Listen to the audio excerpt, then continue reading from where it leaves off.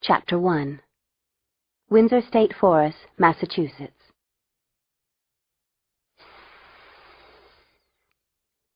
The soldier's armor made an odd hissing sound, but besides the slight sound of metal plates sliding smoothly, flawlessly over one another, the troop was unnaturally quiet as it moved through the woods, getting closer to the prey. The faintest of beeps caused the team leader to glance down at his wrist screen. Large red letters scrolled across it, "Attack in 12 seconds. 11. 10. The team leader tapped a button, and the screen's image changed. A tall, thin girl with dirt smears on her face and a tangle of brown hair glaring out at him. Target 1 was superimposed on her face. 9. 8. His wrist screen beeped again, and the image changed to that of a dark-haired, dark-eyed, scowling boy. Target 2. And so on, the image changing every half-second, ending finally with a portrait of a small, scruffy black dog looking at the camera in surprise. The team leader didn't understand why Target 7 was an animal. He didn't need to understand. All he needed to know was that these targets were slated for capture. 3, 2, 1. The leader emitted a whistle pitched so high that only his team members could hear it. He motioned toward the small, run-down cabin they had surrounded in the woods. Synchronized perfectly, as only machines can be, the 8 team members shouldered 8 portable rocket launchers and aimed them straight at the cabin.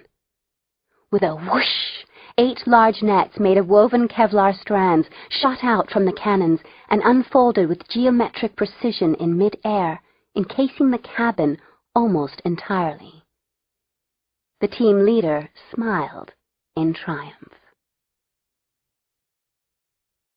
Chapter 2. "The prey have been captured, sir," the team leader said in a monotone. Pride was not tolerated in this organization. "Why do you say that?" the Uber director asked in a silky tone. "The cabin has been secured." "No, not quite," said the Uber director, who was little more than a human head attached by means of an artificial spinal column to a series of plexiglass boxes. The bioengine that controlled the airflow over his vocal cords allowed him to sigh, and he did. "The chimney, the skylight." The team leader frowned. "The chimney would be impossible to climb," he said, accessing his internal encyclopedia. Photographs of the prey scrolled quickly across the team leader's screen. Suddenly, an important detail caught his attention, and he froze. In the corner of one of the photographs, a large feathered wing was visible. The team leader tracked it, zooming in on just that section of the image. The wing appeared to be attached to the prey. The prey could fly. He had left routes of escape open. He had failed. The Uber director closed his eyes, sending a thought signal to the nanoprocessors implanted in his brain. He opened his eyes in time to see the team leader and his troop vaporize with a crackling, sparking fizzle. All that was left of them was a nose-wrinkling odor of charred flesh and machine oil. Part 1. Another part of the big picture. Chapter 3. A different forest. Not telling you where. Okay, it doesn't take a genius to figure out that funerals suck. Even if you didn't know the person, it's still totally sad. When you did know the person, well, let's just say it's much worse than broken ribs. And when you just found out that the person was your biological half-brother right before he died, it adds a whole new level of pain. Ari, my half-brother, we shared the same father, Jeb Batchelder, and you can believe those quotes around father. I'd first known Ari as a cute little kid who used to follow me around the school, the horrible prison science facility where I grew up. Then we'd escaped from the school with Jeb's help, and to tell you the truth, I hadn't given Ari another thought. Then he turned up eraser-fied, a grotesque half-human, half-wolf, his 7-year-old emotions all askew inside his chemically enhanced, genetically modified brain. He'd been turned into a monster, and they'd send him after us, with various unpredictable, gruesome results. Then there'd been that fight in the subway tunnels beneath Manhattan. I'd whacked Ari's head a certain way. His neck had cracked against the platform's edge, and suddenly he'd been dead. For a while, anyway. Back when I thought I had killed him, all sorts of sticky emotions gummed up my brain. Guilt, shock, regret, but also relief. When he was alive, he kept trying to kill us. The flock, I mean. Me and my merry band of mutant bird kids. So, if he was dead, that was one less enemy gunning for my family. All the same, I felt horrible that I'd killed someone, even by accident. I'm just tender-hearted that way, I guess. It's hard enough being a homeless 14-year-old with, wings, without having a bunch of damp emotions floating all over the place. Now Ari was dead for real. I hadn't killed him this time, though. I need a tissue. Total, our dog, sniffled, nuzzling around my ankles like I had one in my sneakers. Speaking of damp emotions. Nudge pressed closer to me and took my hand. Her other hand was over her mouth. Her big brown eyes were full of tears. None of us are big criers, not even 6-year-old Angel or the gas man, who's still only 8. Nudge is 11, and Iggy, Fang, and I are 14. Technically, we're all still children. But it takes a lot, and I mean a whole lot, to make any of us cry. We've had bones broken without crying about it. Today, though, it was like another flood was coming, and Noah was building an ark. My throat hurt so much from holding back tears that it felt as though I'd swallowed a fist of clay. Angel stepped forward and gently tossed a handful of dirt onto the plain wooden box at the bottom of the big hole. A hole it had taken all of us 3 hours to dig. "Bye, Ari," she said. "I didn't know you for very long, and I didn't like you for a lot of it. But I liked you at the end. You helped us. You saved us. I'll miss you, and I didn't mind your fangs or anything." Her little voice choked, and she turned to bury her face against my chest. I stroked her hair and swallowed hard. The gas man was next. He, too, sprinkled dirt on the coffin. "I'm sorry about what they did to you," he said quietly. His spiky blonde hair caught a shaft of sunlight and seemed to light up this little glen. "It wasn't your fault." I snuck a quick glance over at Jeb. His jaw was clenched, his eyes full of pain. His only son lay in a box in the ground. He had helped put him there. Bravely, Nudge stepped closer to the grave and tossed some dirt onto it. She tried to speak, but started crying. I drew her to me and held her close. I looked at Iggy. As if sensing it, he raised his hand and dropped it. "I don't have anything to say." His voice was gruff. Next, it was Fang's turn, but he waved me to go. Total had collapsed in sobs on my shoes, so I gently disengaged him and stepped over to the grave. I had 2 hothouse lilies, and I let them float onto the coffin of my half-brother. As the flock leader, I was supposed to come up with a speech. There was no way to sum up what I was feeling. I had killed Ari once, then watched him die again as he saved my life.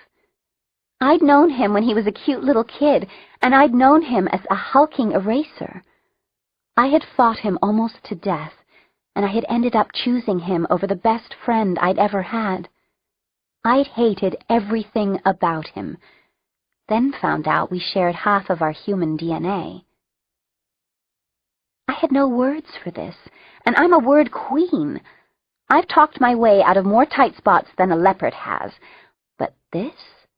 A funeral for a sad, doomed 7-year-old? I had nothing. Fang came up behind me and touched my back. I looked at him, at his dark eyes that gave away nothing. He nodded and sort of patted my hair, then moved forward and dropped some dirt onto the coffin. Well, Ari, I'm sorry that it's ended like this, he said so quietly I could hardly hear him, even with my raptor's super hearing. You were a decent little kid, and then you were a total nightmare. I didn't trust you until the very end. I didn't know you much, didn't care to. Fang stopped and brushed some overlong hair out of his eyes. Right now, that feels like the biggest tragedy of all. Okay, that so did me in. Mr. Rock being all emotional, expressing feelings. Tears spilled down my cheeks, and I covered my mouth with my hand, trying not to make a sound. Nudge put her arm around me, feeling my shoulders shaking, and Angel held me tight. Then everyone was holding me, total flock hug, and I put my head on Fang's shoulder and cried. Chapter 4. There's no rest for the wicked. But you knew that. As soon as the sob fest was over and Ari was buried, Jeb said, "We need to go." His face was pale and unhappy. Dr. Martinez and I talked to you about this trip to Washington. We think it's crucial that you guys attend this meeting. He sighed, not looking at Ari's grave. Why is this important again? I asked, trying to turn my back on feeling sad. Not so easy. You said something about government, blah, blah, blah? Jeb began to head out of the woods. With me in the lead and Fang taking up the rear, we followed him cautiously. After everything that happened in Germany, Jeb said, we were contacted by some very important higher-ups in the government, people who understand, who are on our side. I felt like saying, "What's this our side, Kimosabe?" but didn't. They're eager to meet with you, he went on. Frankly, these would be important and valuable allies, people who could actually offer you protection and resources. But they're very hands-on. They need to see the miracle kids with their own eyes. He turned back and gave us a rueful smile. If by miracle kids you mean innocent test tube babies whose DNA was forcibly unraveled and merged with 2% avian genes, yeah, I guess that would be us, I said. Because it's a miracle that we're not complete nut jobs and mutant disasters. Jeb winced and gave a brief nod, accepting his role in our short, hard lives. Well, as I said, they're eager to see you. And your mom, Dr. Martinez, and I really recommend you go. We came to the edge of the woods, and there was a small landing strip scraped into the forest like a wound. A sleek private jet waited there, 2 armed Secret Service agents standing at the entry stairs. I halted about 10 yards away, doing a quick recon. Force of habit. No one started shooting at us. No hordes of erasers or flyboys swarmed out of the woods. I don't know, I said, looking at the jet. It feels weird that no one's throwing a black hood over my head. Fang smirked next to me. Jeb had walked on ahead, and now he turned. Max, we talked about this. This jet will actually get you to Washington faster than you can fly yourselves. Are we junior pilots, you ask? Why, no. If there are a couple of new readers out there, welcome. That mutant thing I mentioned, we're 98% human, 2% bird. We have wings. We fly. Keep reading. You'll get it all soon. Yeah, I said, still feeling doubtful. Mostly, I just wanted to turn, run, and throw myself into the air. That sweet rush of freedom, feeling my powerful wings lift me off the ground. Instead, Jeb wanted to pack me into a little jet like a sardine, a sullen, feathery sardine. "Max," Jeb said more softly, and I automatically went on guard. "Don't you trust me?" 6 pairs of flock eyes turned toward him, 7 if you counted total. I mentally reviewed possible responses. 1, sardonic laughter, always good. 2, rolled eyes and snort of disbelief. 3, sarcastic, "You have got to be kidding me." Any of those responses would have been fine, but lately I had grown up a bit. A little heartbreak, a little fighting to the death, finding out who my real parents were. It all aged a girl. So instead, I looked at Jeb and said evenly, "No, but I trust my mother, and she apparently trusts you. So little tin can jet it is." I walked steadily toward the plane, seeing the glimpse of pain and regret in Jeb's eyes. Would I ever be able to forgive him for all the heinous things he had done to me, to the flock? He'd had his reasons. He'd thought he was helping, thought it was for the greater good, thought it would help me in my mission. Well, la-di-da for him. I don't forgive that easy. And I never, ever forget. Chapter 5. The jet didn't have normal rows of seats. It looked more like a living room inside, with couches and easy chairs and coffee tables.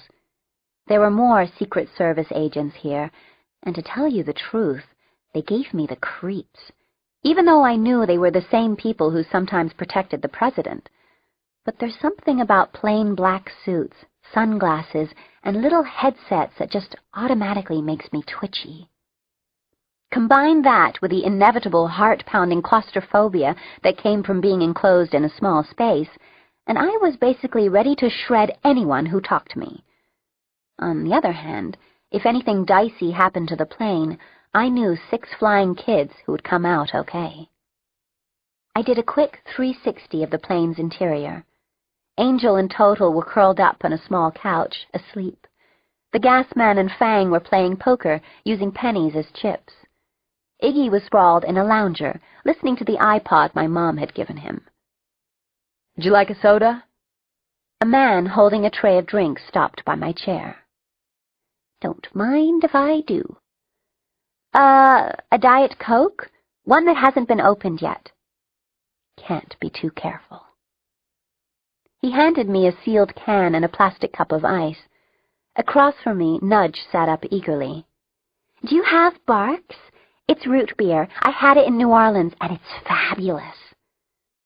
"I'm sorry, no Barks," said the man. "Okay," said Nudge, disappointed. "Do you have any Jolt?" "Well, that has a lot of caffeine," he said. I looked at Nudge. "Yeah, because after everything we've been through, we're worried about your caffeine intake." She grinned, her smooth tan face lighting up. The steward put the drink on the little table between me and Nudge. "Thank you," Nudge said. The steward headed back to the galley, and Nudge reached for the can. When her hand was still a couple of inches away, the can slid toward her fingers, and she grabbed it. Instantly, we looked at each other. "The plane tilted," she said. "Yeah, of course," I agreed. "But just to see, just for our own amusement, let's—" I took the can away from her and put it back on the table. I reached for it. It stayed put. Nudge reached for it. It slid toward her. Our eyes wide, we stared at each other. "The plane tilted again," Nudge said. I said. I took the can away and had her come at it from a different angle. The can slid toward her. "I'm magnetic," she whispered, half awed and half horrified. "I hope you don't start sticking to fridges and stuff," I said in disbelief. Fang dropped down next to me, and the gas man joined us, squishing in next to Nudge. "What's going on?" Fang asked. "I'm Magnet Girl," Nudge said, already coming to terms with her new skill. Eyebrows raised, Fang picked up a metal pen and held it against Nudge's arm. He let go, and it dropped to the floor. Nudge frowned. Then she reached down for the pen, and it flew into her hand from a few inches away. Gazzy gave a low whistle. "You're kind of magnetic. Cool!" "No, that's not it," said Fang quietly. "It's that you can attract metal, maybe only when you want to." Well. The rest of the flight zipped by as we played with Nudge's bizarre newfound ability. When we got close to D.C., Jeb came over to give us a 10-minute heads up. One glance at our faces, and his eyes narrowed. "What's going on?" It was the same dad-like, no-nonsense tone that he had used years ago, when it was just us and him in our secret house in the Colorado mountains. He'd made that exact face the day he found the frogs in the toilet. I remembered it so clearly that it seemed like 3 lifetimes ago. Before I could say, "Nothing," Nudge blurted, "I can make metal come to me." Jeb sat down, and Nudge demonstrated. "I don't know why you can do that," he said slowly. "As far as I know, it was never programmed in." He looked around at all of us. It's possible that maybe you guys are starting to mutate on your own." Chapter 6. You're reading Fang's blog. Welcome. You are visitor number 4792. Whatever the tally counter at the top tells you, your number is actually way higher than that. Our counter thing broke, and we finally got it working again, but it started again at 0. Anyway, thanks for checking in. We're all okay, but we just buried a friend. I know some of you out there have lost someone close to you, and now I get a little bit of what it's like. The guy who died, I knew him for a long time, but not that well, and for the past 6 months, I've hated his guts. Then I suddenly didn't. Then he died. For me, what was harder than losing him was watching what it did to people around me. The one thing I really can't stand is when Max and the others are in pain or upset. Not upset like in angry or teed off, because God knows if that got to me, I'd be totally out of luck. But upset like in crying, sadness, regret, all that stuff. I hate it. It kills me. I know what it takes to make these kids cry, to make Max cry, and I hate that they had to go through that. But enough of all that emo stuff. The end result is we're all good. We're all alive. I'm glad about that, about the 6 of us. They're who matter to me. Even when Max is being a pig-headed, stubborn idiot dictator, she's still the one I want by my side. Though I can feel myself getting ulcers and gray hairs from dealing with her. Anyway, we're on our way to a hush-hush meeting with some top-secret bigwigs. Ooh. Yep, fighting to the death one day, drinking frosty little drinks on a private jet the next. It's enough to make anyone schizo. I don't have too much else to say right now, so I'll answer some questions that you guys have sent in. Dylan from Omaha writes, "It's so cool that you guys can fly. Do you have any other superpowers?" Well, Dylan, yes, we do. Iggy is a crack accountant, as long as someone reads him the numbers, and Gazzy can whip up a lemon meringue pie like it's nobody's business. No, seriously, we may have a couple tricks up our wings, but we're not going to tell you or anyone else. The more that people know about us, the more ways they can think up to mess with us. Capiche? Nothing personal. Fang. Sweet Marie 420 from Gainesville writes, "When you guys grow up, will you lay eggs or have babies?" With any luck at all, I won't do either. Not sure about Max, Nudge, and Angel. Don't want to find out anytime soon. Fang. Zero Land from Tupelo writes, I wish I'd have been there at your big battle, man. It would have been so awesome. Kid, you need another definition for awesome. You don't want to be anywhere near one of our battles. I don't even want to be near our battles. Unfortunately, the evil wanks usually don't give me a choice. Fang. Melissa B. from Boulder writes, I know you have to hide out sometimes. I'm a guide in the Colorado mountains around Boulder, and I could help you find some good hiding places. Thanks, Melissa B. We love the Colorado mountains, and we're never going to take you up on your offer. If you're one of them, then this is a trap. If you're not one of them, then doing anything for us puts you in danger. But thanks anyway. Fang. Okay, gotta go. Peace out. Fang. Chapter 7. It had been only a few days since I'd seen Dr. Martinez, a.k.a. Mom, but it was great seeing her again. Ella, my half-sister, was back home in Arizona, but Mom had come to D.C. to be with us at our big meeting. We hugged for a long time, then she hugged the rest of the flock, who ate it up. Total coughed meaningfully at her feet, and she leaned down and hugged him, too. Mom and Jeb took us to a safe house where we could rest up before the meeting. To us, the words safe house have about as much meaning as jumbo shrimp.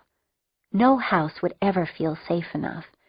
Maybe if it were on Mars and we could see rockets coming from thousands of miles away. After a fabulous hot shower, I got into clean clothes and untangled my hair. It was getting longer after being cut pretty short in New York months ago. I looked at myself in the mirror and, bonus, didn't see an eraser looking out at me with my eyes. This had happened to me a couple times in the past, completely freaking me out. I didn't look like a little kid anymore. I looked older, like a teenager.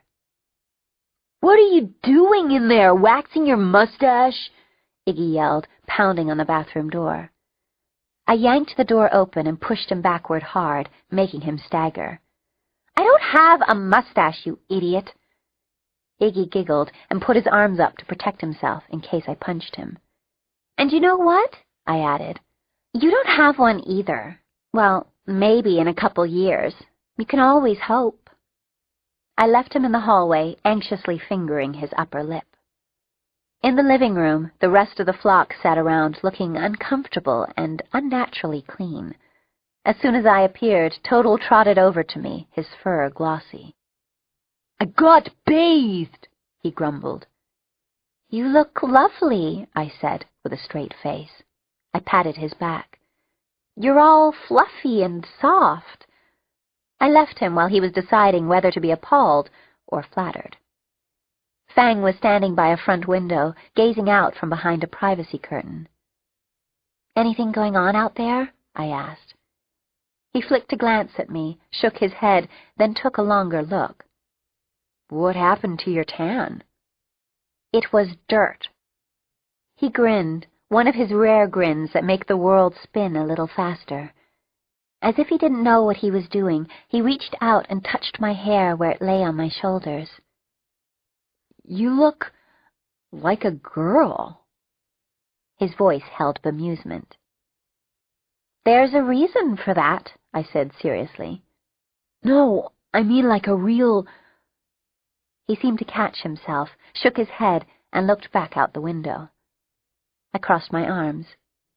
Like a real what? Watch your step here, Fang, I thought, or I'll flatten you. While he hesitated, Nudge came up. Oh, Max, you look great, she said, admiring my clothes. That top is totally hot. You look like you're at least 16. Thanks, I muttered, now feeling embarrassed. Since my usual attire is ancient and usually blood-stained T-shirts and jeans, I guess I did look a little different. Okay, Max. My eyes flickered when I heard the voice inside my head. You mean you don't have one? You can get 'em at Target. This meeting is very important, so no funny business. Just remember your mission. Keep your mind open and listen to what they have to say. Yeah, whatever, Jeb, I thought. Save the world, yada, yada, yada. You can go now. I'm not Jeb, said the voice.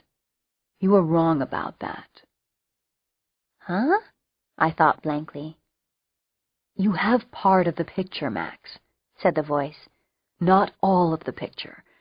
Sometimes when you're at your most certain, that's when everything you know is wrong. Oh, God, not again. I wanted to scream. My whole life was taking 2 steps forward and 1 step back. Would I ever just get ahead? You're making progress, the voice assured me. You're a couple steps ahead. Just then, Jeb came into the room. He rubbed his hands together as if he were cold. Time to go, kids. Chapter 8. You've all seen the Capitol building in Washington, D.C., like on postcards, right? It's the big white one with the dome on top that isn't the White House. Anyway, it's gigundo. We drove up in our black limousine, feeling like celebrities. Inside, we were led through a series of hallways and stairs until we were in a large conference room with a great view of some gardens.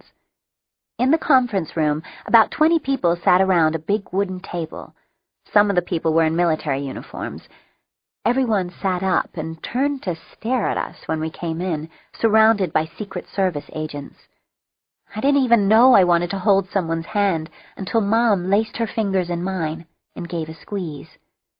Suddenly, it all seemed better.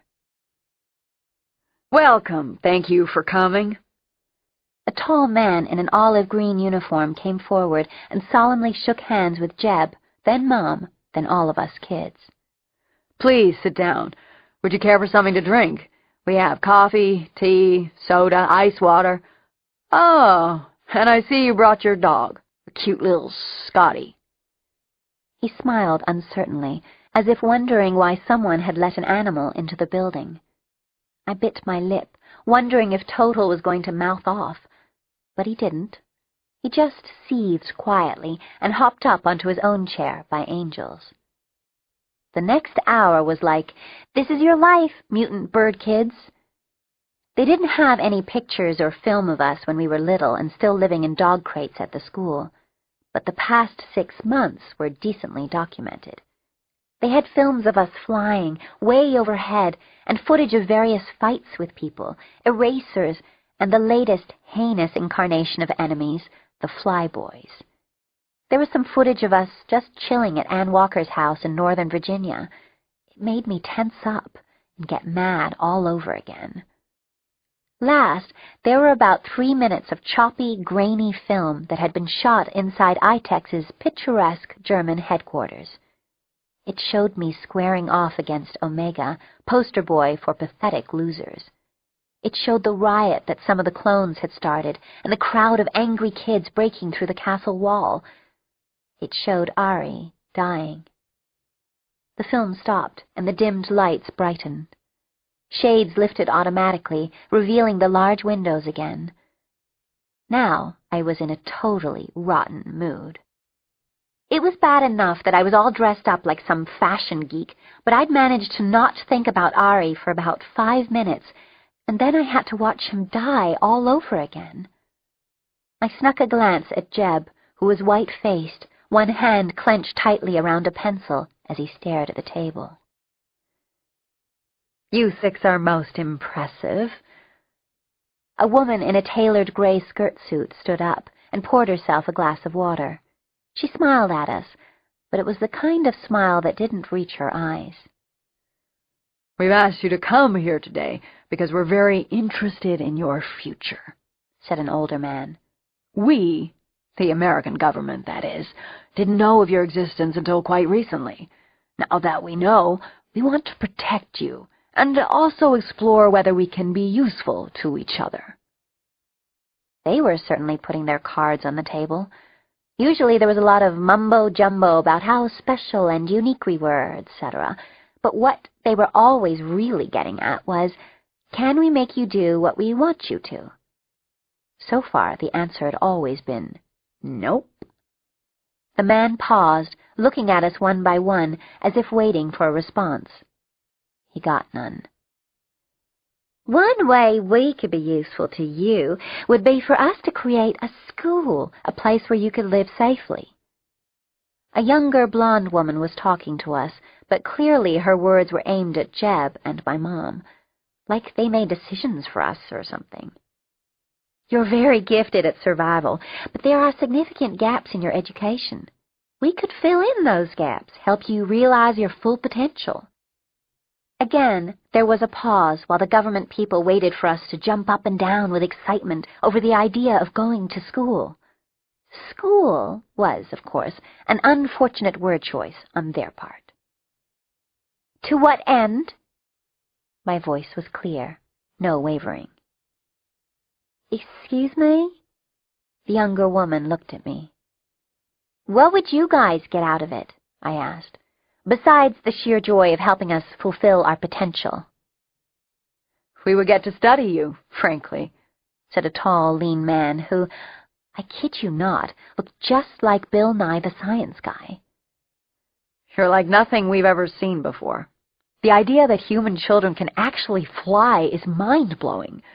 While you're at the school, we could study you, understand the physical changes that enable you to fly. To what end? I asked again. So that you can make more of us? The man looked genuinely surprised. No, he said. Just to understand. I decided I liked him. Too bad he was one of them. Okay, say you get to study us, I said agreeably. Somehow you get us to believe that it wouldn't be a complete nightmare for us to be hooked up to sensors while we run on treadmills, or to hold our own in wind tunnels while you film us flying. Then what? Silence. Chapter 9. An older man with the collar stars of a general spoke next. What do you mean? I mean, what else? I said.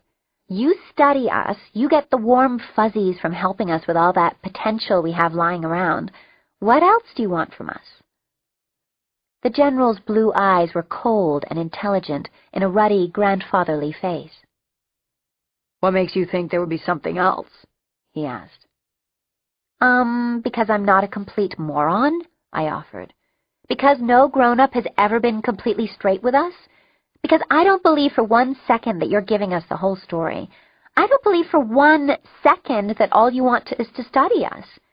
You know and I know that you've got ulterior motives up that crisply starched sleeve. The only question is, when are you going to show us what they are? The government people all seemed taken aback. It was kind of sad how universally grown-ups seemed surprised when kids didn't unquestioningly fall into line. I mean, what kind of kids were they used to dealing with? I waited a minute while they regrouped. My mom squeezed my hand under the table. One by one, I quickly met the flock's eyes. Fangs were alert. Iggies were leveled directly at me. Nudges were wide and trusting. The gas-mans were full of mischief, and I had a moment's worry before I realized he probably couldn't have snuck any explosives into this building. Angel was watching me calmly, and now she gave me a little smile. Total put his paws on the table and drank noisily from a glass of water. People looked at him, horrified, and I almost cracked up. Any other questions? I asked, deciding it was time to wrap up this sideshow. Why wouldn't you want our protection? A woman asked, seeming truly baffled. I guessed she hadn't been working there too long. Because it comes with a price, with strings, I explained. The price is too high and the strings are too tight. Your children, said a middle-aged man in a blue suit. Don't you want a home, a family? With, like, vitamin-fortified cereal and educational television? I asked, my eyes wide. My voice hardened. You didn't offer us a home and a family. You offered us a school where we could be studied. Next question. It would be patriotic of you to help your country, the blonde woman said stiffly. And it would be nice if the Easter Bunny were real, I answered. But it's interesting that you've gone from wanting to study us to wanting us to help our country. Next question. The woman flushed, and I saw several colleagues look at her as if she had messed up. Frankly, we consider you a national resource, said a woman in uniform. A national treasure, if you will. She gave an unconvincing smile. Like the Declaration of Independence. I sighed. Which is kept in a sealed display case under lock and key with armed guards. No thanks. Anyone else? The cool-eyed general spoke again. The fact remains that you are minors, and as such must be under adult supervision and guardianship according to state law. We're offering you such guardianship with a great many benefits and privileges. There could be many less attractive options. He sat back, looking satisfied, as if he had just crushed an opponent at Battleship. I blinked and looked around the room in disbelief. You're kidding, I said. We've escaped from top security prisons, lived through mental and physical torture, lived on our own for years, made tons of smarty-pants grown-ups look like fools without even trying, eaten desert rats with no A1 sauce, and you're telling me we're minors and have to have guardians? I shook my head, staring at him. Listen, pal, I grew up in a freaking dog crate. I've seen horrible part-human mutations die gut-wrenching deaths. I've had people, mutants, and robots trying to kill me 24/7 for as long as I can remember, and you think I'm going to cave to state law? Are you bonkers? My voice had risen steadily, and it filled the room. Everyone was stock still, dead quiet.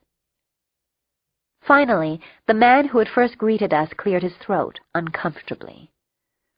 Well, perhaps we should take a break and meet again tomorrow.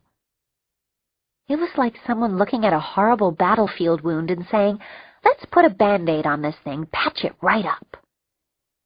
Once we were back in the limousine, my mom patted my hand and said brightly, Gosh, that went well. And I snorted. Then we were all laughing, and I wished we could stay that way forever, all together and laughing. Of course, we couldn't. Chapter 10. That night we decided to order in pizza like normal people.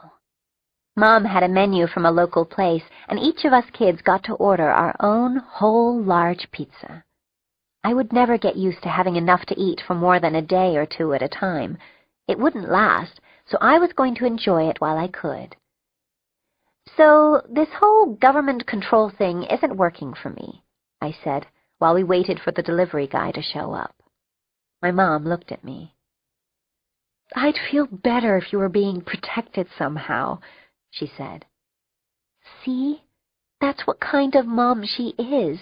She doesn't order me to do stuff, doesn't try to pin me down. As long as I don't leave my socks lying around, I'm golden. The protection never lasts, said Gazzy. It turns into something else, like a trap or a nightmare or an experiment. Did I remember to order extra pineapple? The rest of the flock nodded.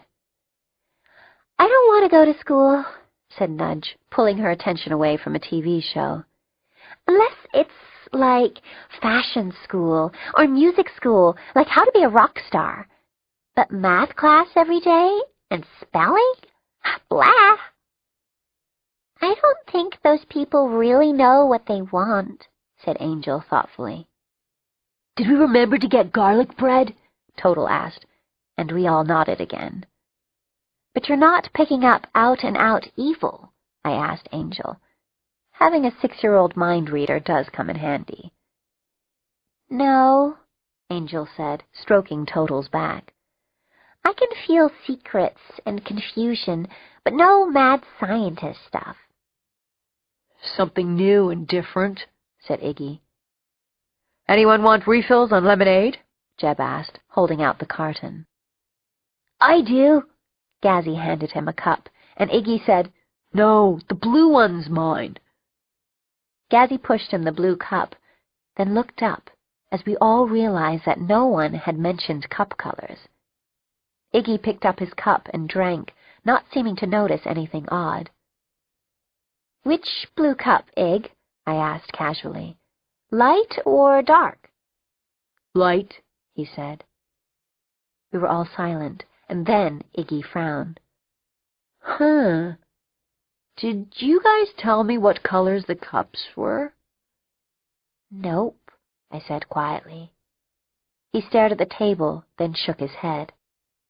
I still can't see squat. No vision. Nothing." He reached out his hand, moving it slowly until he felt his cup. "But this cup is blue." Gazzy pushed over another cup. "What's this one?" Iggy felt for it, then closed his hand around it. "Yellow?" "Yeah," Fang said. "How about this?" He put the pizza menu into Iggy's hand. "What color is it?" "Green?" Iggy asked. "It feels green." No one said anything for a while as we digested this new development. I remembered what Jeb had said about how we might be mutating on our own, without planning. Nudge seemed to be thinking the same thing. She timidly reached out her hand, and when it was a few inches away, her fork flew into her grasp. "Have you guys been playing in toxic waste again?" Fang asked severely, putting his hands on his hips. Nudge giggled. "No." "Been bitten by a radioactive spider?" Fang went on. "Struck by lightning? Drink a super soldier serum?" No, said Iggy.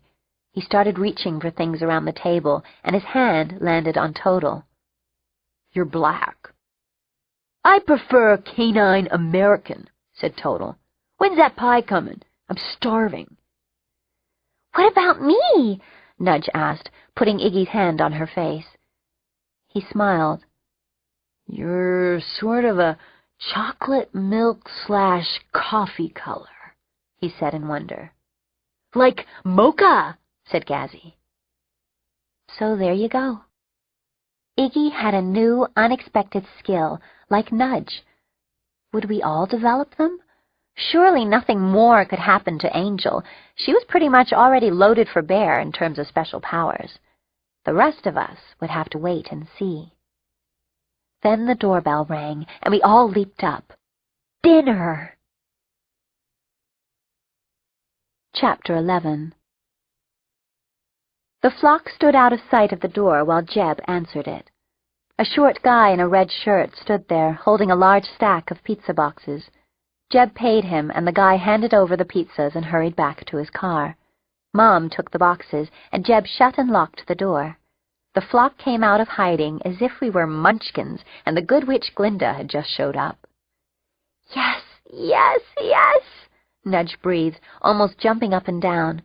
The incredible smell of pizza filled the room. Mom put the boxes on the table and opened one. "Who got the extra pepperoni and mushrooms?" Me, I said, feeling my stomach rumble.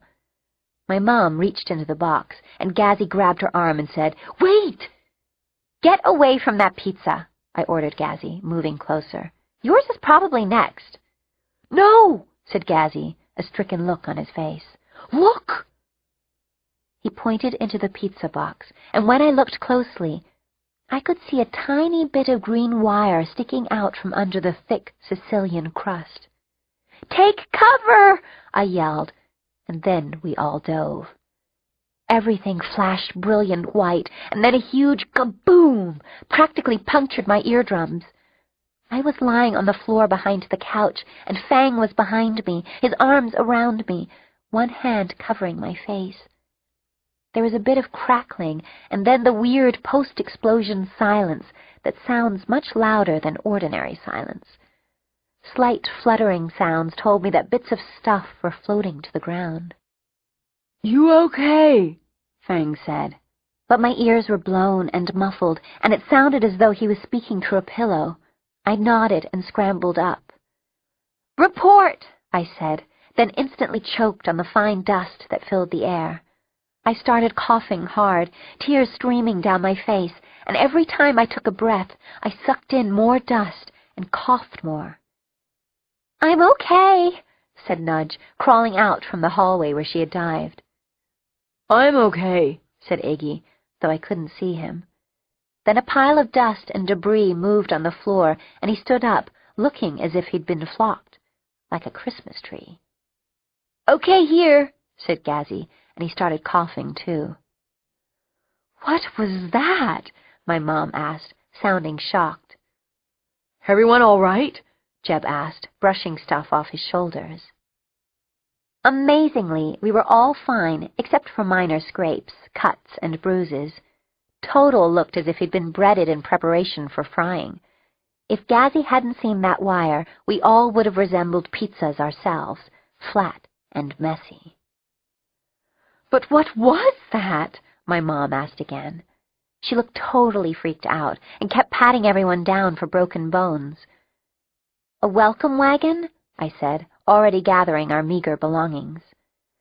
"Okay, everyone, let's scram before the cops show." Chapter 12. We split up from Mom and Jeb, then met them 15 minutes later at an inconspicuous motel out on the highway. They drove and we flew overhead, looking for anyone tailing them. We didn't see anyone, and I guess that whoever set up the bomb assumed it had worked and that we had all been eliminated. No one had tried to blow us up in a while, and we were all a little shaken. It was a reminder that danger could come from anywhere, anyone. After brushing themselves off as much as possible, Mom rented a room and Jeb rented the one next door. We waited till the coast was totally clear, and then the flock and Total sneaked in. Maybe we'd be safe here for a little while.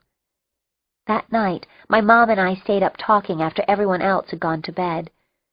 I curled up on the couch next to her and tried not to imagine what my life would have been like if I could have been talking to her like this all the time. "Who could have done that?" she asked, still looking upset and troubled. I shrugged. "It could be anyone. Any of the bad guys, any of the good guys who are really bad guys, anyone working for any of them.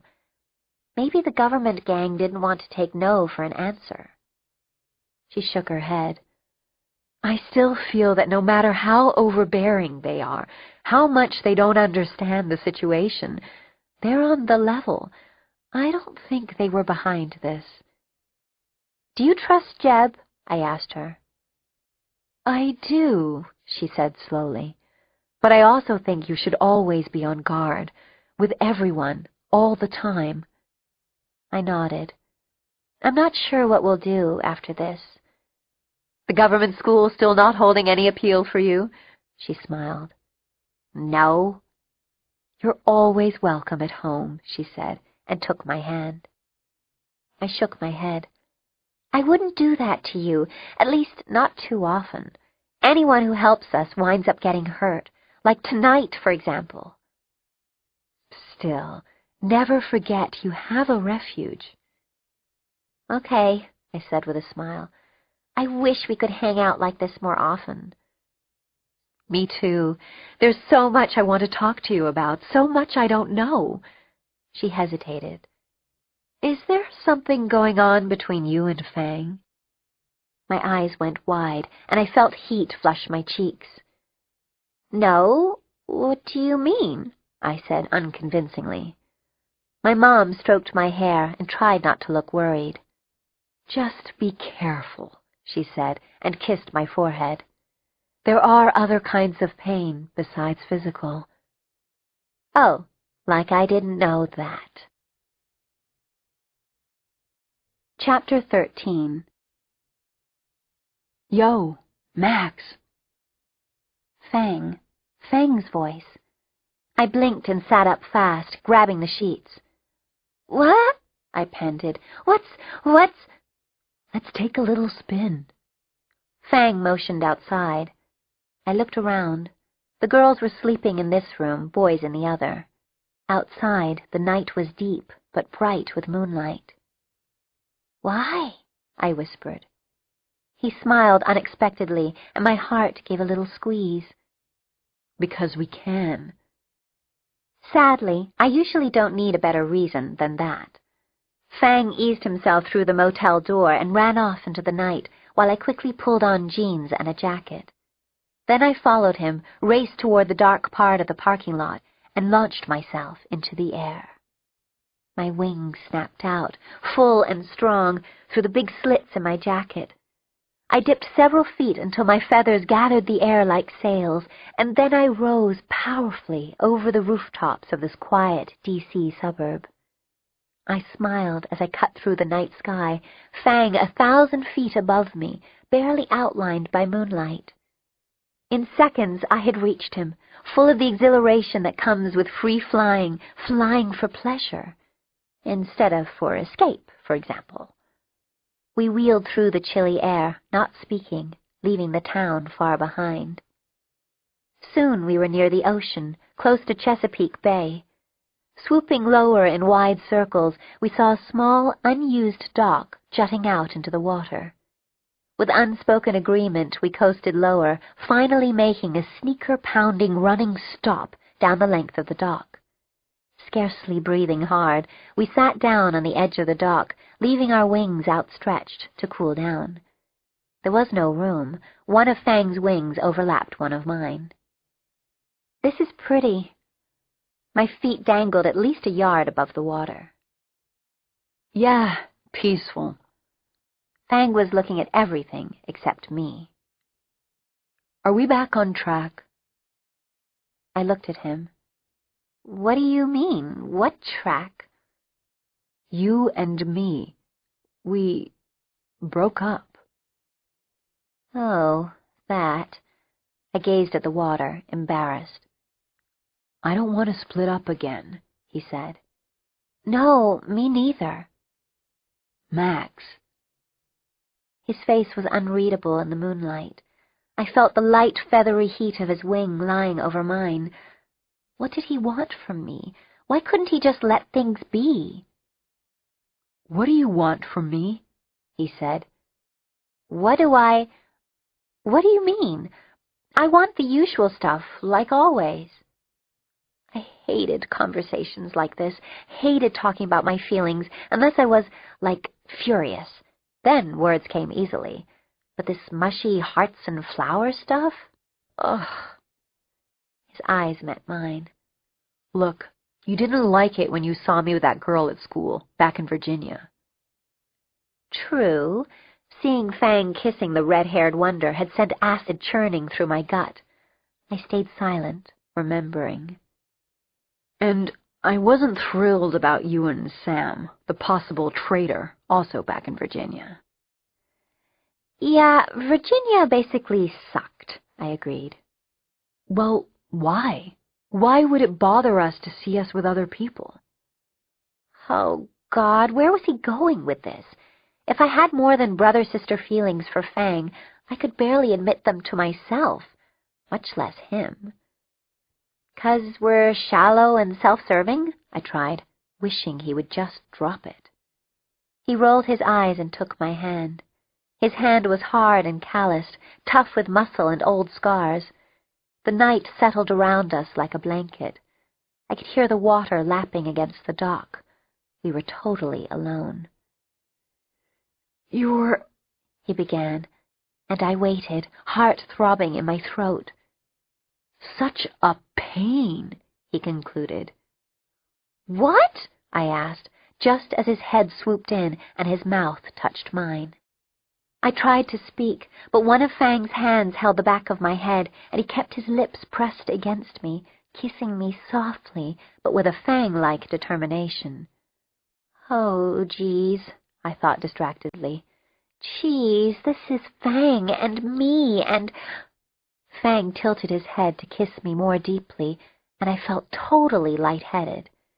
Then I remembered to breathe through my nose, and the fog cleared a tiny bit. Somehow we were pressed together, Fang's arms around me now, sliding under my wings, his hands flat against my back. It was incredible. I loved it. I loved him. It was a total disaster. Gasping, I pulled back. I began oh so coherently, and then I jumped up, almost knocking him over, and raced down the dock. I took off, flying fast, like a rocket. Chapter 14. So there you have it. I was every warning headline of every teen magazine. Are you pushing him away? How to get him closer? Tired of being a tomboy? How to access your inner vixen? Not ready for a relationship? Here are 10 ways to tell. I'm guessing one way to tell would be freaking out over a simple kiss, streaking off in the night, then lying awake in bed until dawn, tortured by emotions you don't even recognize. I don't know. Seems like a clue. When my mom patted my shoulder to wake me up in the morning, my eyes were dry and gritty. I'd gotten about 20 minutes of sleep. I was dreading facing Fang and wondering if he was mad, hurt, or what. Then Mom said, "Want pancakes? There's an IHOP next door." And my day started looking up. It went downhill again after the pancakes. Fang was distant. Iggy kept touching things and yelling out what color they were, and Nudge kept making metal things leap toward her, like the zipper on my hoodie, for example. Gazzy and Angel were being themselves, which, face it, is a challenge even on a good day. Total, for once, was subdued, curled up on the motel sofa, licking his back. And yet our Washington D.C. fun wasn't over. Mom and Jeb convinced us to keep our other meeting, which involved us getting paraded in front of a special congressional committee. I guess it was like the Surprise Mutant Solution Committee. Anyway. "We have some exciting news," a silver-haired man said. "We've been allocated the funds to create a special school for you. The location hasn't been decided yet, nor has it been decided whether you will be mainstreamed with other children." He beamed, as if he'd just told us we'd won the lottery. "Uh-huh," I said warily. "I'm still unclear why the children can't just live in peace somewhere, in hiding," said my mom. "Way to go, Mom." "Well, you see, Ms. Martinez," a woman began. "Doctor," said my mom. "Dr. Martinez." Yes, Dr. Martinez," the woman said. "Like in the Witness Protection Program," my mom went on. "The government spends millions of dollars, so much time and energy, protecting witnesses who are often criminals themselves. Why can't you make the same effort to protect innocent children?" Nudge squeezed my hand. All of us had wanted real parents our whole life, and after a couple of disastrous false alarms, I'd actually found mine. And my mom was the best mom in the whole world, ever. Though even I thought she was going a little far, calling us innocent. Maybe she didn't know about the string of stolen cars or the vandalism of empty vacation homes. But I digress. An older woman in a navy suit leaned forward. "The Witness Protection Program is limited in its scope and not intended to create a suitable environment for children, which is why we were thinking more of a boarding school situation with appropriate guardians and teachers." She smiled somewhat frostily. "It will be a most desirable situation, I assure you." "We're not convinced that you understand the nature of these children," said Jeb, speaking up for the first time. "We're not sure why you believe yourselves to be the best judges of what would be best for them." "None of us have been associated, however peripherally, with ITEX or its various research branches," said a dark-haired woman. I thought Jeb flushed a little at that. "But we've made an extensive study of the situation of the children and of various rehabilitation systems that might be applicable here. Many of us are parents ourselves." "But you're not their parents," said my mom. "With all due respect, Dr. Martinez, neither are you, nor is Jeb Batchelder," said an older man, wearing glasses. "We understand the genetic component, as it's been explained to us, but the fact remains that these children have essentially grown up without any adult who could realistically be called a parental figure." Again, Jeb flushed, and I wondered how guilty he felt about letting the flock down. I hoped it was a lot. I felt my mom tense beside me, and all of a sudden I'd had enough. Max, I hate this. Can we get out of here? Angel's voice filtered into my head. I turned to see her big blue eyes pleading with me. Over her head, Fang's eyes met mine, and I gave a barely perceptible nod. As usual, he and I were on the same page, without even speaking. I raised my hand, taking everyone by surprise. You'd think they would have been used to it by now. I need to say something.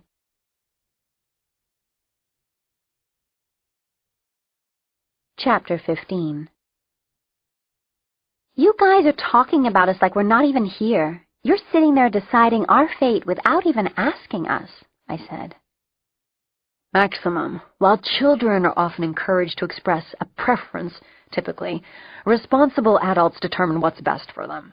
Children just don't have the life experience or education to understand the big picture. The silver-haired senator gave me a reassuring smile, which, call me paranoid, I didn't find at all reassuring. A teen magazine would have encouraged me to get in touch with my inner feelings. So I searched deep within myself and realized that my inner feelings were telling me to punch all of them in the face, which is why teen magazines just don't seem to apply to my life. Life experience, I repeated tightly. Big picture? I've had more life experience in 14 years than you've had in, what are you, like 100? The senator's face started turning pink. You're the ones who don't have the life experience, I said. Have you ever woken up with your mouth duct-taped shut, not knowing where you are or where your family is? Are you afraid of everything and everyone? Have you foraged for food in dumpsters? Do you sleep with one eye open because at any second someone might try to kill you? Have you ever opened a pizza box only to find a bomb? You guys don't have any idea.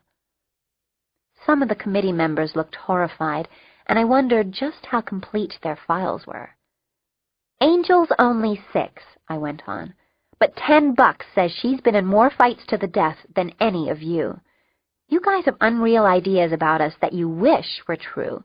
The kids you designed this school for are probably clean, polite, grateful, agreeable. Sadly, that isn't us.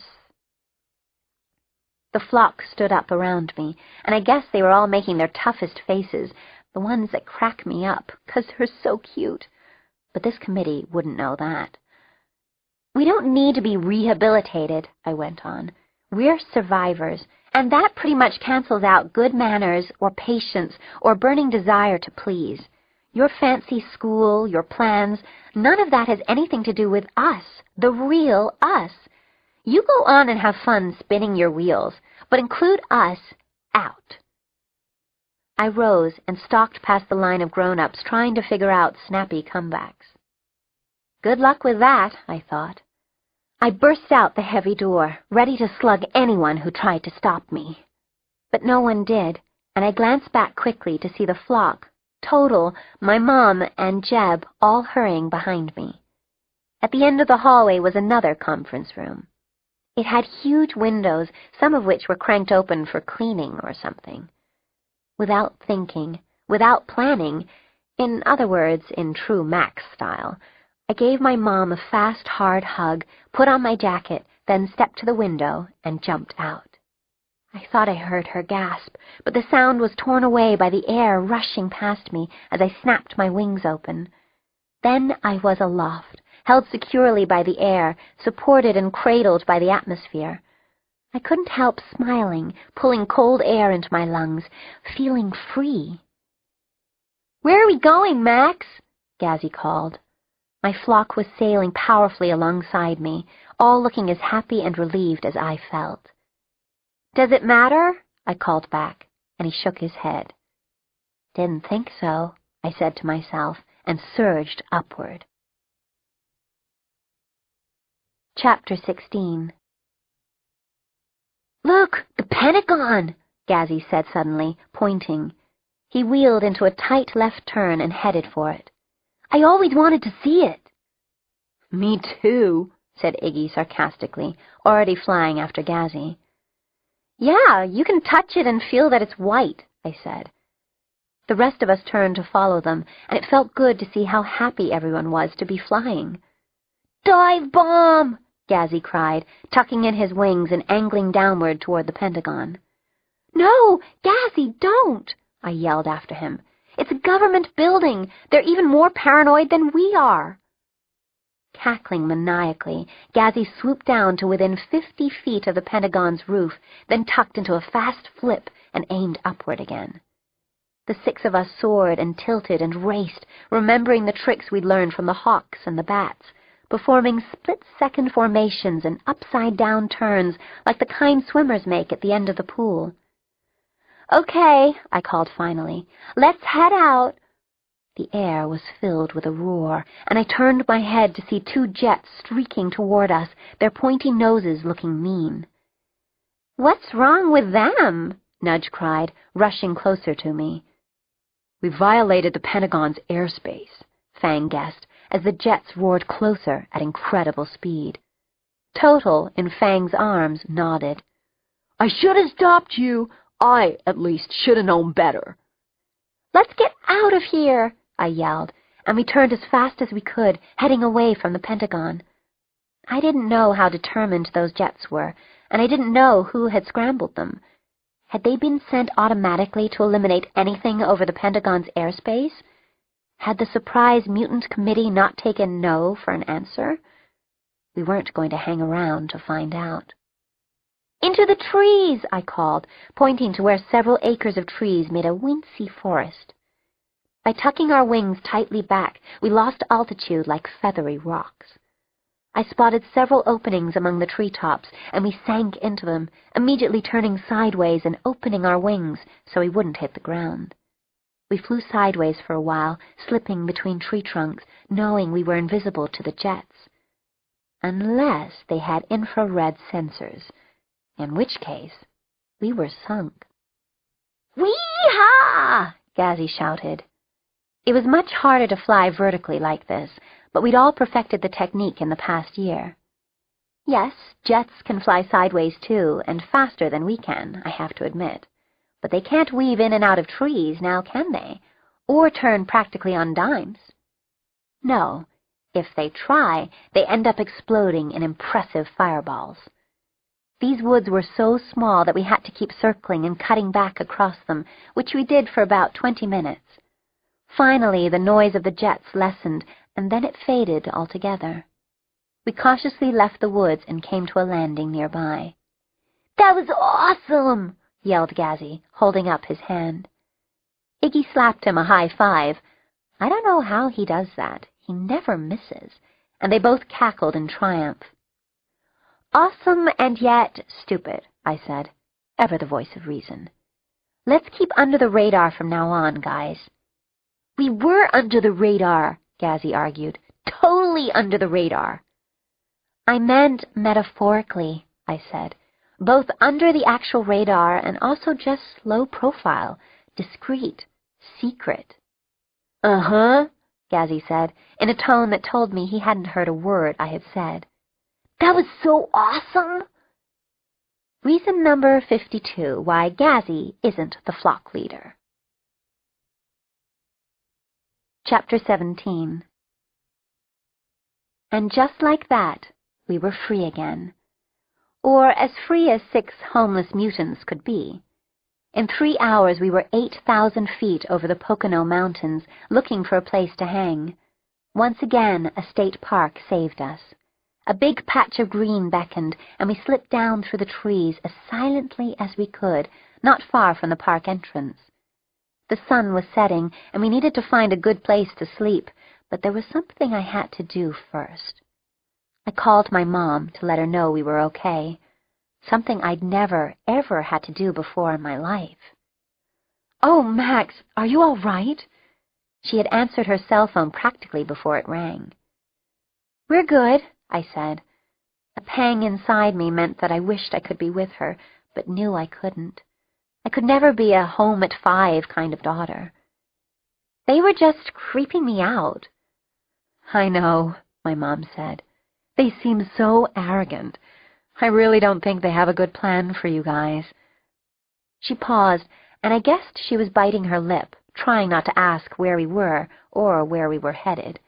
Which was good, because, as usual, I was operating without a game plan. "No, me neither," I said. "Give Ella a hug for me, okay?" "Okay, honey," she said. "Listen, Jeb is here, and he wants to talk to you." I made an ick face, and Fang raised his eyebrows at me. "Max?" "Yes," I said reluctantly. "You're safe?" His voice sounded warm and dad-like. "Yes." "Good." "So you're not the voice in my head?" I asked. "I saw you be the voice." "I can do the voice, but I'm not the voice," said Jeb. "That's all part of the larger picture." Great. Another puzzle. Good thing I got my kicks out of not understanding my entire life. "Whatever," I said, knowing that made him crazy. "Listen, Max," Jeb said. "Dr. Martinez, your mom, and I want you to know that we trust you. Your instincts have served you well so far, and kept you and the flock alive. We feel that you'll do the right thing, whether you know you are or not." Compliments always made me suspicious.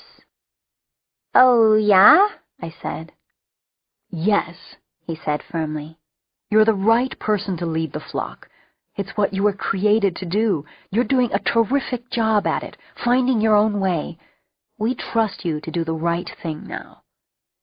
If I could have believed him, it would have warmed the cockles of my little heart. All I had to do was decide to believe him, take him at face value. After all, my mom was right there, hearing him, and I did trust her. "Huh," I said. There was a pause, as if he'd been hoping for more. "Anyway, take care, Max," he said finally. "Call your mom or me when you get a chance. We'll be working on things from this end." "Working on what?" I asked. "Oops, we better go," Jeb said. "Don't want to stay on the phone too long in case someone's tracing it. Give my love to the flock." The phone clicked and went dead. I looked up. Fang was watching me. We still hadn't talked about the incident of the previous night. Nudge was shifting from one foot to another, the way she did when she got hungry. Total was taking a potty break in the bushes. Everyone looked tired, and we still needed to rustle up food. Jeb had said that he and my mom trusted me and thought I was doing a good job.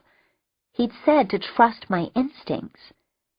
My instincts asked me if he was playing another angle.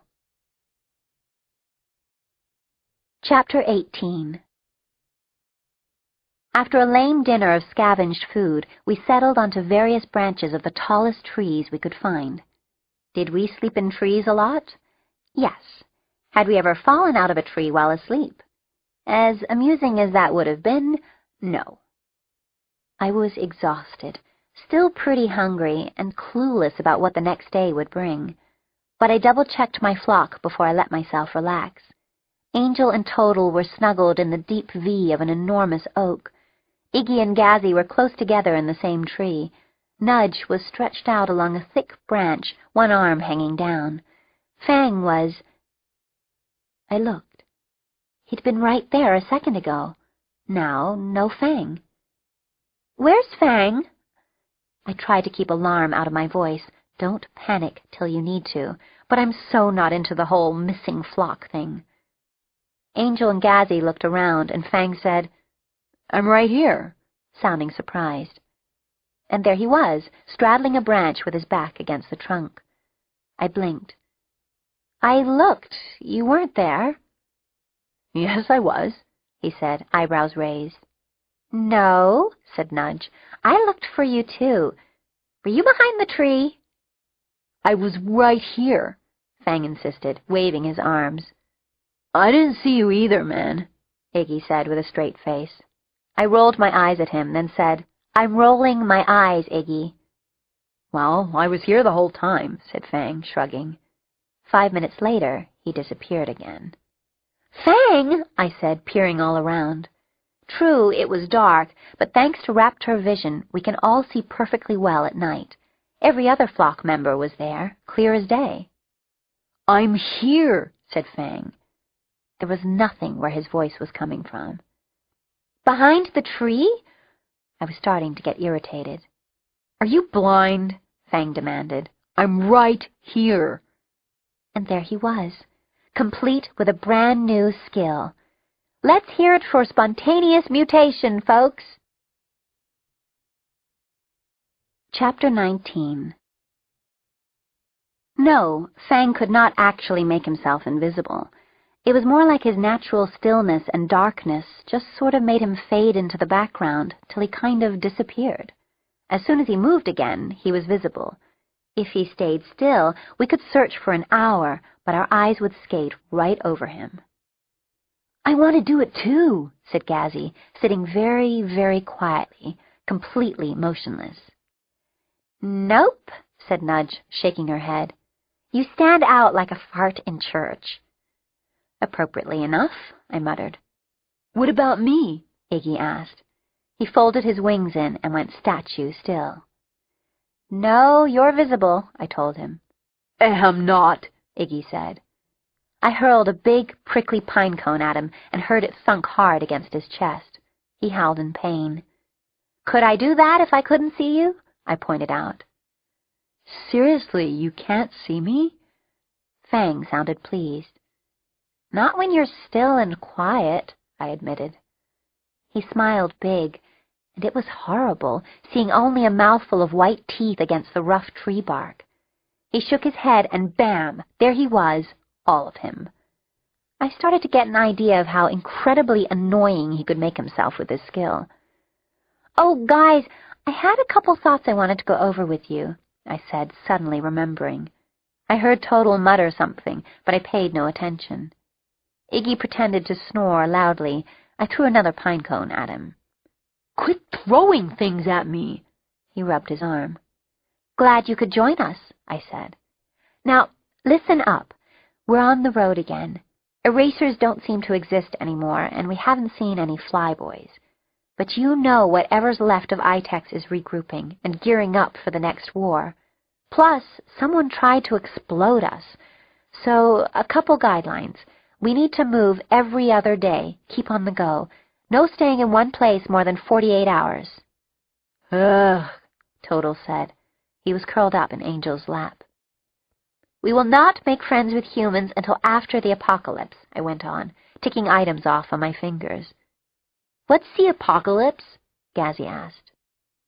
"Basically, the complete destruction of the world as we know it, and we will not trust humans even after the apocalypse."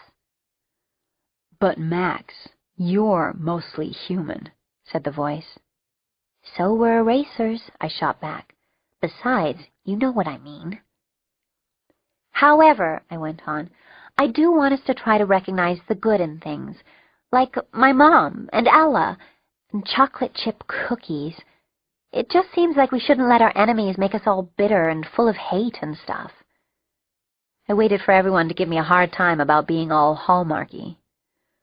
"Oh, yeah, Ixnay on the 8-hay, said Fang. "Who are you, and what have you done with the real Max?" Iggy asked. "Ha, ha. So I think we should take turns naming 3 good things that have happened to us. Who wants to start?" I said brightly. Silence. "Nudge?" She said. "Well, dinner was delicious," said Total. I gave him a look. Okay, he said. Well, no one tried to kill us today." "That's one," I agreed. "We're all together," he said. "Okay, 2. You're doing good. Go on." "I don't have fleas." I was taken aback. Yup, I guess that's true. That's a good thing." Couldn't deny it. Total looked pleased. "I don't have fleas," said Iggy. "Bet you do," Gazzy said. I sighed as the discussion dissolved into accusations and defenses. I would try again tomorrow. Sometimes this leader stuff was a huge pain in the butt. Chapter 20. Subterranean. The salt dome, located 1/4 of a mile below the Earth's surface, could easily have held several football stadiums. Though salt domes occurred naturally in many different places on the globe, this one happened to be beneath a certain country in Middle Europe. During World Wars I and II, many national treasures had been stored here to avoid destruction by Allied bombs. Nowadays, there was talk of turning this enormous network of caves and tunnels, most as wide as 4-lane highways, into an impermeable storage center for radioactive waste. Since those fools keep producing nuclear power without having the slightest idea of what to do with its toxic byproducts, the Uber director muttered to himself. His small motorized chair wheeled silently over the smooth, crystalline floors. Eventually, perhaps, this cavern would be sold, and the Uber director would have to relocate his base of operations. But for right now, this was a most acceptable and unusually safe headquarters. Heavy lines of cable, some almost a foot in diameter, snaked down from the surface, bringing electricity, water, fresh air. In addition, mobile, self-contained air scrubbers hummed quietly as they scooted from room to room, trapping carbon dioxide and releasing oxygen. When they touched a barrier, they simply reversed and scooted off in another direction. The Uber director himself didn't use that much oxygen. Only 23% of his being required oxygen to function. But stale air was unpleasant. The Uber director's conference room was off the main tunnel. It adjoined his actual office and held an antique table whose top had been hewn from a single slab of rosewood. A bank of plasma screens, 5 wide and 4 high, covered most of one wall. "Sir?" A human assistant stood nearby, head lowered in respect. "Have the arrangements been made?" asked the Uber director. "Yes, sir. Everything is prepared. The auction preview can begin at your signal." "Excellent. Have all the parties accepted the invitation to attend?" The assistant straightened proudly. "Yes, sir. All of them." "Then let's begin." Chapter 21. Subterranean. Electronic relays responded to the Uber director's eye signals. The plasma screens popped on, each framing the leader of a different country or corporation. The men and women on the screens, aware that they were now live on camera, shifted in their seats and adjusted the minuscule microphones in front of them. If any of them were shocked by the Uber director's unconventional, even grotesque appearance, they showed no sign. They had been advised beforehand. "Greetings," said the Uber director in his odd, machine-like voice. He interrupted the chorus of responses from his on-screen clients. "To clarify what we're doing here today, let me go over some salient points." He turned his chair slightly and looked at another large screen to his right. It came on, showing a picture of 6 scruffy, scowling children. "These are the items up for auction. They come as a set. Though the set could be split up, it would not be wise and would no doubt hamper the success of your mission." "Could you detail exactly what we're looking at?" A dictator who had recently made CNN's 10 Worst Abusers of Human Rights list broke in forcefully.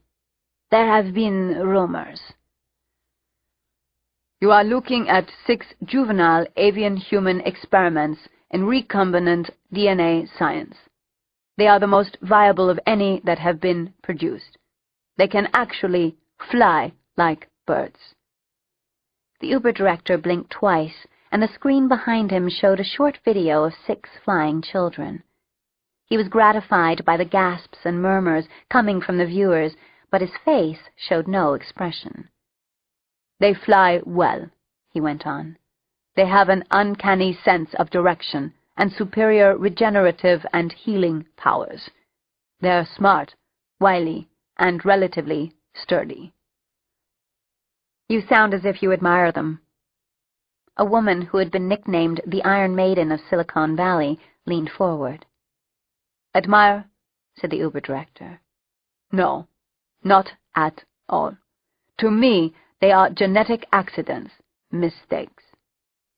No one dared mention his own form. Nor am I so foolish as to underestimate them, as my predecessors have. There were a few seconds of silence as the potential bidders contemplated the Uber director and the possibilities of his offered product. Then he blinked again, and the screen behind him went blank.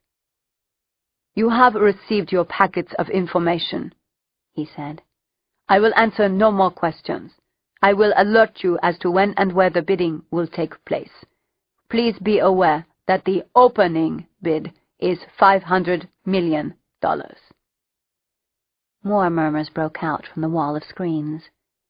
The Uber director permitted himself a slight smile.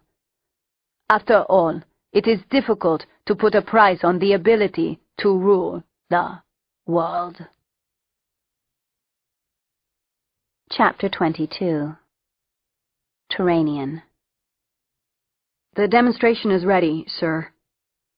The assistant stood with head typically bowed, barely managing to avoid saying, "My lord," or even, "Your Grace." That was the trouble with old-fashioned humans, too ruled by emotion, too easily cowed. There would be no place for them in the new age. With a blink, the Uber director gave permission to begin. 10 yards above him, a slight shadow signaled an existing cave. His informants had told him the bird kids often rested in caves. He hoped this demonstration would be more successful than the last. Why hasn't it been? He started to ask, only to have a movement catch his eye and draw it upward. He looked directly at the rock wall, but saw nothing. Then, there! The camouflage was excellent.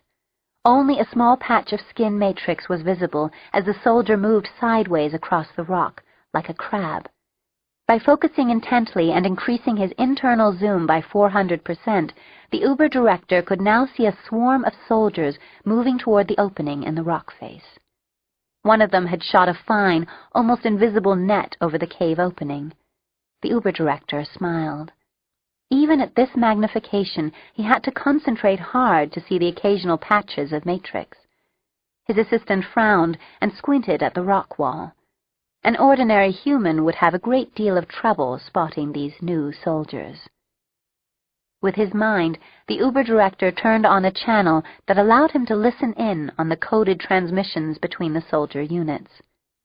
This generation, Generation J, had been endowed with some intelligence and only rudimentary emotion, but they seemed to be using and channeling them more effectively than their predecessors. They were much more controllable than either erasers or their flying machine replacements, and smart enough to make quick decisions and improvise. Earlier versions had been smarter, too smart. Smart enough to question orders, to want to make their own decisions. Others had had only a machine's ability to follow orders. Their ability to think on their feet, to make snap decisions, to adapt to changing circumstances, had been practically non-existent. Even more disastrous had been Generations D through G. Either they were so blood-hungry that they couldn't be controlled once they scented their prey, or their empathy was so heightened that they couldn't bring themselves to actually kill anything. The soldiers paused, patched into one impulse, one global command. Then they quickly detached the netting and sprang into the cave entrance. Moving as one, they left no space to escape. Several of the units reappeared at the cave's entrance. They tossed down mannequins filled with hamburger, buzzing with flies. They had not eaten them. They had followed their orders and captured their prey. Now they raised their arms in victory. The Uber director nodded at his assistant, who was gazing at the mannequins with dismay and revulsion. Yes, sir. The assistant opened a small black suitcase. It contained a highly efficient electrical generator. The Uber director sent his soldiers the message, and instantly they swarmed down the rock wall like spiders, moving surely and easily over a surface with few ridges, no handholds. The assistant was afraid of them, but knew not to show it. The soldiers circled him, their faces expressionless. "Here," the assistant muttered nervously. One soldier stepped forward, his left shoulder turned to the assistant. Hands trembling slightly, the assistant hooked the generator to the soldier's shoulder and turned it on. A quick burst of electricity made the soldier jolt and stiffen, then relax. His face smoothed. The next soldier stepped up. A burst of electricity acted like a drug on this series, both exciting and calming them. The soldiers craved it, and it was a useful reward. When they didn't get it, their behavior became unpredictable and violent. It was a drawback, a design flaw, but one they were working on. Chapter 23. "Where are we headed next, Max?" Nudge carefully turned her hot dog over the small open fire. I had been thinking about just that all day. "Chili?" I stirred the open can, nestled among the burning embers, with a clean, peeled stick. Gazzy held out his hot dog, and I glopped some chili onto it. Not a tidy process. "Let's go back to France," said Nudge. "I loved France." "Yeah, France was nice," I agreed, "except for the 4 ITEX branches." Recently, we'd done the Bird Kids' whirlwind tour of Europe, focusing on various spots for imprisonment and abuse, run by madmen and madwomen under the guise of the Itexicon Corporation, mingled with pastry and trendy European fashion. Our lives were nothing if not eclectic. "How about Canada?" Iggy suggested. "Seems cool." I said. To tell the truth, I hadn't actually decided yet. Nowhere seemed far enough away from ITEX minions, or the school, or the institute, or any of the other faceless entities that seemed bent on using or destroying us. I wanted to get far, far away from everyone. Iggy felt for trash on the ground, stuffing it into a plastic grocery bag. I heard him mutter, "White, tan, ooh, clear, weird, tan, blue," as he touched various things. "Oh, guess what?" said Angel, taking a bite of hot dog. Hearing those words from Angel always made me tense up. "I have a new skill." Oh, great. Fang and I made appalled faces at each other over Angel's head. "You mean besides the talking to fish stuff?" I asked cautiously. She nodded. Oh, holy mud, I thought, hoping she hadn't suddenly developed the ability to shoot lightning out of her eyes, or something. What is it?" Please let me not freak out at the answer. "Look!" She raised her head and looked up into my face. The whole flock leaned closer, watching her. I searched Angel's face, praying that horns wouldn't pop out of her forehead. I was about to ask what her skill was, when I saw it. "See?" she said. Yeah, I answered, staring at her smooth tan skin, dark brown eyes, her much straighter brown hair. "I can change how I look," she said unnecessarily. Yep, I see that, I said. "Show them Bird Girl," said Total. "I love that one." Angel smiled. While we all waited, holding our breath, she began to change again. 2 minutes later, we had a blue bird of paradise with Angel's eyes. I mean, she still had a human shape, but her face and head were covered with fine turquoise feathers, and she had 2 spectacular plumes. It was the weirdest freaking thing I'd ever seen, and believe me when I tell you, that's saying something. She held out slender, feathery hands and wiggled her fingers. "Oh my God!" breathed Nudge. "That is so awesome!" Angel smiled and just as quickly turned back into herself. "So far I can only do those 2, she said. "But I bet if I practice I can do other stuff." I said weakly. "How come she can do that and I can't?" the gas man asked. "You're siblings, not twins," I said, giving mental thanks. "We're all changing a lot," said Nudge, sounding worried.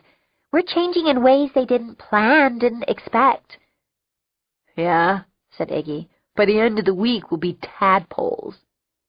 Iggy, said Nudge, I'm serious. We don't know what's going to happen to us.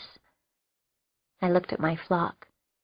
Fang was guarded. The rest looked varying degrees of anxious. Time to put on my leader hat. Listen up, guys, I said, sounding calm and in charge. I should be on Broadway. I really should.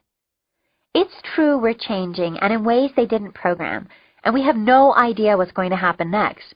But you know what? No one else does either.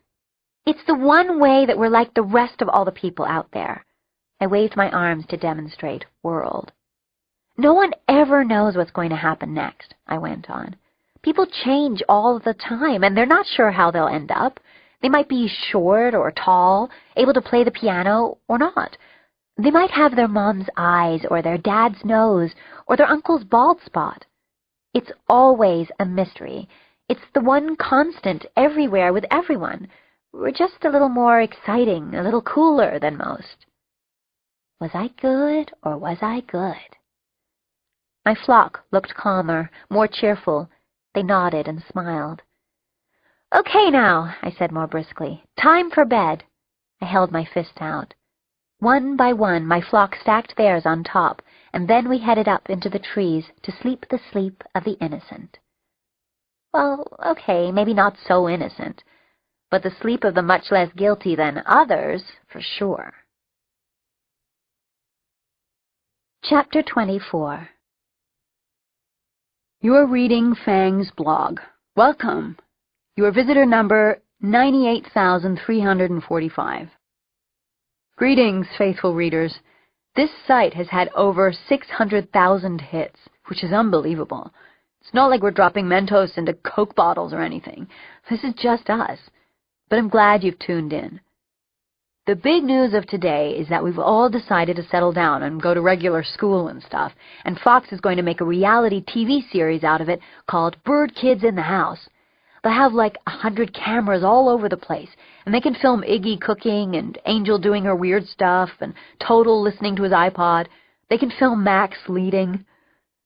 Nah, I'm just kidding. No reality series. Our lives are probably a little too real for most people, if you know what I'm saying. Although, hey, if anyone from Fox is reading this, make us an offer. We're not sure what's going to happen next. After our weird meetings in D.C., we're craving more fresh air and fewer desk jockeys. But it's starting to occur to me, forgive me if I've been a little slow, that maybe we, the flock, I mean, should be working towards something besides just trying to eat enough every day. For a long time, our goal was to find our parents, and look how well that turned out for us. Now we're fresh out of goals, and you know what? It feels a little tame. I mean, if we're not out there butting heads with the buttheads that are destroying the world, then what are we doing? What's our point? Why are we here? Granted, our options are somewhat limited, given the number of people who want to kill us, or worse. Plus, I understand there are pesky child labor laws that will get in our way. Frankly, though we can do all sorts of cool stuff, we're not actually qualified for a lot of occupations. Like any occupation that requires actual education, which pretty much leaves the entertainment industry. But I've been thinking, maybe we could become spokesmutants for different causes. We could be the poster children for both animal and child abuse, for example. If anyone has any answers, drop me a line. Fang out. Part 2. Ice Princes and Princesses. Chapter 25. Max, fly to these coordinates. I rubbed my eyes, hoping it had been a dream. Then a topographic map flashed into my brain, even as the voice gave the directions. I groaned inwardly, hoping the voice could hear it. So much for a bit of downtime. As I watched the flock slowly wake up, the voice continued to give me instructions. Then it said something amazing. Your mom is waiting for you. "Okay, everyone up," I said, clapping my hands. "Up and at 'em. It's a whole new day." "I'm hungry," said Nudge, yawning. "You know what would be good? Like one of those sausage McHeart-attack things, the biscuit things. I want about 8 of 'em." She stood up and balanced on her branch, brushing off jeans that had long since reached the grimy crisis point. "We'll eat on the way," I said. "The voice says we have to go someplace, meet my mom." "Could it be a trap?" Angel looked worried. "It can always be a trap, sweetie," I said, and jumped out into the air. Trap, schmap. The glory of flying was still the glory of flying. This morning was crisp, cold, and drenched with sunlight. We flew above the clouds for almost an hour, making one fueling stop at a fast food place.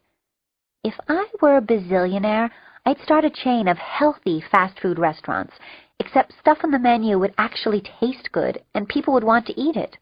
Smoothies, little dumplings. I could go on. But this morning was so beautiful that we couldn't worry about whether we were flying toward a trap or whether our clothes needed washing.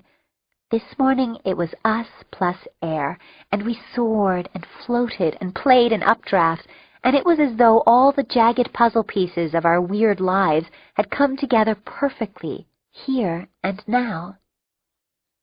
"You're off course. Correct by 3 degrees south-southwest." I shifted my left wing slightly and adjusted our course, and the others followed me.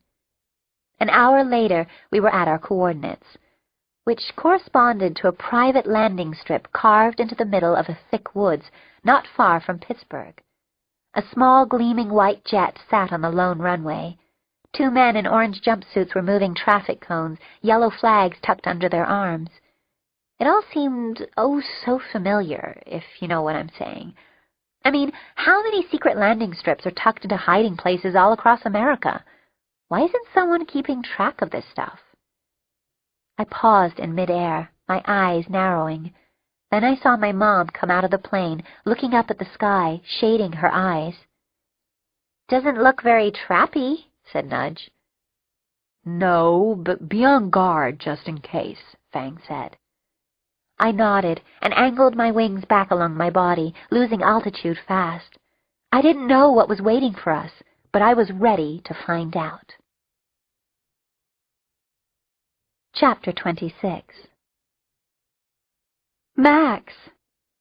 I hoped I would never take my mom's hugs for granted. "What's going on?" I asked her. "I thought I wouldn't see you for a while." "Me too," she said. "But Jeb and I have come up with an unusual possibility for you guys, and we wanted to see if you were interested." "Unusual how?" asked Fang. "Well, sort of a science trip," said my mom. "A science trip where you would work with scientists in a pretty remote place. We think it would be kind of fun for you guys. Plus, you would be useful to the scientists. Plus, this place is so remote that we think you'd be safer than usual while you're there." Huh. This was an interesting idea. I'd been wondering what our next step would be, and here it was, being offered to me. My mom was actually recommending it to me, and unless she'd recently been replaced by an evil clone, possible but unlikely, that meant it was probably a good idea. "Where's this remote place?" Fang asked. Mom grinned. "I'd like to keep that a secret until you're almost there, to help you keep an open mind. And now I'd like you to meet one of the scientists." She turned to gesture to a woman waiting by the plane's entrance ramp. The woman was a couple inches shorter than me, with blonde hair in a single braid down her back. Though her face was unsmiling, her eyes roamed over us hungrily. The bird kids, the mutant freaks, something she'd never seen before. She blinked when Iggy put Total down on the ground, and I got the feeling she really hadn't known what to expect from us. But then, most people don't. "I'm Dr. Bridget Dwyer," she said, stepping forward and holding out her hand. She seemed awfully young to be a doctor. "I'm Max."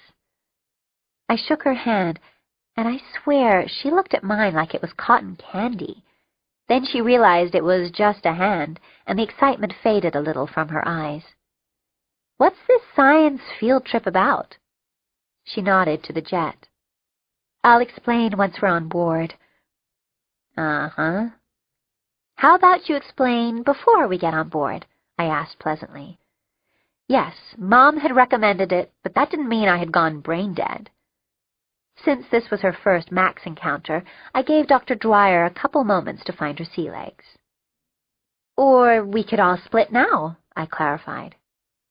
"Dr. Martinez," she gestured to my mother, "has recommended you for a rescue mission."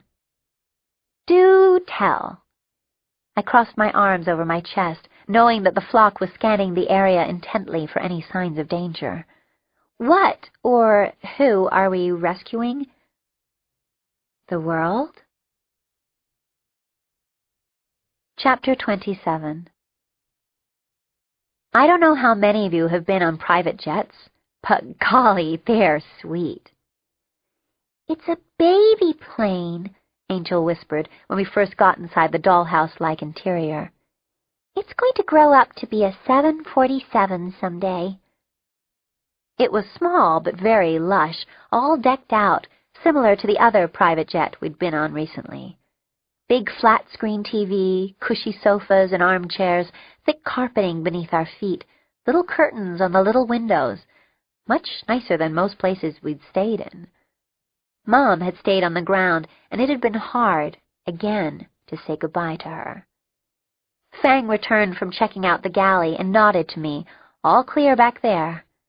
Gazzy and Iggy had gone forward to the cockpit, and they held the door open to show me a startled pilot, co-pilot, and navigator, none of whom gave off instant "I am evil" vibes. Total trotted around sniffing everything, and called me crazy, but that actually made me feel safer. "It's okay, Max," said my voice. "This is part of the bigger picture. You're being used, but for good this time." "Oh, that makes it all worthwhile," I thought sarcastically. "Being used for good is so much better than being used for evil. The operative words are still being used." The voice was silent. "Please sit down and be comfortable," said Dr. Dwyer, like we could avoid it. "Fasten your seat belts, just for takeoff. As soon as we're in the air, you can have refreshments."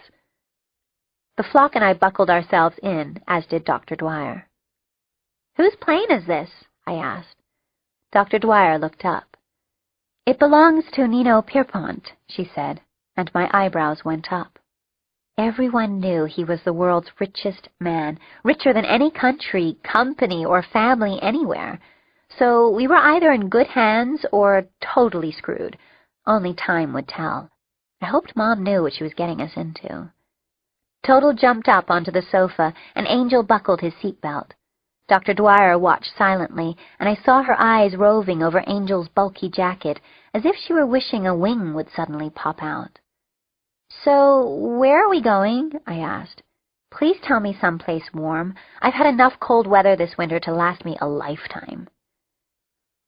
"South America," said Dr. Dwyer, her eyes not meeting mine. "Argentina." "Rainforest?" I guessed. Argentina was warm, right? This was one of those times when a little schooling would not have been amiss. They turned up every now and then. "No," she said. "We'll be taking a boat from there." "A boat?" Fang asked. "To where?" "How about something to eat?" Dr. Dwyer undid her seatbelt and stood up. Fang and I looked at each other, then nodded. We agreed, be on guard. Chapter 28. "Are we there yet?" Total grumbled as I held him in my arms. It was nighttime in Argentina. Cooping up 6 bird kids in a weensy plane for hours had been a mistake on Dr. Dwyer's part. We'd gotten twitchier and twitchier as the long flight went on, and when we finally touched down in San Julian, Ghazi had burst through the emergency exit, setting off alarms and making the inflatable ramp deploy. We had then resisted her efforts to get us into a car. Yeah, we'd signed up to save the world, but that didn't mean we had to agree to being in a small enclosed space again. Which was why we were flying low over Dr. Dwyer's Jeep, trying to stay out of sight of the scarce traffic on this winding, narrow road. It was dark, cold, and windy. Maybe parts of Argentina, like up north, were warm, but down here, close to the tip, it was cold. Great. In just a few minutes we were at the ocean, the same ocean that we'd swum in off the east coast of America. But this was the South Atlantic Ocean, and that had been the North. This part of the ocean had chunks of real ice floating in it. I gritted my teeth, beginning to get why my mom had kept our destination a secret. Dr. Dwyer drove her Jeep onto a broad dock. A large boat was tethered at the end of it, or maybe it was a small ship. Who knows? The Jeep stopped, and Dr. Dwyer got out, peering up at the sky, looking for us. We circled high above the area, searching for signs of danger, but everything was quiet. Finally, we came to gentle landings about 30 feet from her. Total immediately jumped down and began sniffing the dock. "You really can fly," Dr. Dwyer said softly, almost to herself. I shook out my wings, feeling the heat from exercise course through them. "Well, it's not just an elaborate hoax," I said. "It's very beautiful," she said, then seemed surprised at herself for saying it. Smiling slightly, she shook her head and began to walk with us toward the boat. "I'm sorry. I know being able to fly wasn't your choice, and I know only some of the trauma you've endured because of it. But to me, on the outside, it seems both beautiful and enviable." No one had ever put it that way before, and I didn't know what to say. She sort of seemed to get the whole pluses, minuses thing of being a bird kid. Not many people did. "This is our research vessel," said Dr. Dwyer, pointing at the waiting boat. "We're from the International Earth Science Foundation." Frankly, research vessel seemed like a 25-cent name for a 10-cent boat. It was big, maybe 150 feet long, but it looked old and run down. Huge rust stains streaked its blue sides, even covering part of its name, the Wendy K. It had a crane-type thingy on the back and a built-up cabin up front with lots of satellite antennas on top. Where was Nino Pierpont when you needed him to finance a cutting-edge research vessel, for crying out loud? "We bought her as a retired offshore fishing trawler," Dr. Dwyer explained, as a man came out onto the deck and waved down at us. "Hey, Michael!" "Yo, Bridget!" he called back with a smile. His eyes raked us curiously, and I could almost feel his excitement. "But we've retrofitted her, mostly through donations, and now she's one of our best research stations." Dr. Dwyer went to the edge of the dock and grabbed a small metal ladder attached to the side of the Wendy K. She began to climb up it, and I was sure her hands would be covered with rust when she got to the top. "It's safe, I assure you," she told us over her shoulder. "Maybe, maybe not," Gazzy muttered. He flexed his wings, gave a little jump, and flew up to the deck, some 18 feet above us. Dr. Dwyer and Michael stared at him, then exchanged pleased smiles, as if they'd just discovered some neat new life form. Total jumped into my arms, and the rest of us flew up also. "Oh, my God," Michael said. "It's true." "Well, it's not just an elaborate hoax," said Dr. Dwyer. "Michael, this is Max, Fang, Iggy, the, gas man, Nudge, and Angel. Guys, this is Dr. Michael Papa, one of our leading research scientists." Total growled softly. "Oh, and this is their dog, Total," she added. Total sucked in his breath with disgust. "Thank you for coming," Dr. Papa said simply. He shook hands with all of us, very formally, but he seemed warm and friendly, and not like he might want to stick us in cages and poke us with needles. For example. "We still don't know why we're here," I told him. "Bridget didn't tell you?" Dr. Papa's eyebrows rose. "You're here to help us gather data for a research project about global warming and its effects on Antarctica. among other places. He grinned at us, his teeth pale but human-sized in the moonlight. You're here to help us save the world. Chapter 29. This is just like Moby Dick, Nudge exclaimed happily, bouncing on her tiny bunk. They were on a fishing boat, and we're on a fishing boat, too. Only this one doesn't have sails, and isn't made of wood, and we have radar and computers and stuff. Still, we have little bunks like old-fashioned sailors, and we eat in the mess, and the bathroom is called the head, and it's all boat stuff everywhere. Dr. Dwyer and Dr. Papa seem nice, said Angel. She peered through the small porthole above her bed. If we punched out the glass, we could probably escape through it. Just a thought. They are really sincere and mean everything they say. The rumbling of the ship's engines made the floor vibrate beneath our feet. We're headed for the South Pole! Gazzy jumped over the low threshold into our room from the boys' room next door. And it's, like, so far south that it's the bottom of the whole world. I tried to keep from groaning out loud. I really, really hate cold weather. I hate bundling up. I'm more of a beach in the sun kind of girl. But you know, if the world is round, said Nudge, then there's no real top or bottom to it. The South Pole could just as easily be at the top of the world. We could be thinking of everything completely upside down. You're making my head hurt, Total complained. Fang and Iggy came in. Iggy was running his fingers gently along every surface, memorizing his surroundings, how many steps to here and there, where furniture was. It's small in here, he complained. I feel like we're inside a submarine. Can't we sleep in hammocks on the deck?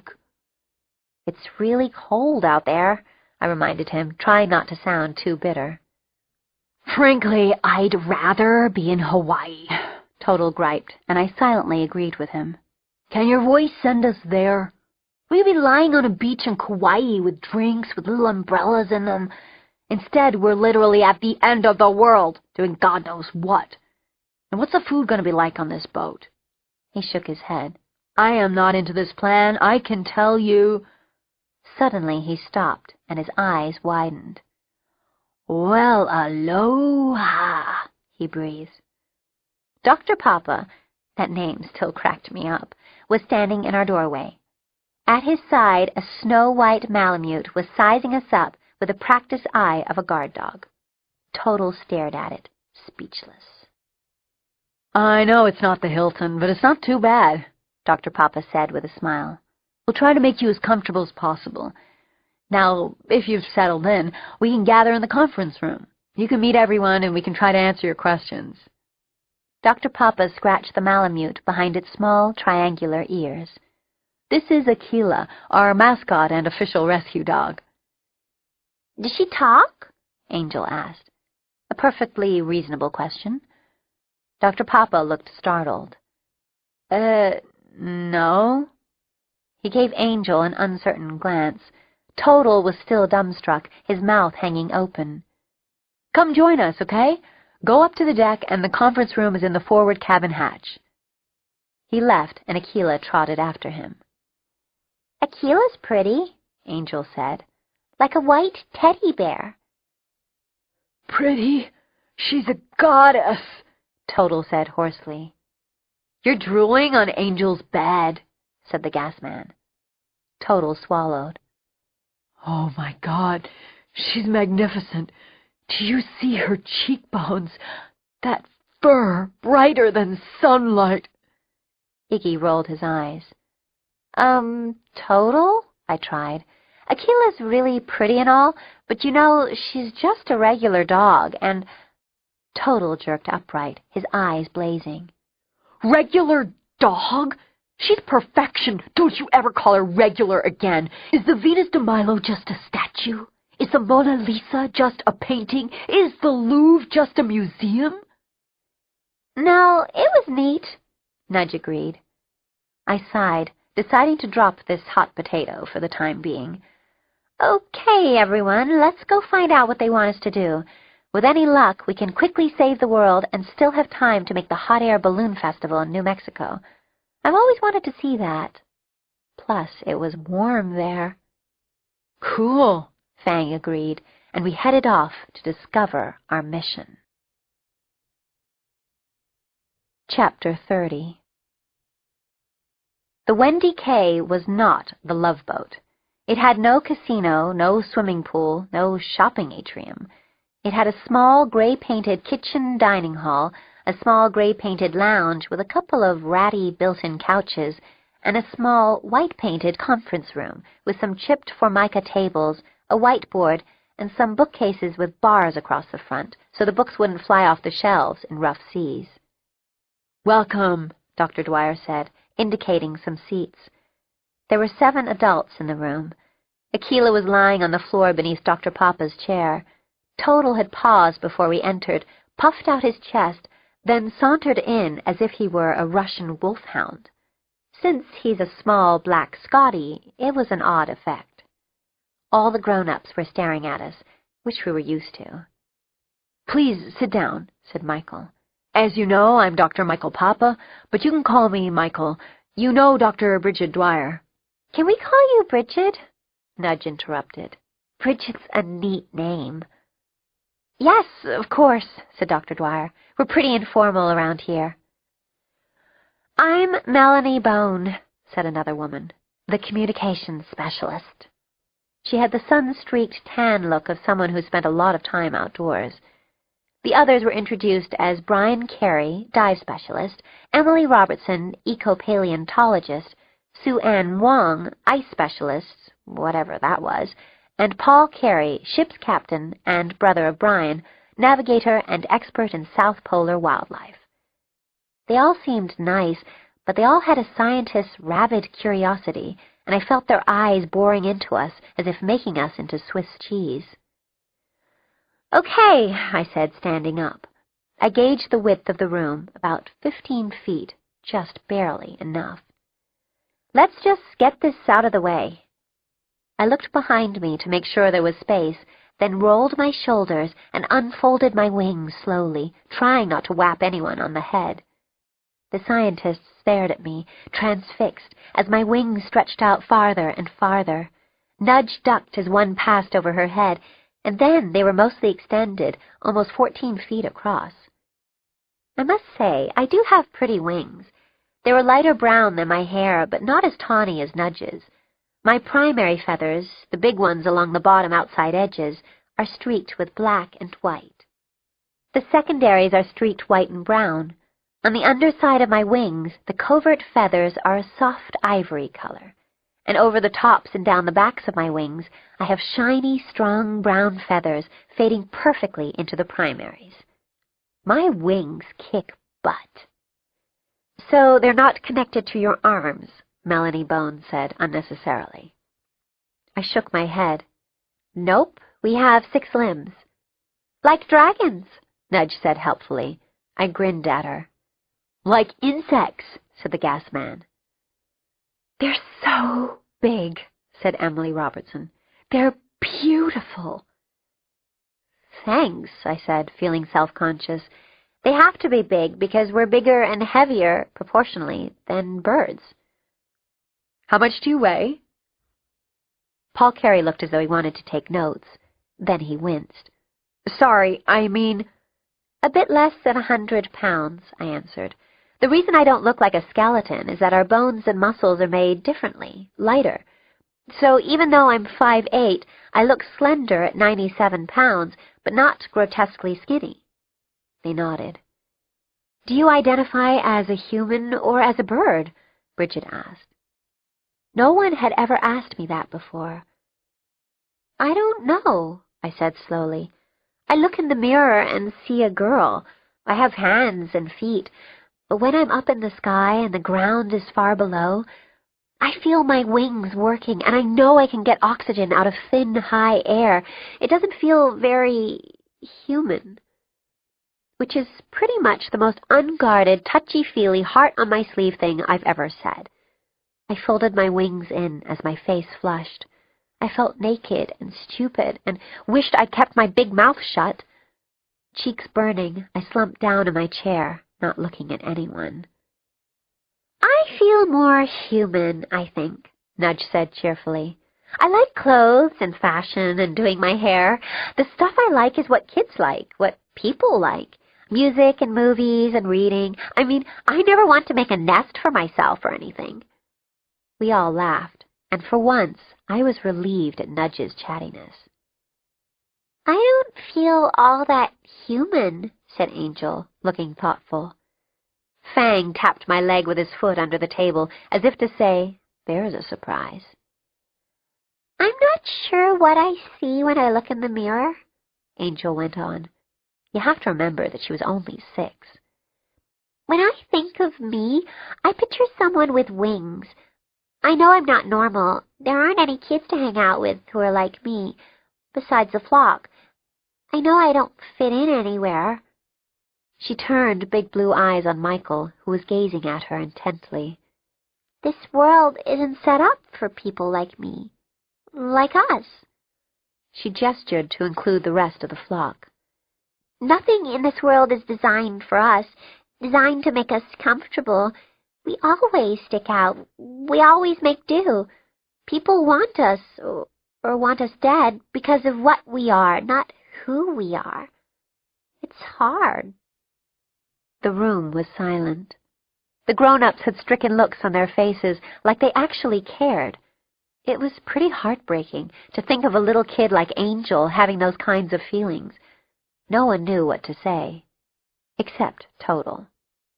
Not to be pushy, he said, but is there any way to get some chow in this place? I'm starving.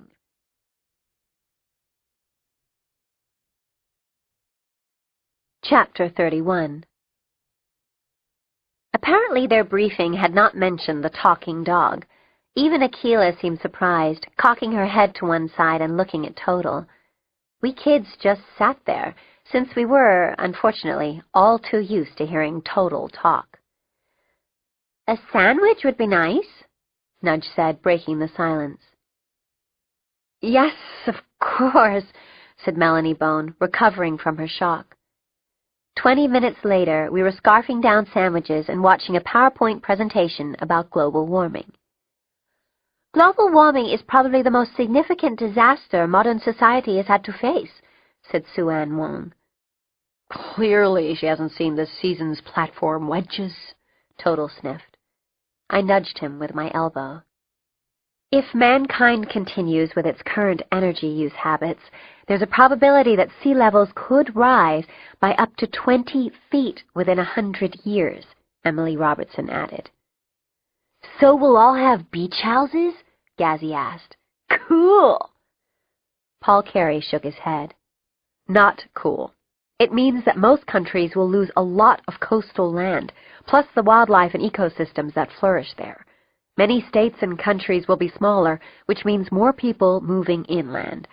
We would lose big parts of Florida, Louisiana, and Texas, and a lot of the eastern seaboard. They would be mostly underwater, so tens of millions of people would be displaced, needing new homes, new jobs. Huh. Was it really that bad? Maybe they were overreacting. I mean, how could it possibly be that bad if the Earth was 1 degree warmer?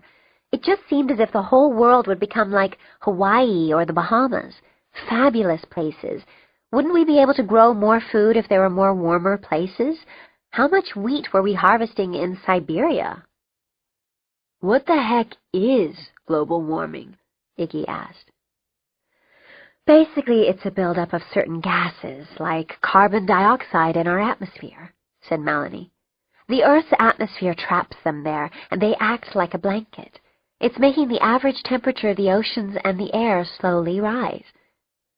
A gas blanket, said Iggy. Well, you should know all about that, Gaz. The gas man grinned, in no way embarrassed. It would be nice if the world were a little warmer, Nudge said. I hate cold weather. Yeah, said Gazzy. No more jackets, no more frostbite, no more car wrecks on icy roads. People would save money by not heating their houses. We could wear shorts all the time. That's what I was talking about. Emily smiled. If it were really like that, it might not be too bad, she said, though I like cold weather and I would miss skiing.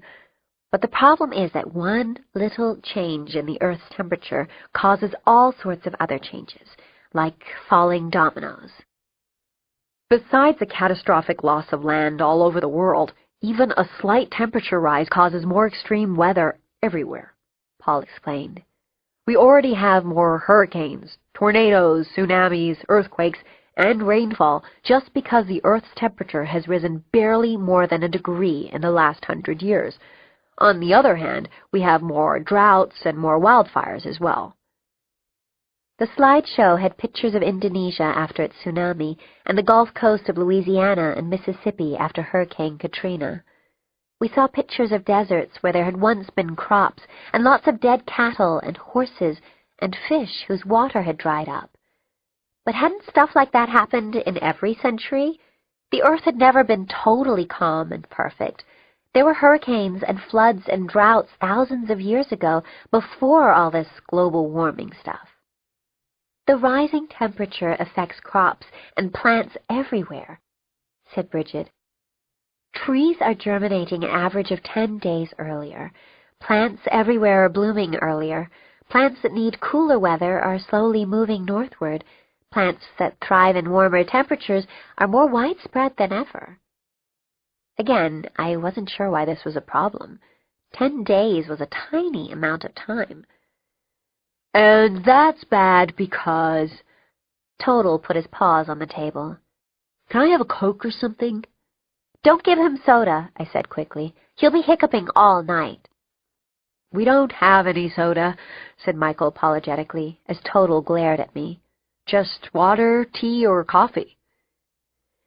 It's a problem because plants affect animals and animals affect plants, and the whole system goes out of balance, Melanie explained. It's the circle of life, Iggy sang. Scientists estimate that at least 260 different species are already responding to global warming by changing their migration and reproduction patterns, Sue-Ann said. The loss of plant and animal life can't be calculated. Fang had been silent this whole time. Now he spoke. But what does this have to do with us? Which was, of course, the important question. Chapter 32. Frankly, you have unique abilities, said Bridget in response to Fang's question. The Antarctic is an unpredictable and dangerous place, but someone who can fly to safety can take greater risks. But we don't know anything about science, I said. Or not much, anyway. I mean, we can hack into computers. We know all kinds of other stuff. But we don't know anything about global warming or the Antarctic. Or about any of a million things they taught in the schools, say. Bridget smiled, and I thought again how young she looked. She was a doctor, right? That's okay, she said. You don't need to become experts overnight. We have some specific jobs we can teach you to do. But that's not the only reason you're here, said Brian Carey, speaking up for the first time. The truth is, you guys are very newsworthy. As soon as you surface, people take note, and you get into all the newspapers. So who better to get the message out to the world? And what message would that be?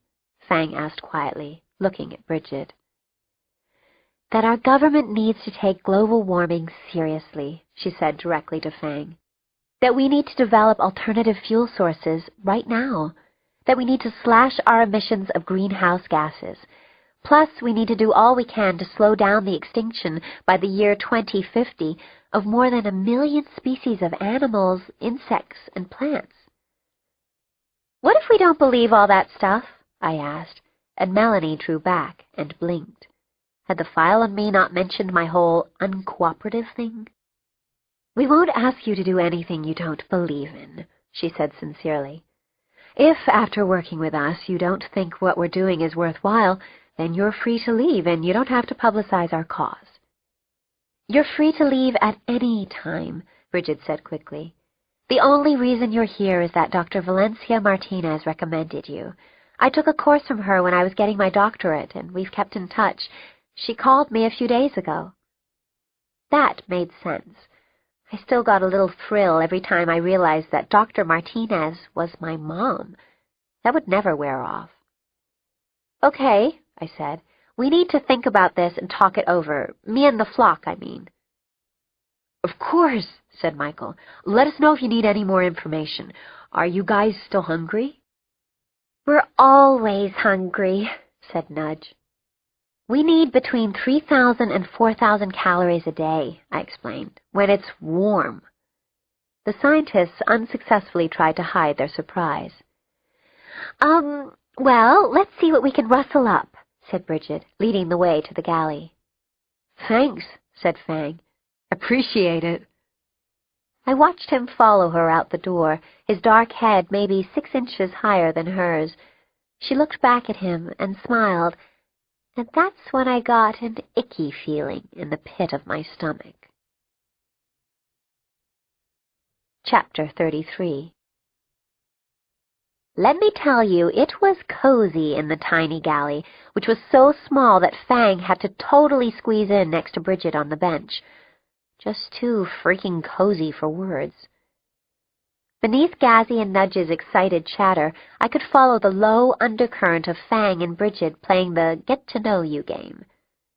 "You're young to be a doctor," he said, helping himself to a 4th sandwich. "I'm 21, Bridget admitted. Sort of whizzed through MIT, then got my doctorate at the U of Arizona." She paused, thinking. "In a way, I understand what it feels like to stick out, to be different from everyone else. I finished high school when I was 12. She gave a self-conscious laugh. "People called me a freak. Even my parents didn't know what to do with me." "That must have been rough," Fang said sympathetically, while my eyes widened. "Max?" Melanie was holding out a carton. "Would you like some milk?" "Gross! No," I said without thinking. "I mean, no, thank you, but Gazzy probably would. He likes it." "How old are you?" Bridget asked Fang. I almost gagged on my potato chip.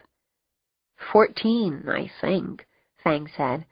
"None of us are real sure of our birth dates, but we think Max, Iggy, and I are around 14.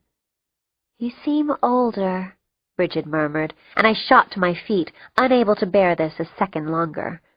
"I need some air," I managed to get out between swallows. I felt everyone looking at me as I bolted out of the galley and up the stairs to the deck. "Max, are you okay?" Sue-Ann called after me, but I didn't answer. Instead, I ran down the deck of the boat, feeling its engines churning beneath my feet. Just as I was about to slam into the metal side railing, I jumped out over the water and unfurled my wings. I stroked hard, down and then up, over and over, rushing into the cold night sky. Seconds later, the Wendy K was just a tiny, steam-emitting dot on the blackness of the ocean, and I felt like I could breathe again. "Okay, Max, what's going on?" For once, the voice in my head was my own. I didn't answer it. Instead, I just wheeled through the sky, catching the occasional updraft and coasting. I breathed in and out deeply, thinking about this mission, thinking about Fang and Bridget, and Fang and me and the flock. I almost forgot to keep checking all around me for flyboys. Almost. Maybe a month ago, my mom had taken a computer chip out of my arm. She's a vet. How appropriate. I'd been all dopey on anesthesia, and I'd said some stupid stuff to Fang. He'd thrown it back in my face several times since then. And lately, he'd kissed me a couple times, and I didn't know where he was going with that. I was torn between, 1, wanting to give in, to just let those emotions flood out and see what happened between us, and 2, sheer terror. Now he seemed to be making cow eyes at a doctor who was 7 years older than him. And the one thing that stood out in my mind as I wearily made my way back down to the boat in ever-diminishing circles was, Fang had never said that stupid stuff back to me. Chapter 34. When I got back to the boat, all 7 scientists were waiting on the deck. 3 of them had night vision binoculars trained on me. I made a short running landing and pounded to a stop. I walked toward them with my wings still outspread, letting them cool off. "What's up?" I asked, with a sudden clutch in my heart. Had something happened? Had the boat been attacked? Was the flock okay? I thought I'd kept it in my line of sight, but I knew that I'd been so wrapped up in my own personal soap opera, I could have missed Shamu leaping over the boat with a red ball in his mouth. "We were just watching," Paul Carey said softly. "Is something wrong?" I pressed. No, nothing's wrong," said Melanie quickly. We'd never seen anyone fly before." "Oh. No, I guess you haven't." "Is it wonderful?" Melanie asked. Again, we were treading close to personal ground, and I was feeling all self-protecty, but I answered. "Yes, the flying part is wonderful, better than anything. Growing up in dog crates, being subjected to horrible experiments, being chased and attacked every time we turned around, not so much." "I wish," said Bridget. She stopped and shook her head. "What?" She looked embarrassed. "I'm a wildlife specialist like Paul. I'm here to learn about South Polar animals. The scientist in me is dying to ask you questions, to learn what it's like to be such a different form of human. But I know how awful that must seem to you." I bit my lip so I wouldn't say something snide like, "Why don't you ask Fang?" "You're human with intelligence, courage, feelings, impressions," Bridget went on. "I can't ask a bird how it feels to fly. I can ask you. But your very ability to tell me means that asking you such a thing would be horribly intrusive and insensitive on my part. I'm sorry." She gave a little smile. "I'll try to keep a lid on the scientist in me." "Good luck with that," said Paul, chuckling. "Being a scientist isn't what you do, it's what you are." Bridget nodded, looking troubled. These people were unlike most other humans I'd ever dealt with. They were just as curious, but they were actually respecting our personal boundaries. For now. Most other scientists were content to trap us, slap us into cages, and start sticking needles into us. It was weird. I wondered how long it would last. "I'm going to turn in," I said abruptly, and headed toward the aft stairs. Aft means rear on a boat. See how I'm throwing the lingo around? I had just started down the narrow, steeply pitched steps when I realized Fang was waiting for me at the bottom. "What's the matter with you?" he asked. "Why'd you take off like that?" Oh, like I would tell him. "Wanted some air," I said, trying to brush past him. But he took my arms to hold me in place, and because I didn't feel like having this escalate into a knockdown fist fight, I let him. "Tell me what's going on," he said again, his face very close to mine. "Nothing. I'm nothing if not mulish." "Max, if you would just talk to me." "About what? You and me? There is no you and me, especially when you keep throwing yourself at everything in a skirt." Okay, now, that was so stupid. Fang's eyes widened. I'd given far too much away. Plus, Bridget Dwyer wasn't wearing a skirt. I wrenched my arms away from him, feeling as if my cheeks were on fire. I was confused and miserable, two of my least favorite things. "You're wrong, Max," he said in a low, dark tone that made butterflies in my stomach. "There's a you and me, all right. There will always be a you and me." I pushed past him hard and tried not to run for the room Nudge, Angel, and I were sharing. Chapter 35. Max! I was assaulted by excited bird kids as soon as I stepped over the threshold. Iggy and Gazzy were sitting on our bunks, and there was so much energy in the air that we could have powered the boat with it. "Yeah?" I said, trying to calm my jangled nerves. "Max, this is great," said Nudge. "This is way better than going to school or being on the run. It's like we have something fun to do, plus we have people protecting us, plus food and beds all at the same time. The food and beds are a huge plus, I agreed. And we have a real mission, said Gazzy. I mean, you've been having a mission, but now we're in on it too, and it's a good mission. You think?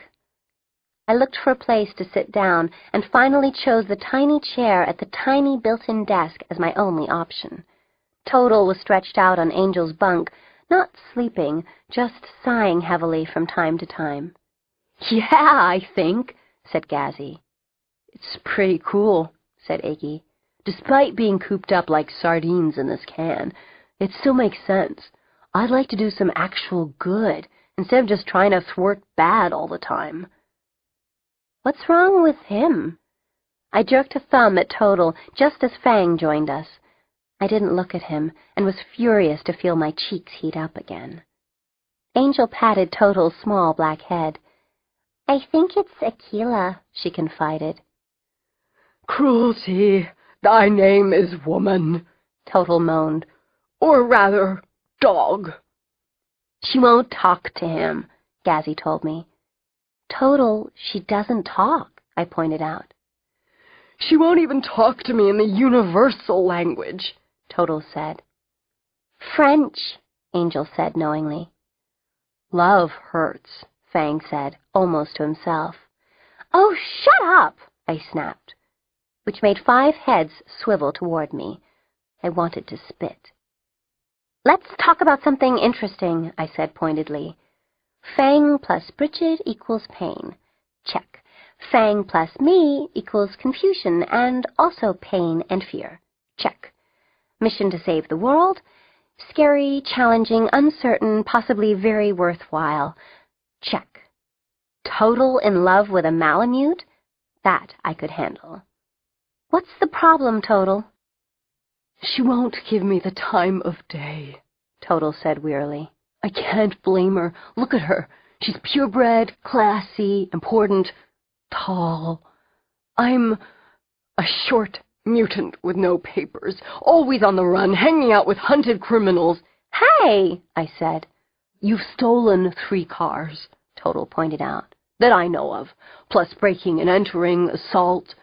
Okay, I said irritably. Whatever. Hey, any time it's too much for you, pal. Angel wrapped her arm around his neck. Total drew himself up proudly. And leave you on your own? I'm not a traitor. You need me. I was about to retort with a scathing, for what, when Nudge interrupted. Total, just be nice to Aquila, she advised. Don't grovel. Just be yourself, but extra thoughtful, polite. Act more like a dog, you know, strong and silenter.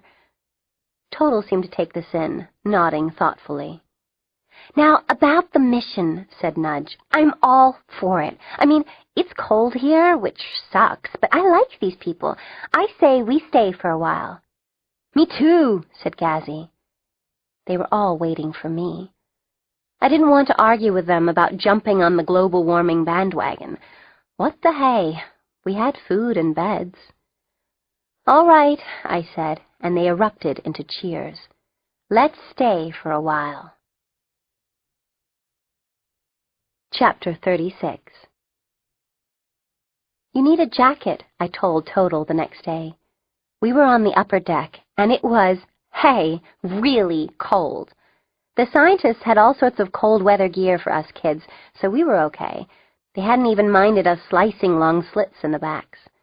Total was shivering, watching the endless ocean through the metal railings. Aquila doesn't wear a jacket, he said through chattering teeth. Then go below before I have to chip ice off your nose, I said. Turning with great dignity, he trotted over to the stairs and jumped down them. I can't get used to a talking dog, said Melanie, coming up next to me. Or even flying kids, really. She gave me a friendly smile, then went back to making notes in a log. What's that? I asked. We document weather conditions every day, she explained.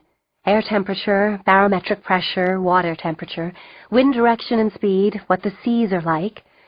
She flipped through the pages in her log to show me month after month of meticulously graphed weather conditions. It was cool that someone was doing this, but it would have made me gonzo by the 4th day. "You gotta check out their computers," Nudge said, running up to us. "They are so cool. They can show you what the Earth will look like in 50 years, or what would happen if there's an earthquake. Gazzy just ran a demonstration of what would happen if a tsunami hit Los Angeles." "Cool," I said. "What are Fang and Iggy doing?" "Scalping Brian and Bridget at poker," she said matter-of-factly. Melanie looked up in surprise. "What about Angel?" "She's ahead by about $30. Here's a freebie. Don't play poker with a kid who can read minds. Well, they would have to learn sometime.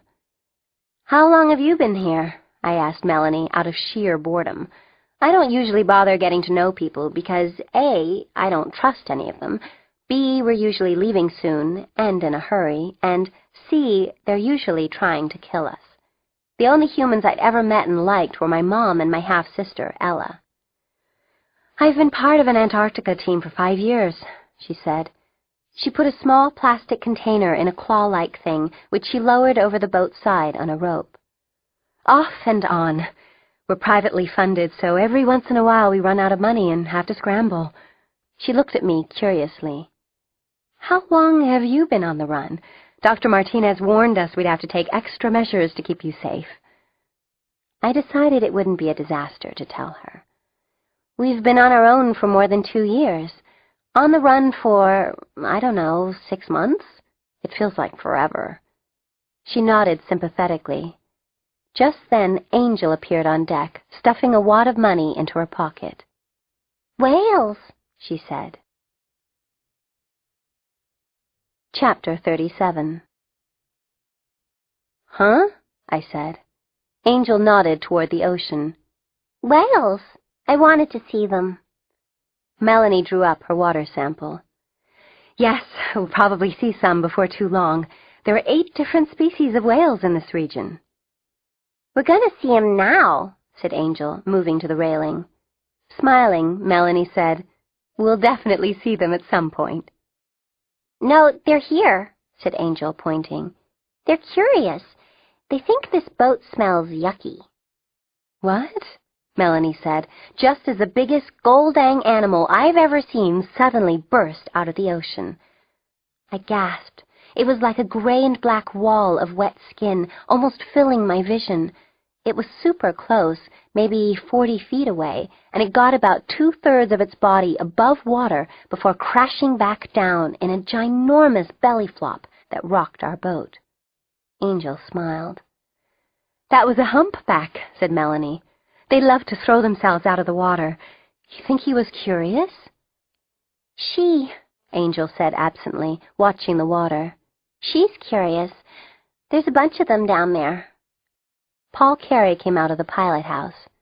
"There's a pod of humpbacks all around us," he said. "I just saw them on radar." Angel glanced at him pityingly, but didn't say anything. "I can't believe how huge they are. How many of them are there?" I asked Angel.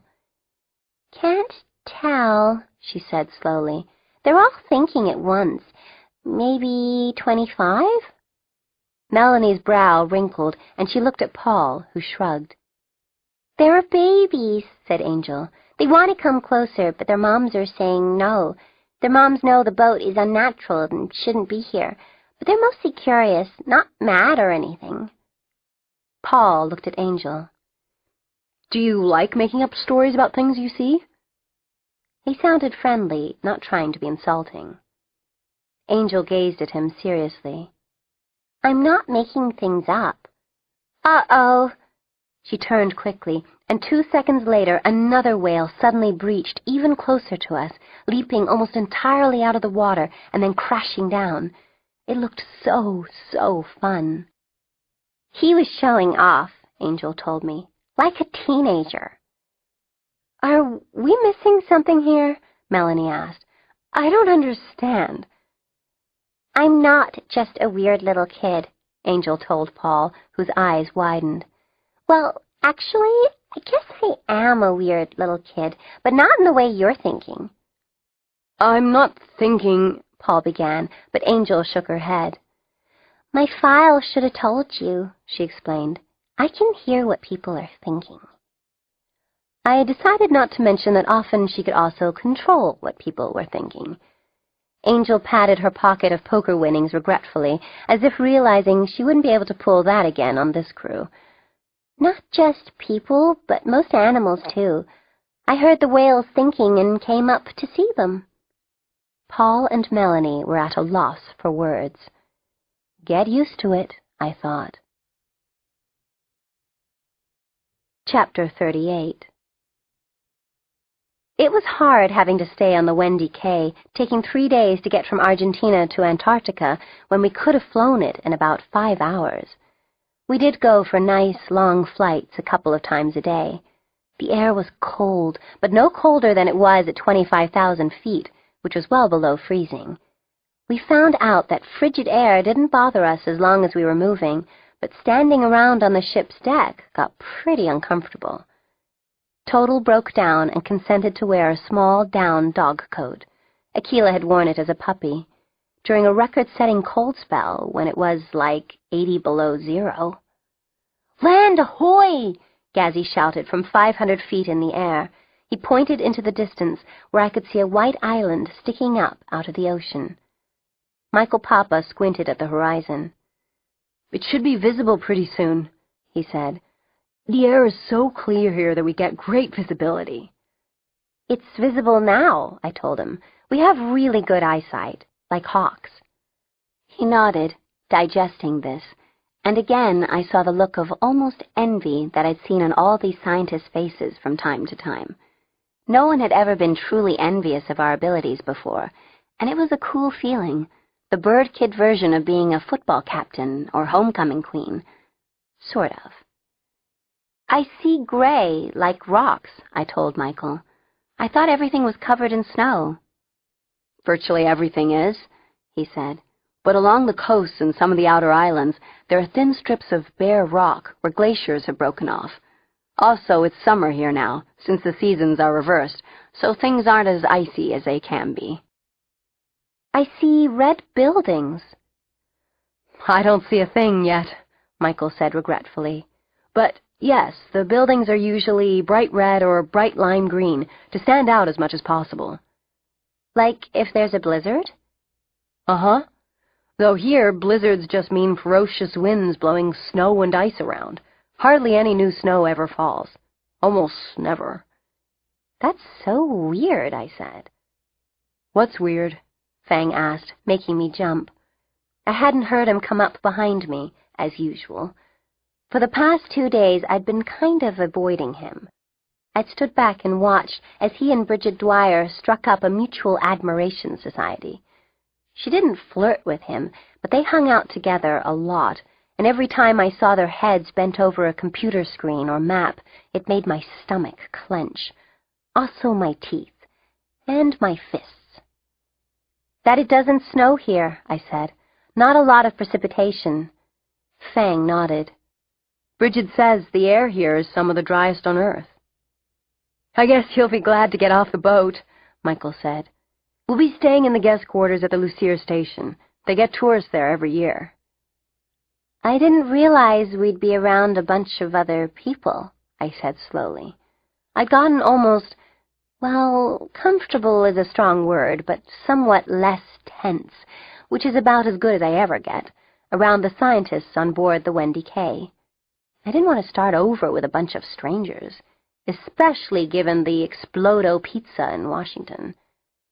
There are 12 permanent families who live and work here, Michael explained. About 40 people in all. Fang's eyes met mine. Time to be back on guard. Chapter 39. A Poem by Max. White is the color of little bunnies with pink noses. White is the color of fluffy clouds fluffing their way across the sky. White is the color of soft-serve ice cream in a cone. White is the color of angels' wings and angels' wings. White is the color of brand-new ankle socks fresh out of the bag. White is the color of crisp sheets in schmancy hotels.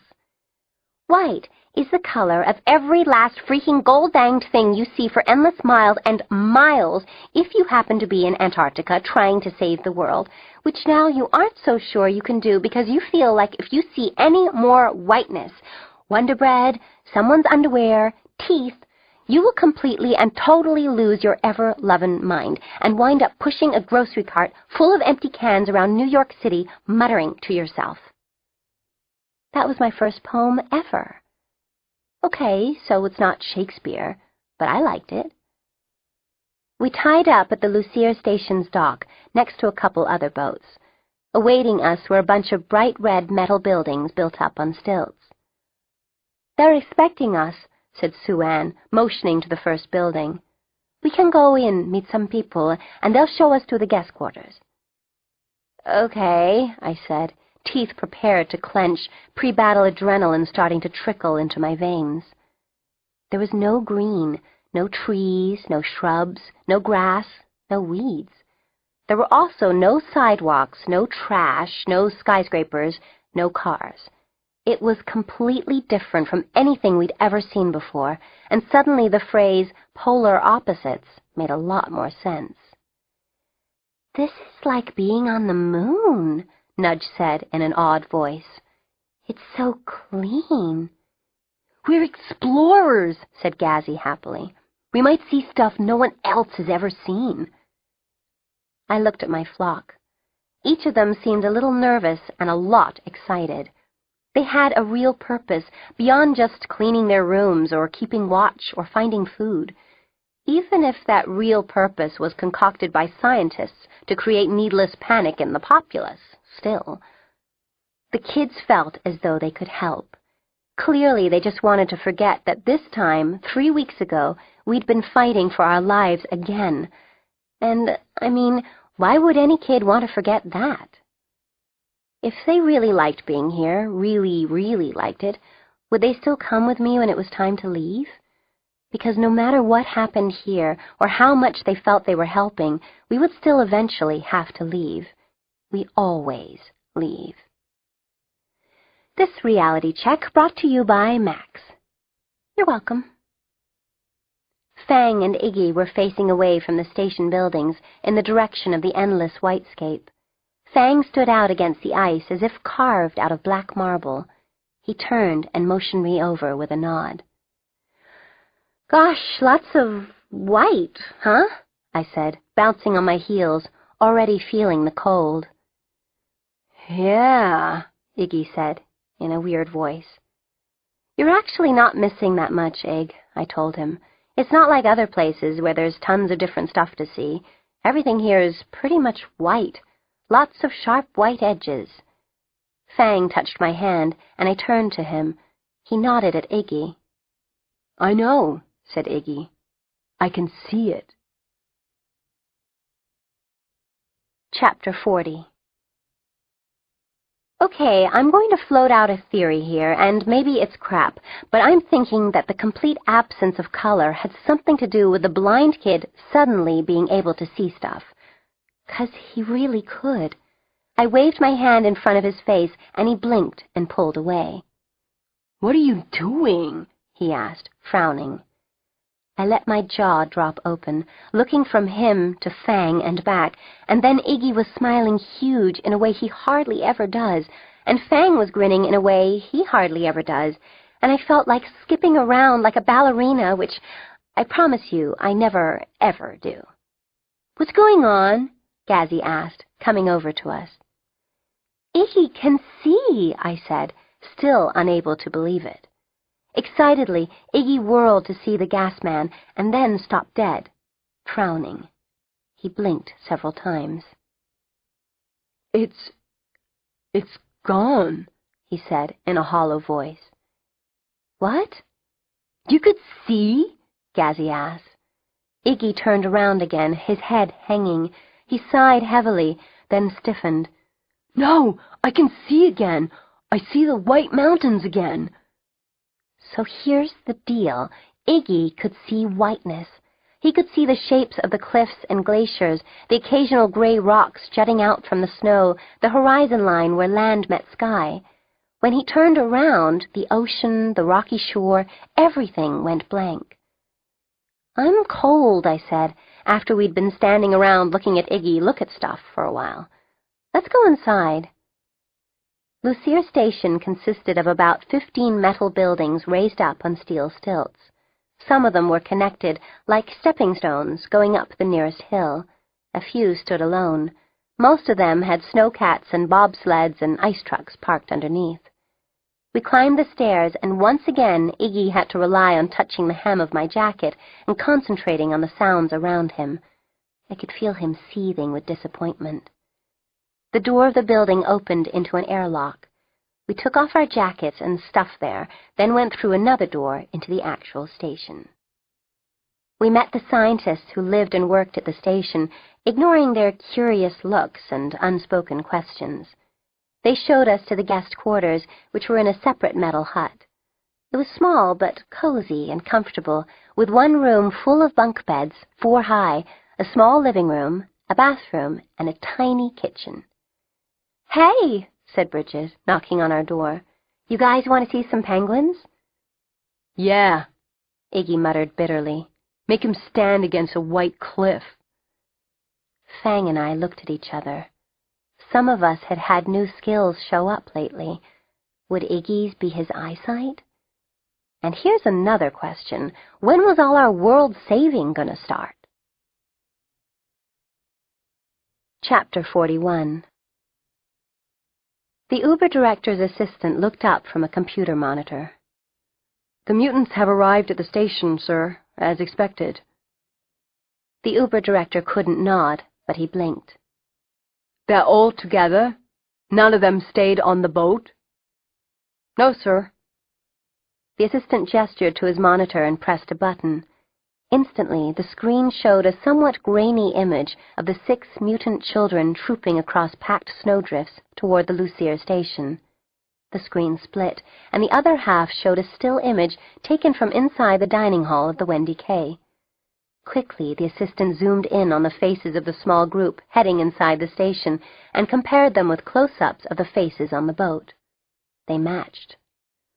"All 6 are accounted for," the assistant said. "Very good," said the Uber director.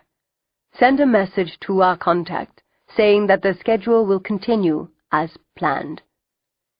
"Yes, sir," said the assistant, turning back to his computer.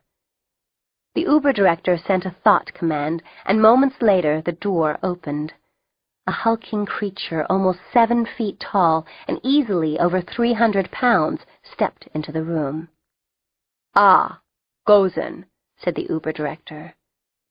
The assistant stiffened in his chair and slowly sneaked a peek.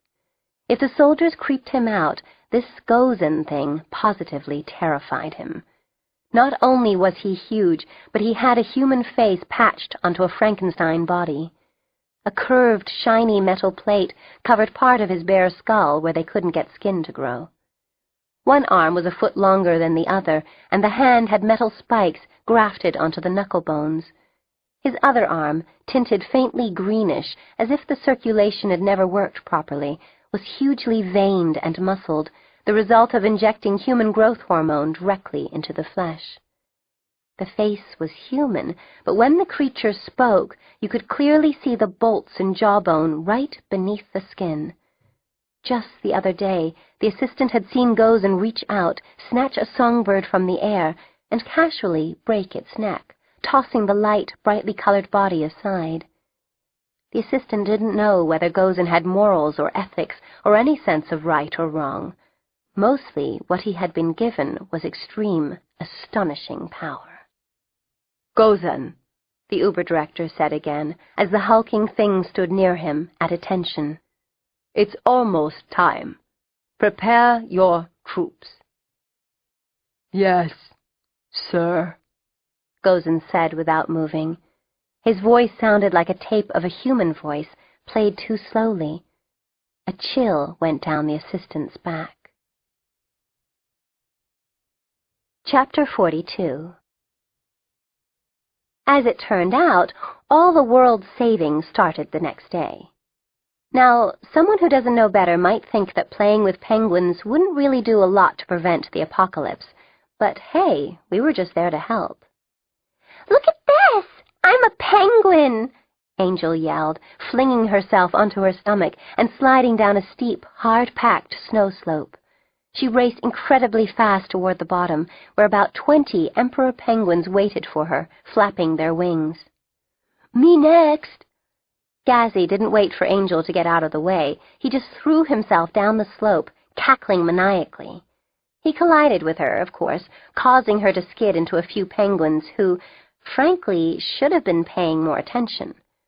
2 of the big heavy birds went down, one right on top of Gazzy. I heard his breath whoosh out from where I was standing, taking scientific notes. Here's a sample of my contribution to the world's scientific knowledge. Place: Lucier Station, Antarctica. Date: remind me to check and fill in later. Time: hard to tell, what with the midnight sun and all, and I hawked my watch ages ago. Subjects: emperor penguins. Quantity: 27 adults. No way to tell at a glance who's male or female, and I ain't checking under their hoods. 12 fuzzums little chickums. 5 avian Americans. Size: these penguins are surprisingly big, about 4 feet tall. Solid and heavy, judging from the way Gazzy woofed when one fell on him. I'd say 60 pounds. We're talking major birds here. Birds' condition: they're hefty little suckers, built for comfort and speed, and they're sure not feeling the cold. I'd put them on the chunky end of the scale. Activity: basically sliding on ice just for fun. Leaping into the frigid water every once in a while, then popping back out as if shot from a toaster. Noticeably fishy smell afterward. One barfed up part of an octopus, almost on Iggy's boots. Good thing his vision was out again. I almost heaved myself. How's it going? Brian Carey asked, snowshoeing up to us. He and Sue Ann, who was with him, had clipboards and special pens that wrote in extreme weather. Did I mention how freaking cold it was? Like, thanks, Mom. Sue Ann looked at the penguins popping up out of the water and laughed. They're so cute, she began, as a whole herd of the tuxedoed birds shot up onto the ice. They were squawking and waddling away from the water as fast as they could. And then suddenly, an enormous creature surged out of the ocean, grabbed Sue Ann by a leg, and sank back into the black depths. Chapter 43. Leopard seal! Brian yelled, throwing down his clipboard and racing toward the water. Get help! Get Paul and the others! Sue Ann's head bobbed out of the water, and she screamed, but she was choked off as the seal dragged her under again. It was huge, with a watermelon-sized head, its sharp-toothed jaws clamped around Sue Ann's leg. Go! I ordered Gazzy, who was staring at the water. There were splotches of darkness in the water, and the ice at the opening was faintly tinged with pink. Go! And the rest of you get back to the station! Immediately, without question, Gazzy grabbed Iggy, and they, Nudge and Angel, started slipping and running over the snow back to the station. I heard Gazzy yelling for help. It'll thrash her around in the water till she's dead, Brian cried, leaning over the sharp edge of the ice. Sue, hang on! He looked back toward the station helplessly, and then shouted and waved his arms as the seal surfaced again. He couldn't jump in. He'd get sucked beneath the ice and never find his way out. Or the leopard seal would get him. Come on, I told Fang, and ran to a quick takeoff. He was right behind me, and we stayed low, swooping over the water, trying to see. A dark shadow almost 10 feet long showed that the seal was still close to the surface. Grab her as soon as it comes up again, I shouted, and Fang nodded, grimly determined. Together we flew low, 6 feet above the water, in tight circles, ready to pounce in a second. Already a rescue team was rushing toward us. Paul was carrying a harpoon. There, I said, pointing. The shadow was growing darker. Then, Sure enough, the seal surfaced again, Sue Ann still gripped in its jaws. She was limp, her eyes closed, but instantly Fang and I swooped down, dropping toward the water like hail. Fang kicked the seal's eel-like head as hard as he could with his heavy boot, and I brought both feet down on its sleek, arched back. It recoiled in surprise, opening its jaws for a split second, rearing to look at us. It gave a huge, awful roar, looking like a sea monster, but Fang and I had already grabbed Sue Ann's jacket and one arm, and we were stroking our wings downward with great effort, trying to get aloft. The seal roared again and snapped, narrowly missing my feet, and I pulled them up. Then we were out of danger's range and flying over land. We held Sue Ann tightly, bypassing the astonished rescue team and heading straight to the infirmary building. We skidded to a clumsy landing, sliding on the ice, Sue Ann's wet jacket already frosting over with ice crystals. I didn't even know if she was still alive or if we'd just rescued a body. Her pants were torn and blood-soaked. 2 men rushed out of the infirmary with a stretcher and placed it on the ice next to Sue Ann. One placed his fingers on her neck, feeling for a pulse, while the other prepared to lift her carefully onto the stretcher. Then he frowned. What's that? By this time, some of the others had circled around us. One of the infirmary guys gently touched Sue Ann's leg where it had been shredded by the seal. He moved her torn pants aside, and then Paul sucked in his breath. My eyes narrowed. Beneath the torn and bloody flesh, we saw a collection of wires and fiber-optic cables embedded deep within Sue Ann's leg. What the heck is that? Paul demanded. Does anyone know about this? The other infirmary guy looked up. I got no pulse here, Chief. She's gone. Then the other scientist ran up, out of breath. Is she alive? I can't believe what you did. That was amazing. Thank you so much. Their faces fell as they saw our expressions, and we stepped back so they could see Sue Ann. I saw confusion and shock on each face. Unless they were dang good actors, none of them knew that Sue Ann had been modified, that instead of being one of us, she'd probably been one of them. Paul looked up at us, dismay in his eyes. He nodded over at the other members of his team. Brian, get Sue Ann's computer. Search her quarters. Oh, no, said Melanie, tears forming in her eyes. You all, Paul said, gesturing to us. Get inside, out of sight. You others, search the rest of the Wendy K, the guest quarters here, the mess hall, anywhere there might be hidden cameras. We've had a traitor among us. Chapter 44. As expected, the antifreeze additive to their joint lubrication proved effective. Gozen gave the signal for the rest of the troops to offload, telling his internal counting program to register whether they were all here. One by one, the soldiers stepped evenly down the metal ramp that led from the plane's belly to the hard-packed snow. Their feet adjusted to the new surface instantly, springs and weights compensating for the slipperiness and slight give of the icy land cover. All the troops were accounted for. First, a small shelter. The plane's crew had thrown their supplies out onto the ice, and now the ramp closed, and the plane's engines whined. Find the shelter, Gozen ordered 3 of the soldiers. Erect it. They responded instantly, locating the large crate strapped with plastic rope. Untying the rope, they pulled the self-inflating, insulating temp hut from the crate. With a couple of cord pulls, the temp hut unfolded and sprang almost comically into a fully inflated shelter, like a jack-in-the-box. Without a sound, the soldiers found the 3-foot screws that would tether the shelter to the ice to keep the structure from blowing away in the intermittent gale-force winds. It had no heat, no windows, no beds, which was fine.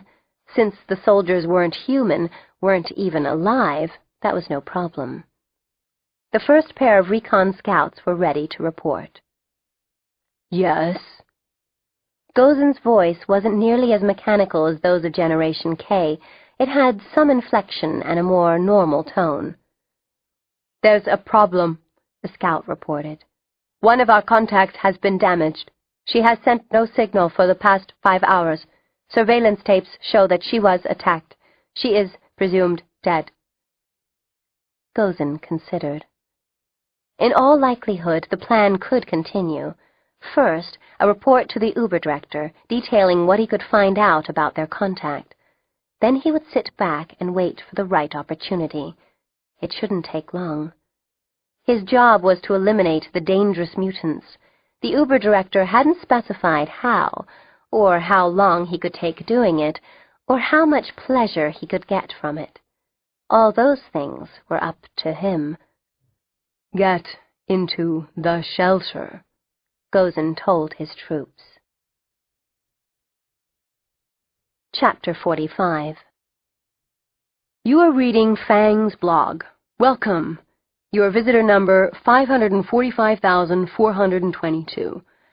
Today's theme, weirdness at the bottom of the world. Our lives are pretty freaking weird already, what with the wings, the fleeing for our lives, etc. And yet, we can still be amazed when things get even weirder. Cool. Some stuff has kept life interesting for us lately. One, Iggy can see, off and on. He needs to be practically snow-blinded for it to kick in, but he's actually seen stuff. Made Max wish she'd brushed her hair sometime in the last month. 2, we've flown with snow petrels.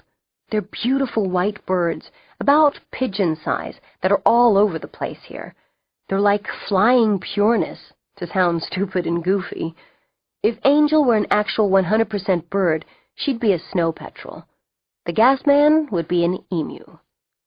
3. There have been some penguin incidents caused by uncautious belly sliding down packed snow slopes. Did you know that a penguin, if startled, might suddenly barf on you? We didn't either. Did you know how revolting regurgitated half-digested krill and squid is? I do now. 4. We performed a daring rescue at sea, made possible by Max and yours, Featherly. Unfortunately, the person we rescued turned out to be a mole who's probably been spying on us for the past week, so now we're most likely in mortal danger, as per usual. Fortunately, the person we rescued didn't make it, so I'm guessing her reports have slowed way down. In the meantime, whoever's out there planning God knows what, we're on to you. We see you coming. We're not going to take it well. I'll go ahead and tell you. We're in Antarctica. We're here checking out the signs of global warming. Global warming may sound comfy, no more winter coats, but everything on Earth right now kind of desperately relies on the climate staying as is. But if we give up our childish fears of catastrophic flooding, earthquakes, tsunamis, untold plant and animal extinctions, droughts, famines, and whatnot, we could just relax right now and let her rip. However, for those of us who prefer the planet relatively undisastered, it seems clear that things have to change. I mean, we humans have to change our habits, our recklessness, our dependence on fossil fuels and beef. Any questions? Allie, Juju, Ariel, and Robin Bernstein from Palm Beach, right? What's up with no beef, no hamburgers? Well, Allie, Juju, Ariel, and Robin Bernstein, good thing you asked. For myself, I'm totally about the burgers. And steak, shish kebabs, stew, you name it. If it's cow, it's for me. But this incredibly cool scientist I know, Dr. Bridget Dwyer, told me that livestock is causing more damage to the Earth's climate than cars. All the cars. For one thing, cattle release more methane and other greenhouse gases than even the gas man, which is saying something. Plus, cattle eat about 14 pounds of grain to produce 1 pound of meat, which is energy efficiency in reverse. Not to mention the deforestation for their grazing land, the water they consume. It all adds up hugely. Makes you think, huh? Fang. Bitter Gummy from Honshu writes, Get off your soapbox, man. When I want a lecture, I'll go to school. Sounds like you need it, Bitter Gummy. Try to stay awake this time. Fang. Minky Puddin' from Sydney writes, Fang, I miss you guys so much. You haven't been in the news lately. I'm all worried. Your #1 fan. No worries, Minky Puddin'. We're fine. More fine than we've been in a long time, actually. Fang. Shy Babe from Seattle writes, Dear Fang, I wrote you last month. Do you have a girlfriend? I recommend you stick to your own species, Shy Babe. Thanks anyway. Fang. Okay, guys, gotta go. Global disaster to document, scientists to talk to, and it's dinner time. I'm guessing it's not beef. Fang. Chapter 46. Where are we going? Nudge asked as we took off into the clear, crisp air. Just getting an overview of the area, I explained. A little recon, see what's out here. Since Sue-Ann's death had revealed her to be a bad guy, I'd been extra cautious. Now we were going to do a little looking around, in case we saw, like, a big trailer with bad guys written on the roof. Fang was silent, flying a bit off by himself. I angled my left wing slightly and swooped closer to him. Things between us were still weird. I missed the old days, when our relationship was simple, each of us totally dedicated to constantly one-upping the other. That I could understand. So I guess we can assume that Sue-Ann was sending updates of our whereabouts to someone, I said. He nodded. Bridget's trying to hack into her computer for more info. There was that name again. Nudge should do it, I said, trying not to show irritation. Yeah, if Bridget can't get in, we'll have Nudge take a whack at it, he agreed. Can we go over the islands? Gazzy called to me. There's a volcano in the middle of one. In fact, the whole island is the volcano. Sure. We arced smoothly in a huge circle to the left, heading away from the enormous continent of ice. It felt great to stretch my wings and suck in the cold, cold air. I can't see anything, Iggy said, sounding depressed. Maybe I could ride with Fang, Total suggested, squirming nervously in Iggy's arms. I can still fly, Iggy said irritably. I can still navigate. Oh, so cool, Gazzy shouted, pointing.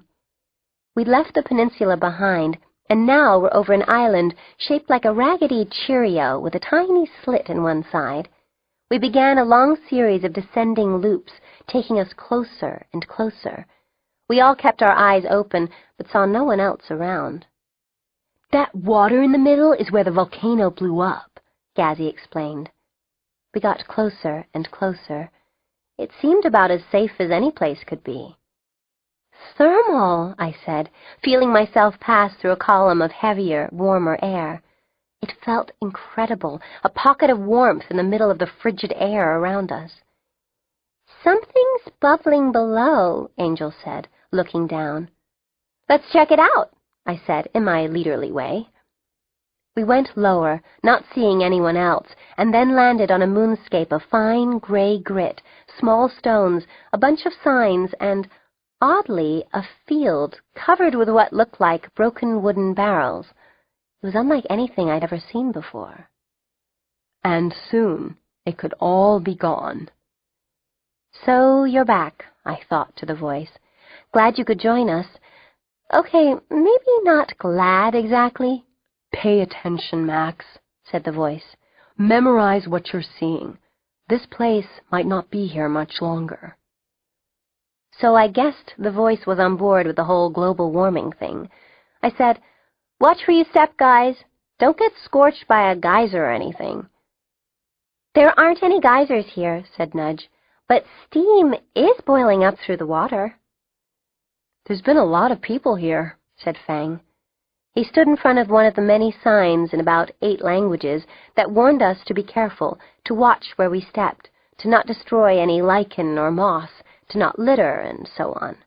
It was a protected spot overseen by the Deception Island Management Group. Deception Island, I said, smiling. What a cool name.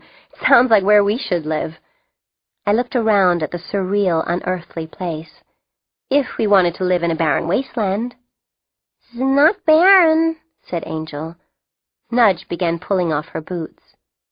"What are you doing?" She pointed to the edge of the water, where steam was misting heavily upward. "Hot bath. Those dinky little showers back at the station ain't cutting it." "Look," said Angel, pointing upward. I heard them before I saw them, a flock of really big birds coming off a cliff about a quarter-mile away. "What are they?" I asked.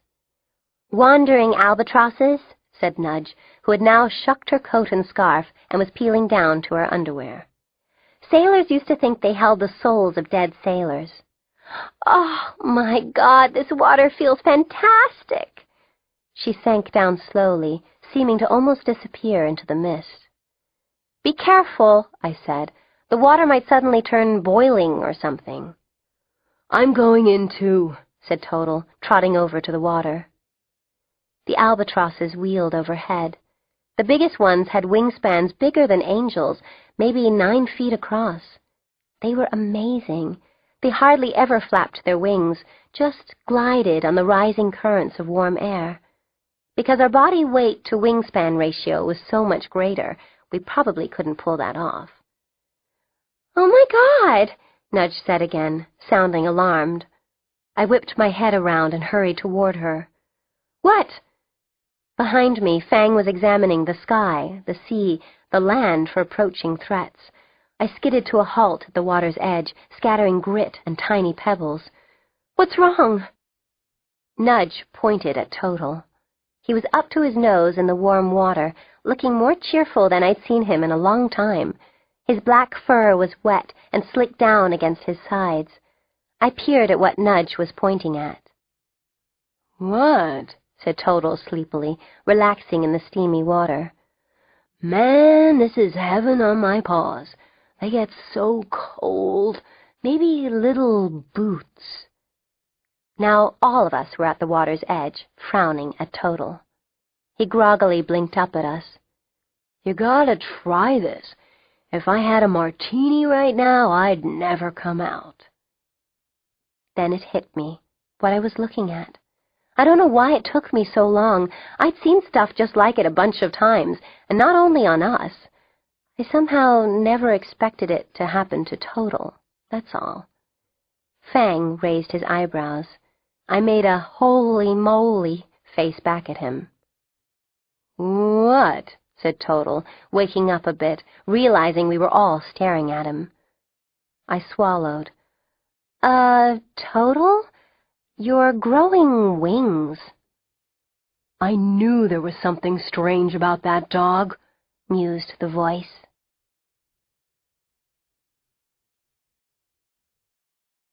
Chapter 47. "Okay," said Michael Papa the next morning. "Let's go over some things." We looked up from breakfast warily. I'd felt just a weensy bit guilty about how much the flock was eating until the station commander had dropped the info that they allowed between 4,000 and 5,000 calories per person per day because of the cold. Unlike ordinary humans, we didn't burn that many more calories in really freezing weather, so we were actually getting enough to eat, and we were wolfing it down. The really jaw-dropping thing? Total had asked to have his breakfast in a bowl on the floor, next to Akila's bowl. Of course, eating Akila's special cold-weather dog food was out. Total still had waffles with syrup and bacon, and a bowl of coffee with milk and sugar. We have to press on with our work, despite Sue Ann's betrayal. Today, you guys will accompany some of the scientists here, do a little exploring, Michael said. But you have to remain extra on guard. I nodded. You were helping document the status of our local penguin colony before Sue Ann was attacked, Michael went on. Today you'll go with Emily and Bridget as they take measurements and examine different ice layers. The chemical concentrations of the ice layers tell us a great deal about the history of the atmosphere in this area. But before we set out, we need to go over some safety issues, said Bridget. I tried not to, but I flicked a glance at Fang. His eyes were glued to Bridget, his face friendly and unforbidding. I felt my stomach twist, which made me madder at myself than I was at him. "Obviously, this is an extreme environment," Bridget said. "We do have dangers here, as you have seen. For example, what would you do if you suddenly realized you were lost? A lot of the terrain looks the same." "I'd fly up till I could see the station," I said, "then head back to it." The scientists looked at me, taken aback. I guess that solution hadn't occurred to them. "Okay," said Bridget, nodding slowly. "That would work. Now, there aren't that many crevasses, but they can be extremely dangerous. If you happen to fall into one..." "I would fly back out of it?" I suggested. Yeah," said Bridget, then heroically pressed on. "Okay, you know the penguins aren't dangerous, nor are any of the other birds here, though you should stay away from nests. And, of course, there are no polar bears." We nodded. Nudge, Angel, and I had been crushed about the lack of polar bearity. "But, as you saw, leopard seals can on occasion attack," Bridget went on. "We recommend staying at least 20 meters away from them at all times, but if you do find yourself confronting one again, I'd recommend..." "Flying away from it?" Really, this was too easy. I was bad. By this time, the flock were suppressing smiles. "Blizzards," said Bridget firmly. "Katabatic winds, sometimes upward of 80 miles an hour. They blow snow and ice particles around, and it can feel like needles." She paused, as if waiting for me to say I'd fly out of it. Which I didn't. You'd have to be a complete moron to fly in a storm like that. Last time I looked, I wasn't a moron. "Hunker down," said Bridget, relieved to finally be able to give us advice. "Dig a hole for yourself in a snowbank. Stay together. Don't eat ice for hydration. It'll only lower your core temperature. Stay put and wait for help. We will come find you." "Aye, aye," I said, and saluted. Bridget gave me a faint smile, and then we all suited up to brave the great outdoors. Brian Carey watched us gather our equipment.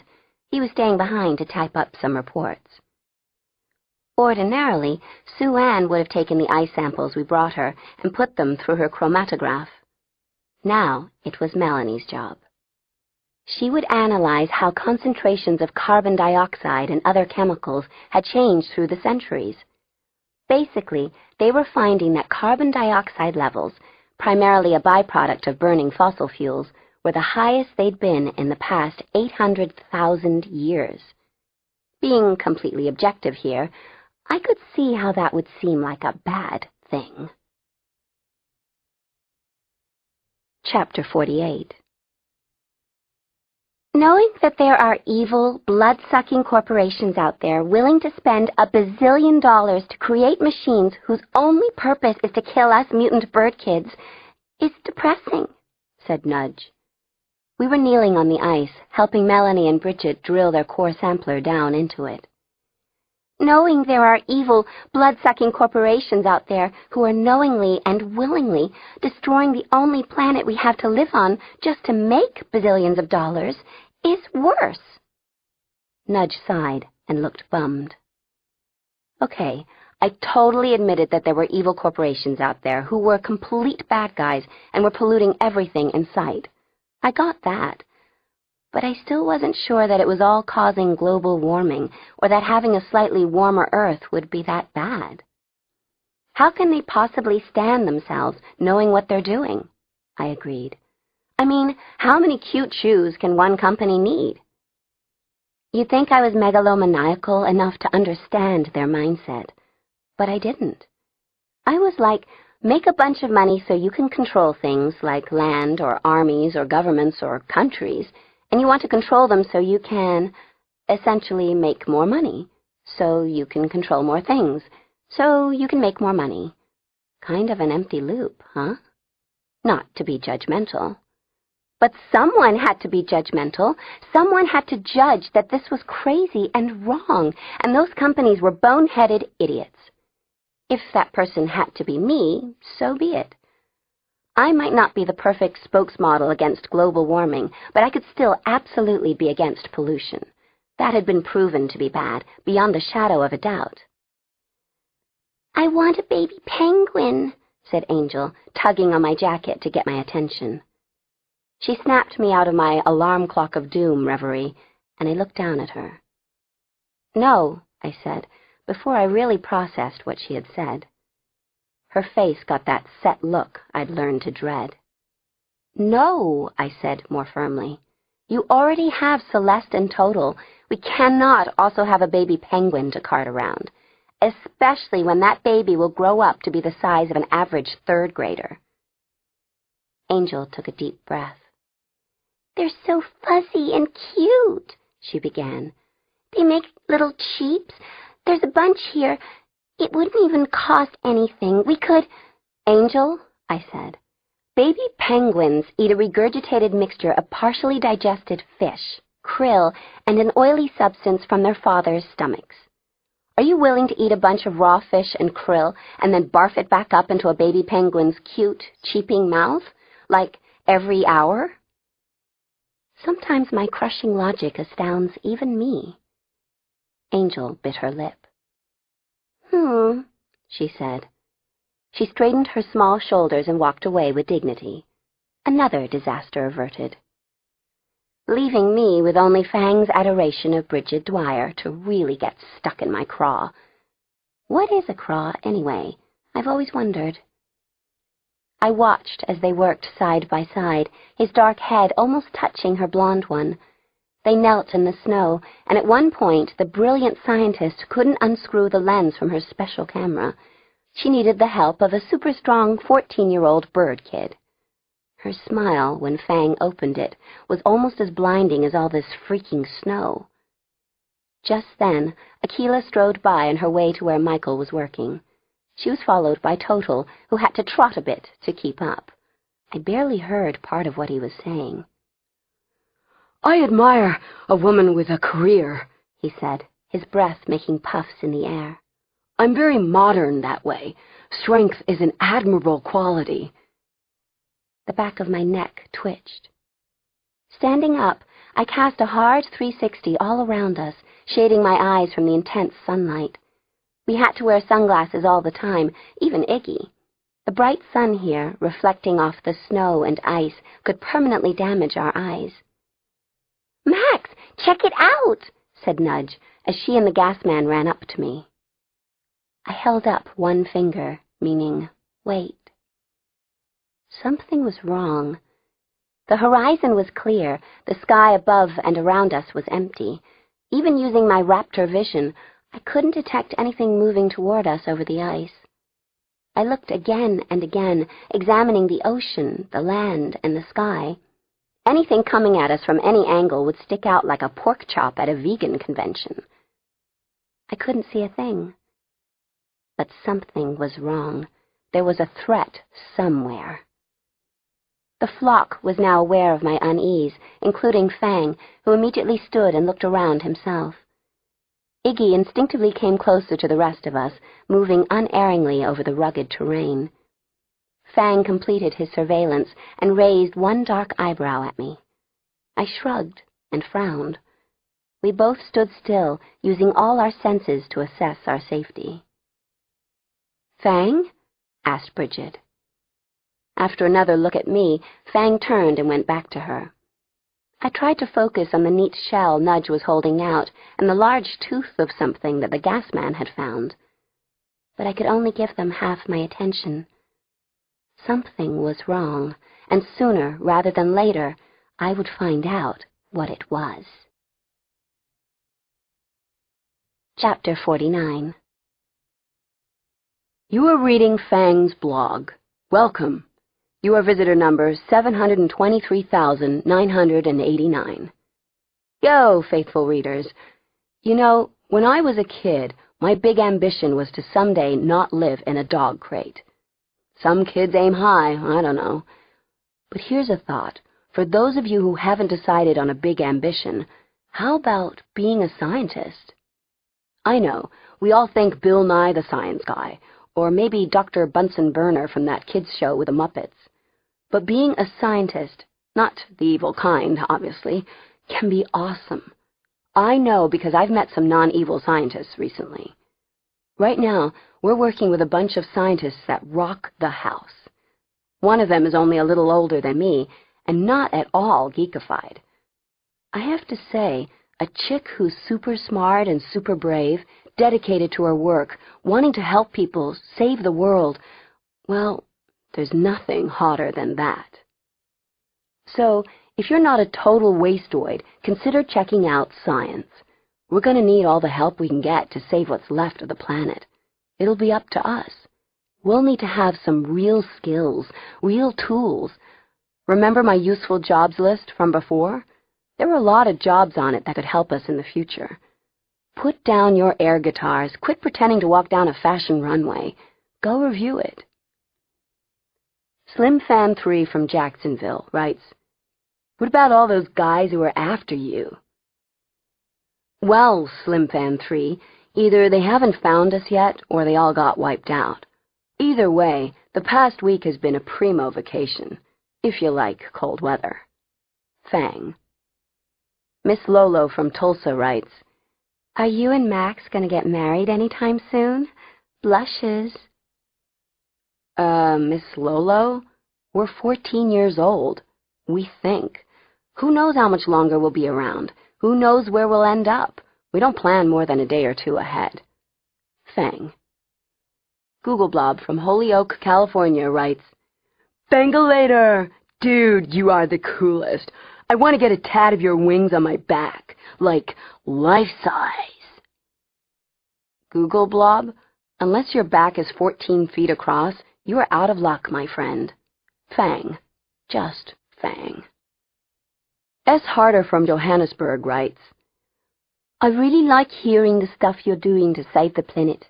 You are my hero. I'm going to text you a pic of me." Pic deleted. "I'm reading your blog to my science class as my ecology project. Keep it up. Your #1 fan." Chapter 50. Fang-a-later? I snickered. Fang shot me a glance, then continued unlacing his polar boots. I couldn't believe he'd written a whole blog about Dr. Amazing and her quest to save the world. I mean, excuse me, but who's been saving the world for the past several months? That would be me. Do I get a blog entry? No. Who beat the Omega blockhead back in Germany? Dr. Amazing? No. "You're just mad because I wrote about Bridget," he said, tugging off a boot, and I pulled back, stung. "I am not. I don't even read your blog. You can write about whoever you want." Fang looked at me. "You can't have it both ways, Max," he said. "You blow me off every chance you get, but then you get mad if I talk to someone else."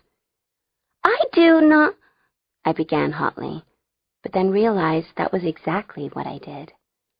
My face flushed, and I shut my mouth. I didn't even know what we were fighting about. "You say that like it's a bad thing," I blustered, but Fang didn't crack a smile. "I said that we would never split up again," Fang said, and my heart leaped in panic. "And I meant it. We have to keep the flock together to survive, but you might want to think about cutting me a break now and then." He gave me a last long look that I could hardly stand, afraid of what I might see in it. Turning, he began to duck out the low doorway when Gazzy raced up, breathing hard. "I can't find Angel anywhere," he panted.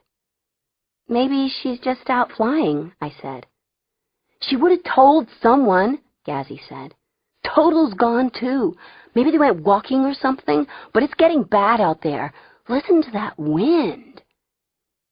He pointed toward the window, and then I realized that the awful wailing and shrieking that I had assumed was just me panicking inside my head was actually outside and weather-caused.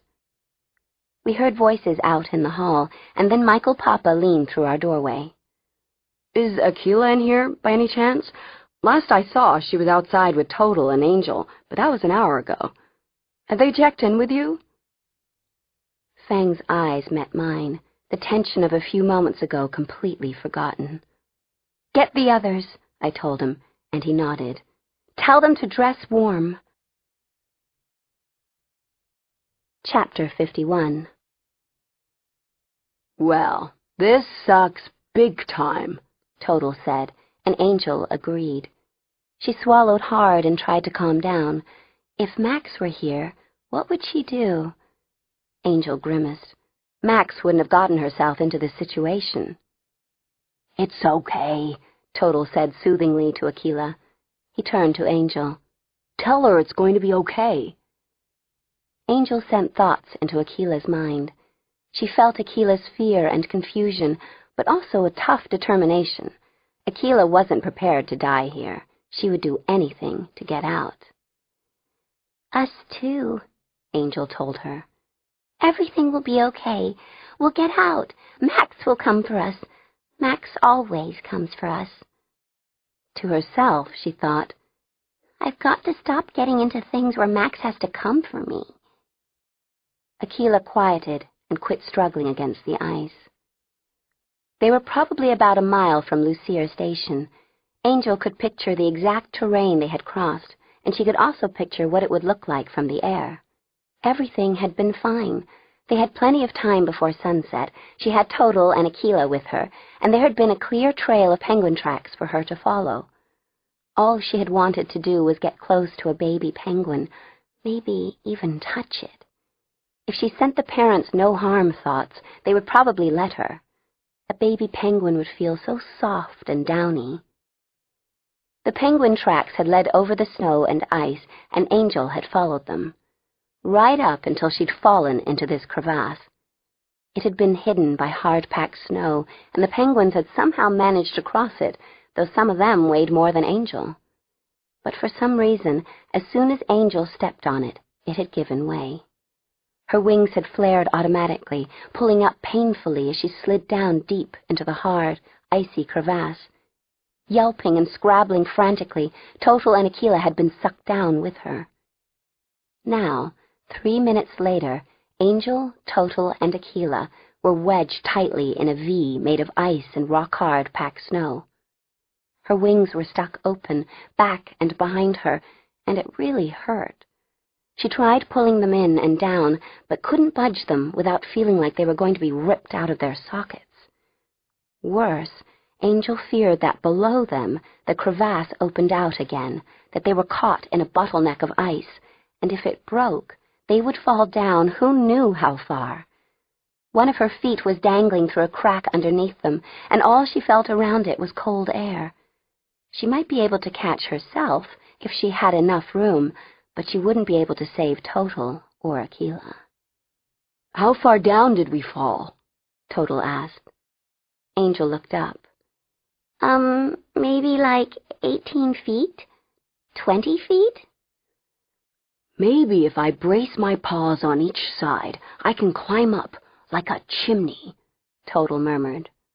"No, it's too wide at the top. Dang it." His bright black eyes looked at Angel. "We goofed." Yeah. Angel felt guilty. This was all her fault. If she sent a thought, could Max hear it? She didn't think so. It only seemed to work when she was really close to the person. Akila whimpered and scrabbled again, trying to grab a paw hold, but she only slipped farther down, and now some of her weight was resting on Angel, pushing her down an inch and making her wings feel an inch more ripped and her foot an inch more precarious. Akila, please stop, Angel thought at her. Calm down and stay very still. We have to think. Akila let out a breath. Angel felt her trembling. Angel's stomach got butterflies when she realized that they wouldn't be visible from the air. Because she wasn't moving, she was starting to feel the horrible grip of coldness seeping under her jacket, her pants. She looked over and saw that both Total's and Akila's whiskers were covered with frost. Oh, no, she thought, with rising panic. I can't feel my fingers inside my mittens. This was bad. Surely Max would find them. But until then, Angel had to do what she could to save them herself. What could she do? She was really, really strong, but they were wedged incredibly tightly. She'd already tried pushing with all her might to unstick her wings, which had now gone numb. She was really fast, but that didn't help here. She could read people's minds, which helped a little because she calmed Aquila down. What else could she do? Well, she could change her looks. Maybe if she changed into her bird of paradise, she might be smaller or skinnier and could pull herself out. Angel closed her eyes and concentrated. She felt herself grow warm, and feeling flowed back into her feet and hands and wings with 1,000 burning tingles. She felt the whisper of feathers forming on her face and hands, inside her mittens. She loved the way she looked as a blue bird of paradise. It'd be neat to keep it up all the time, but it took a lot of energy, a lot of concentration. "Whoa," Total said groggily, watching her. Angel felt Aquila's surprise and sent her calming thoughts. "It's still me." The transformation was complete, and Angel tried once again to pull herself upward. She pushed down hard with her hands, and though her feathery self was a little smaller, it didn't do anything to help. She was scared to push down with her feet because of the ice maybe breaking away beneath her. Plus, she had the weight of Aquila on her. It was no use. Her new skill was worth zilch in this situation. They were going to die here. After everything she had been through, all the times Max had saved her, Max couldn't help her now. Angel had done this to herself. She had killed herself in the end. Tears welled up in her eyes, but froze around the rims before they fell. This was it. This was the end. Chapter 52. In the end, I made Gazzy and Iggy stay at the station. They started to give me a hard time about it, but one look at my "gonna kill you if you argue" face and tone, and they shut up. They would stay with the scientists and search around the station. Michael and Bridget were taking Nudge with them to search the Wendy K, in case Angel and the dogs had come back there. "I don't want you two flying in this storm," said Paul Carey, looking concerned. "It's not too bad now, but it's going to get worse. We don't want to have to look for you, too." I pulled on another pair of socks and jammed my feet into my boots. Fang was looping a coil of climber's rope over his shoulder. "Max," Brian said, "you need to stay here. Let us handle it." There was an intent tone in his voice that made me glance up at him. He looked worried. "Guys," I said, zipping up my parka, pulling the fur-trimmed hood onto my head, "I take care of my own." Paul crossed his arms and took on his ship's captain persona. "Max, I forbid you and Fang to go out into that storm." I couldn't help chuckling, and Fang cracked a smile. We headed to the door that led to the airlock and outside. Brian stepped between us and the door, and what had been amusing suddenly became irritating.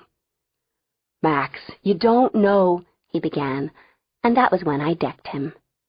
A second later, Brian was lying stunned on the floor, one hand to his jaw, blinking and wondering what had happened. At least, I assumed that was what he was doing.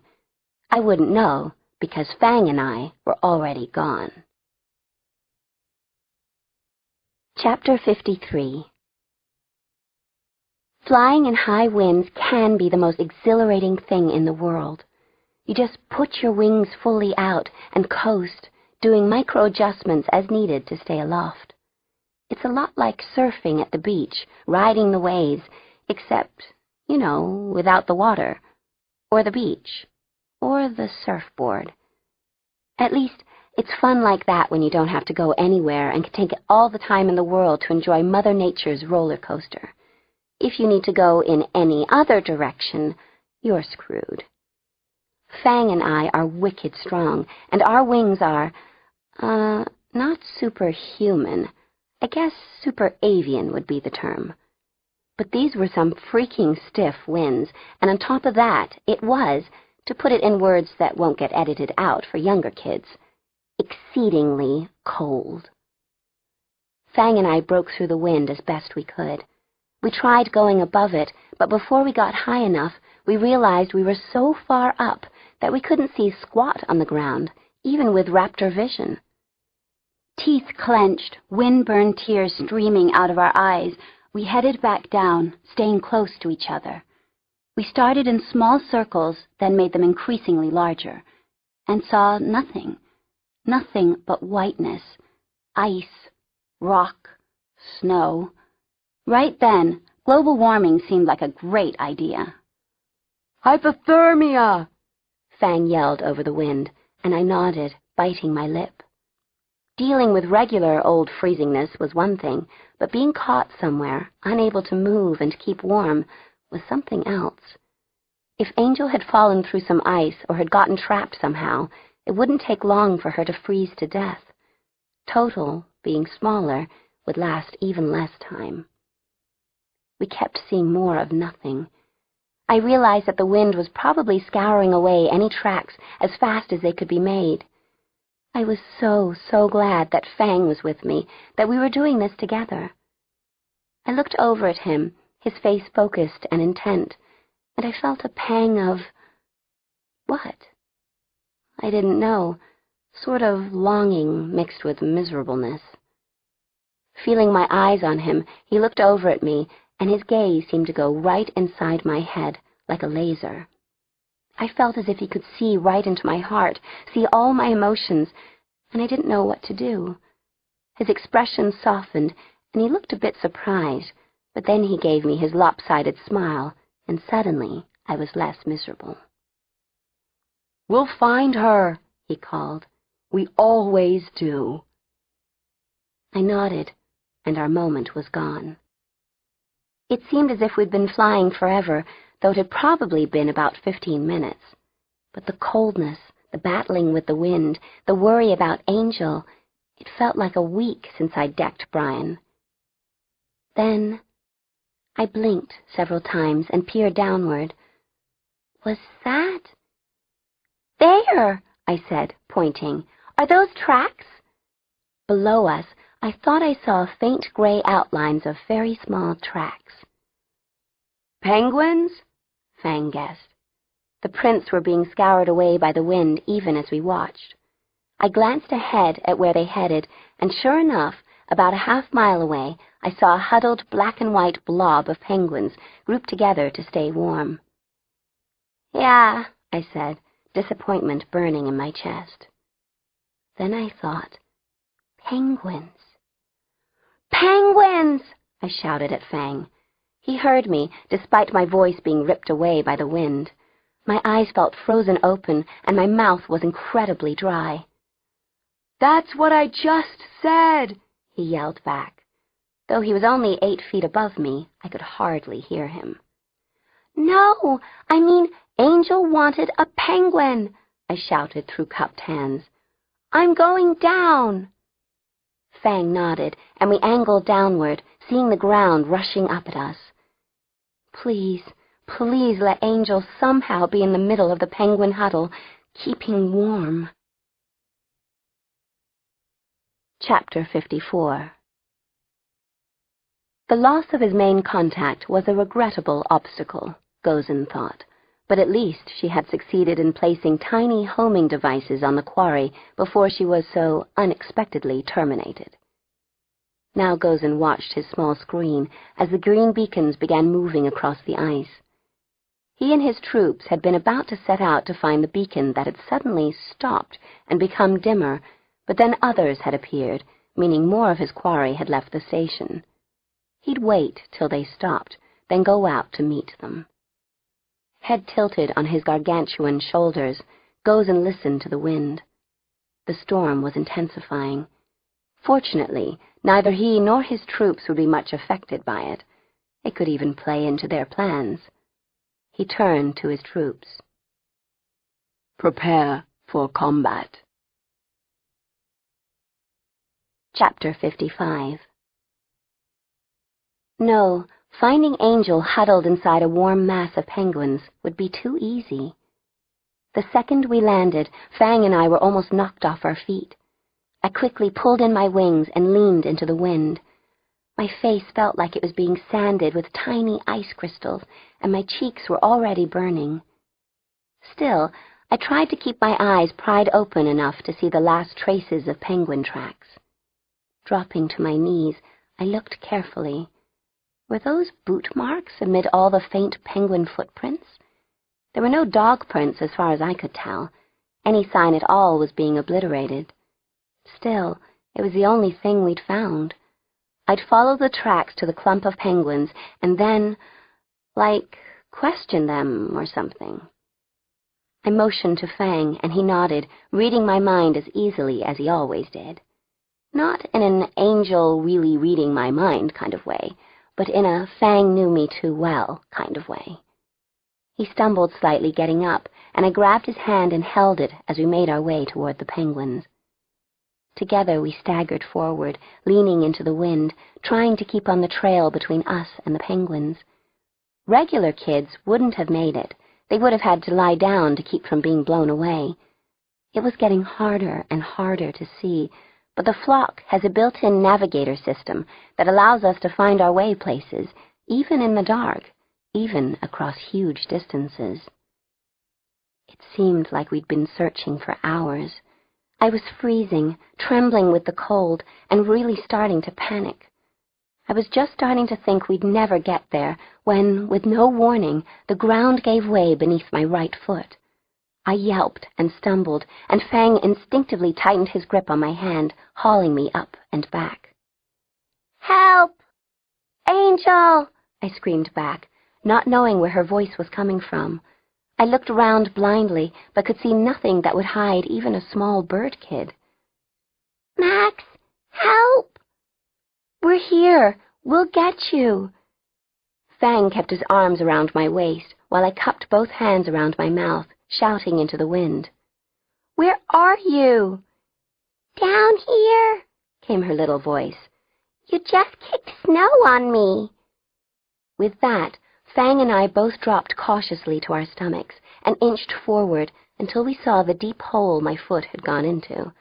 I brushed away some snow, and the hole got much bigger, fast. "You're dumping snow on us," Angel cried. "I'm sorry," I called. "I have to find you first.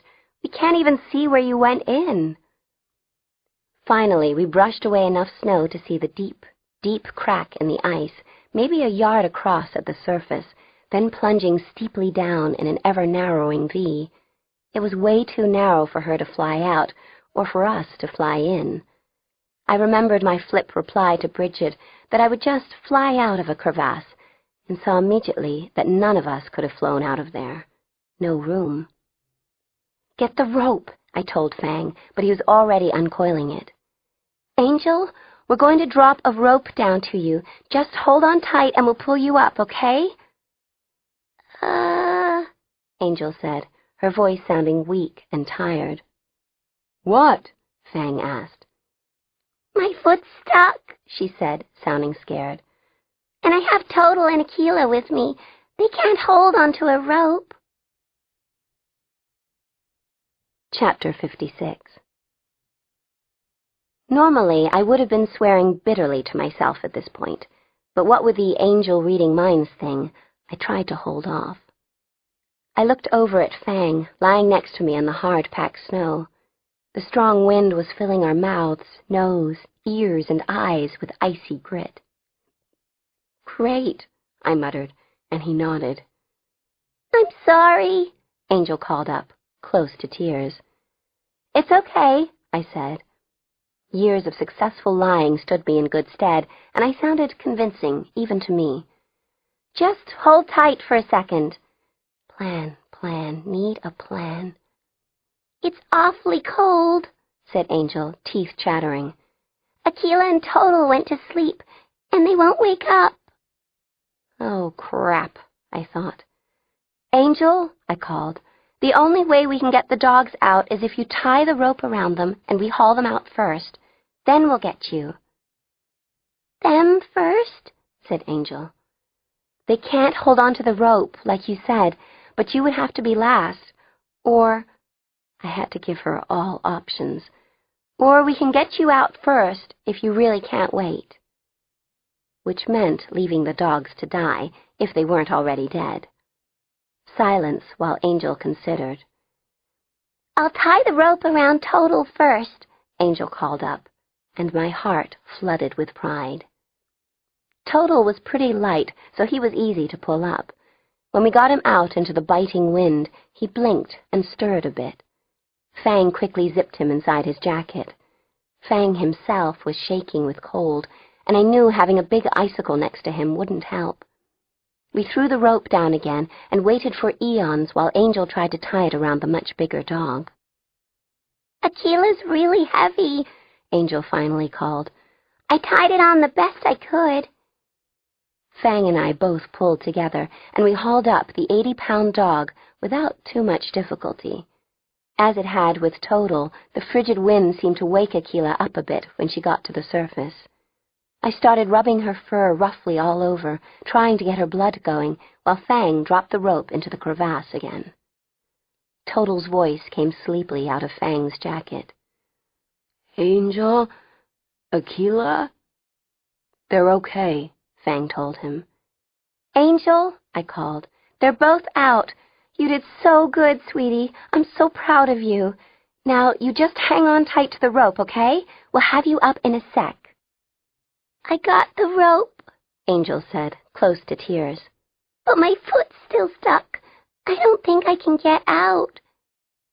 I looked at Fang in anguish. All of us were risking hypothermia. I already felt sleepy and weirdly warm, and Angel's voice was weaker and weaker. Plus, even if we got Angel out, would she be able to fly? How would we carry Akila? She weighed almost as much as I did. Crap! Chapter 57. First things first, I thought. Angel, instead of holding onto the rope, tie it around your chest, under your arms. We'll pull you out. But I know, Pumpkin, I said determinedly. We'll just have to try. Fang and I together were strong enough to pull so hard that we'd break Angel's ankle. She wouldn't be able to hold on through that, hence the tying. But at least she would be free. I still had no idea how to get Akila home. Okay, I'm ready, came Angel's small voice. Fang and I nodded to each other, then slowly, firmly pulled on the rope. There was hardly any give. I heard Angel make a little wail of pain, but we kept pulling as it became harder and harder. Suddenly, Angel cried out, and the rope was much easier to pull. Angel? My foot's out, she said miserably. We had her up top in a few seconds, and then we were both hugging her. Angel looked up at me, her face shockingly white. We won't make it back, she said. Not in this storm. She's right, Fang said. We need to dig a hole and hunker down, wait it out. It took me only a second to agree. Carefully, we stepped away from the crevasse and began looking for shelter. There was a rocky outcropping about 10 yards away, and slowly, painfully, we dragged ourselves there, holding tightly to Angel and Akila. Angel and the dogs crouched down while Fang and I dug out a cave as fast as we could. Since our hands were frozen and we couldn't feel them, this took longer than we hoped. Finally, it was big enough to hold all of us. Barely. We grabbed Angel, Total, and Akila and pulled them into our makeshift shelter. Fang and I kept our backs to the wind, and within a minute the storm had blown enough snow to seal us in. It was amazing how the wall deadened the sound outside. The lack of wind howling in my ears was deafening. I took off my sunglasses and checked us all out. Angel was still pale and shaking with cold. Fang was trying hard not to shiver, but he was obviously grimly miserable. Total was struggling to his feet. Akila was standing uncertainly, pressed against the back wall of the shelter. Her thick fur was full of ice, and I quickly rubbed my gloved hands over her, brushing the ice to the ground. "How's your ankle, Angel?" I asked. "It hurts. It might not be actually broken, though. Don't know. It hurts." She was wiped, hardly able to speak. "Okay, everyone, rub your arms and slap your hands against your chest," I ordered, fighting the urge to just lie down and go to sleep. It was quiet in here, cozy almost, and maybe I was imagining it, but I felt warmer. "Get that blood going!" I reached over and rubbed Total's fur. "How you doing?" "I'd give a lot for one of those thermal pools about now," he said, his voice thin and crackly. "You and me both," I said with feeling. I glanced at Fang. "Too bad Bridget isn't here. I bet she'd know what to do." I probably only sounded about 70% bitter. Fang met my gaze evenly. "I'm sure she'll come find our frozen bodies." "We're not going to freeze," Angel said anxiously. "Are we?" Instantly, I regretted baiting Fang, but what do you know? Even a little bit of anger warms you right up. "No, sweetie, we have the shelter. We'll be okay," I said. "We'll just wait out the storm, and as soon as it's over, we'll all get back to the station." I wondered if the others had got caught in the storm. I sure hope not. I was totally not up for rescuing anyone else. Chapter 58. Here's a tip. If you're ever stuck in an ice cave in the middle of a storm with 2 bird kids, a talking dog, and another dog, do yourself a favor. Bring a book. 'Cause once it seems as though you might not die any second, it suddenly becomes intensely boring. And if Total hummed another song from My Fair Lady, I was going to throw him back out into the blizzard. "I'm cold," said Angel, then caught herself sitting up straight. "Not that cold." That was my brave little soldier, tough as nails. "And my ankle's so cold it doesn't hurt much," she said with a little smile. We had to get her back to the station, have someone look at her ankle. We all heal supernaturally fast, but if her ankle was broken and it healed wrong, they'd have to re-break it. The storm was still howling outside, as far as we could tell. I was starting to feel sleepy again, one of the early warning signs of hypothermia.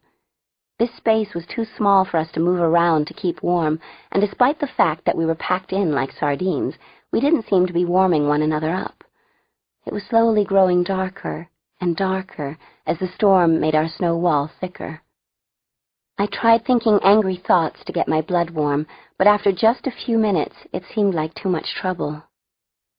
"This is the end," Total said. "What?" I said. "No, it's not. This is not the end." I wanted to say a bunch more, but it seemed so hard to speak. "It's not the end till I say it's the end." My tongue felt thick, my mouth dry. Bridget had told us not to eat snow for water, but I was dying to.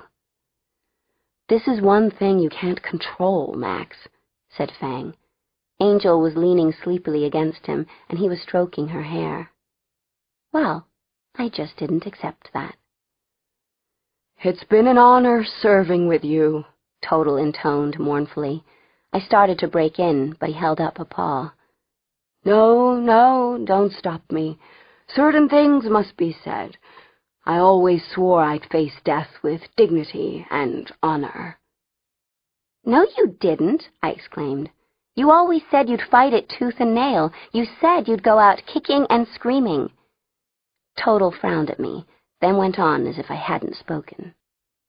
"Life, like that first burst of color at dawn, is fleeting," he said. "Ah, sweet life, what a short, strange trip it's been. I've been so much more than a typical dog." He looked fondly at Aquila. "Just like you, my beauty, my queen, you've served a nobler purpose." I found I had enough energy to roll my eyes. "And now it's come to this." Total gestured to our tiny, ever-darker cave. "I had such dreams, such hopes. There's a whole world out there." He shook his head. "I always wanted to be an astronaut. Now I'll never even get to try my wings."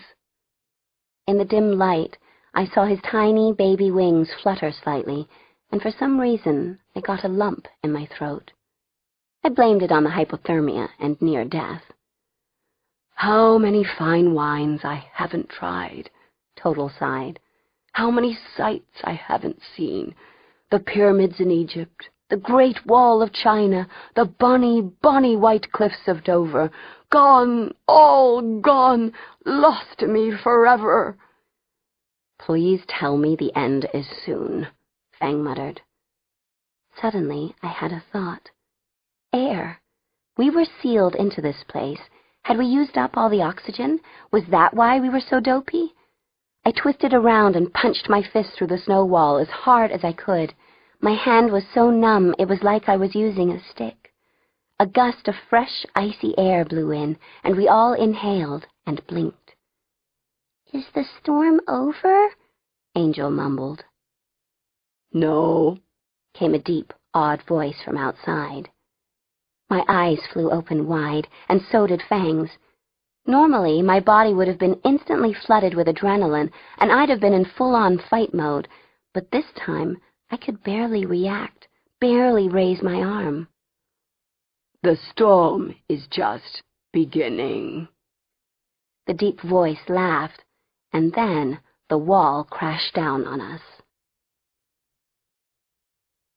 Chapter 59. They were ghosts, ice ghosts, my brain thought sluggishly. Except ghosts couldn't drag us out into the freezing air.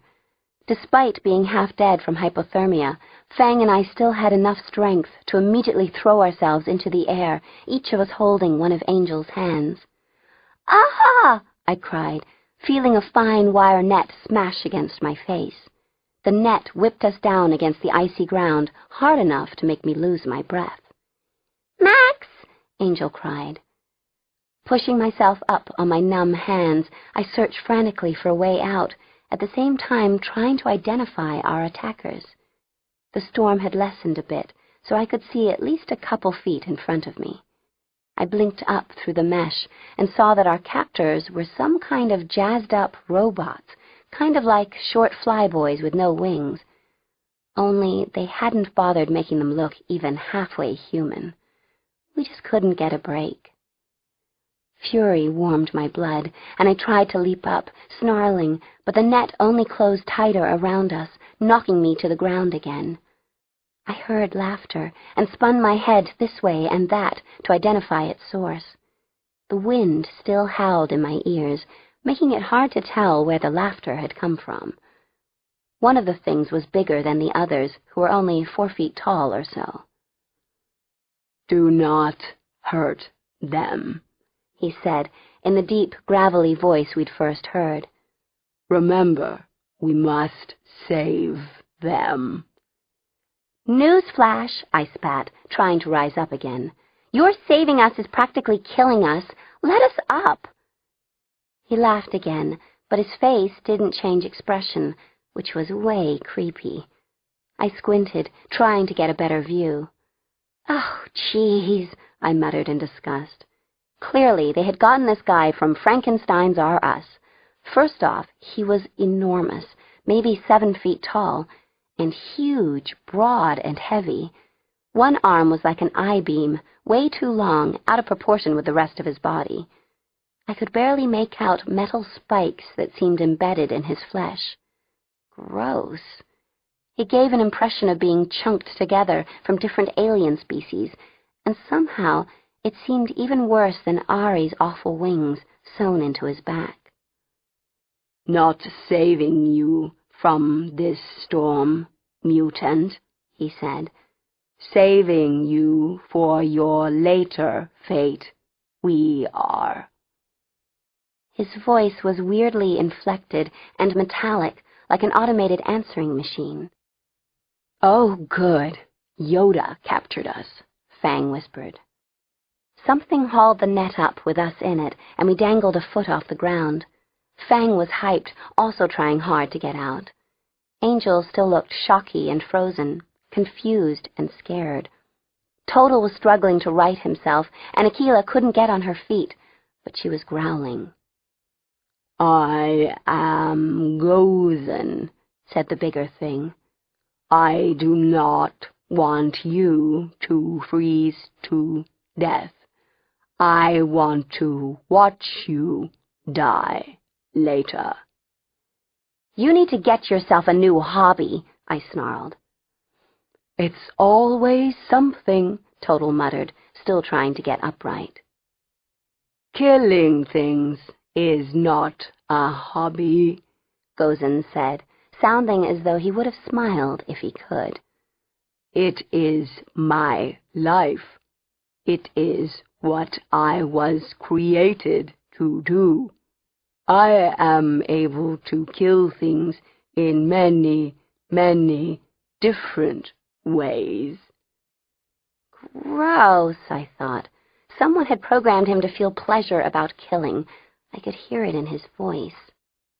We're able to kill things in many different ways, too, I said, putting as much steel into my voice as I could, in case he was programmed to pick up on stuff like that.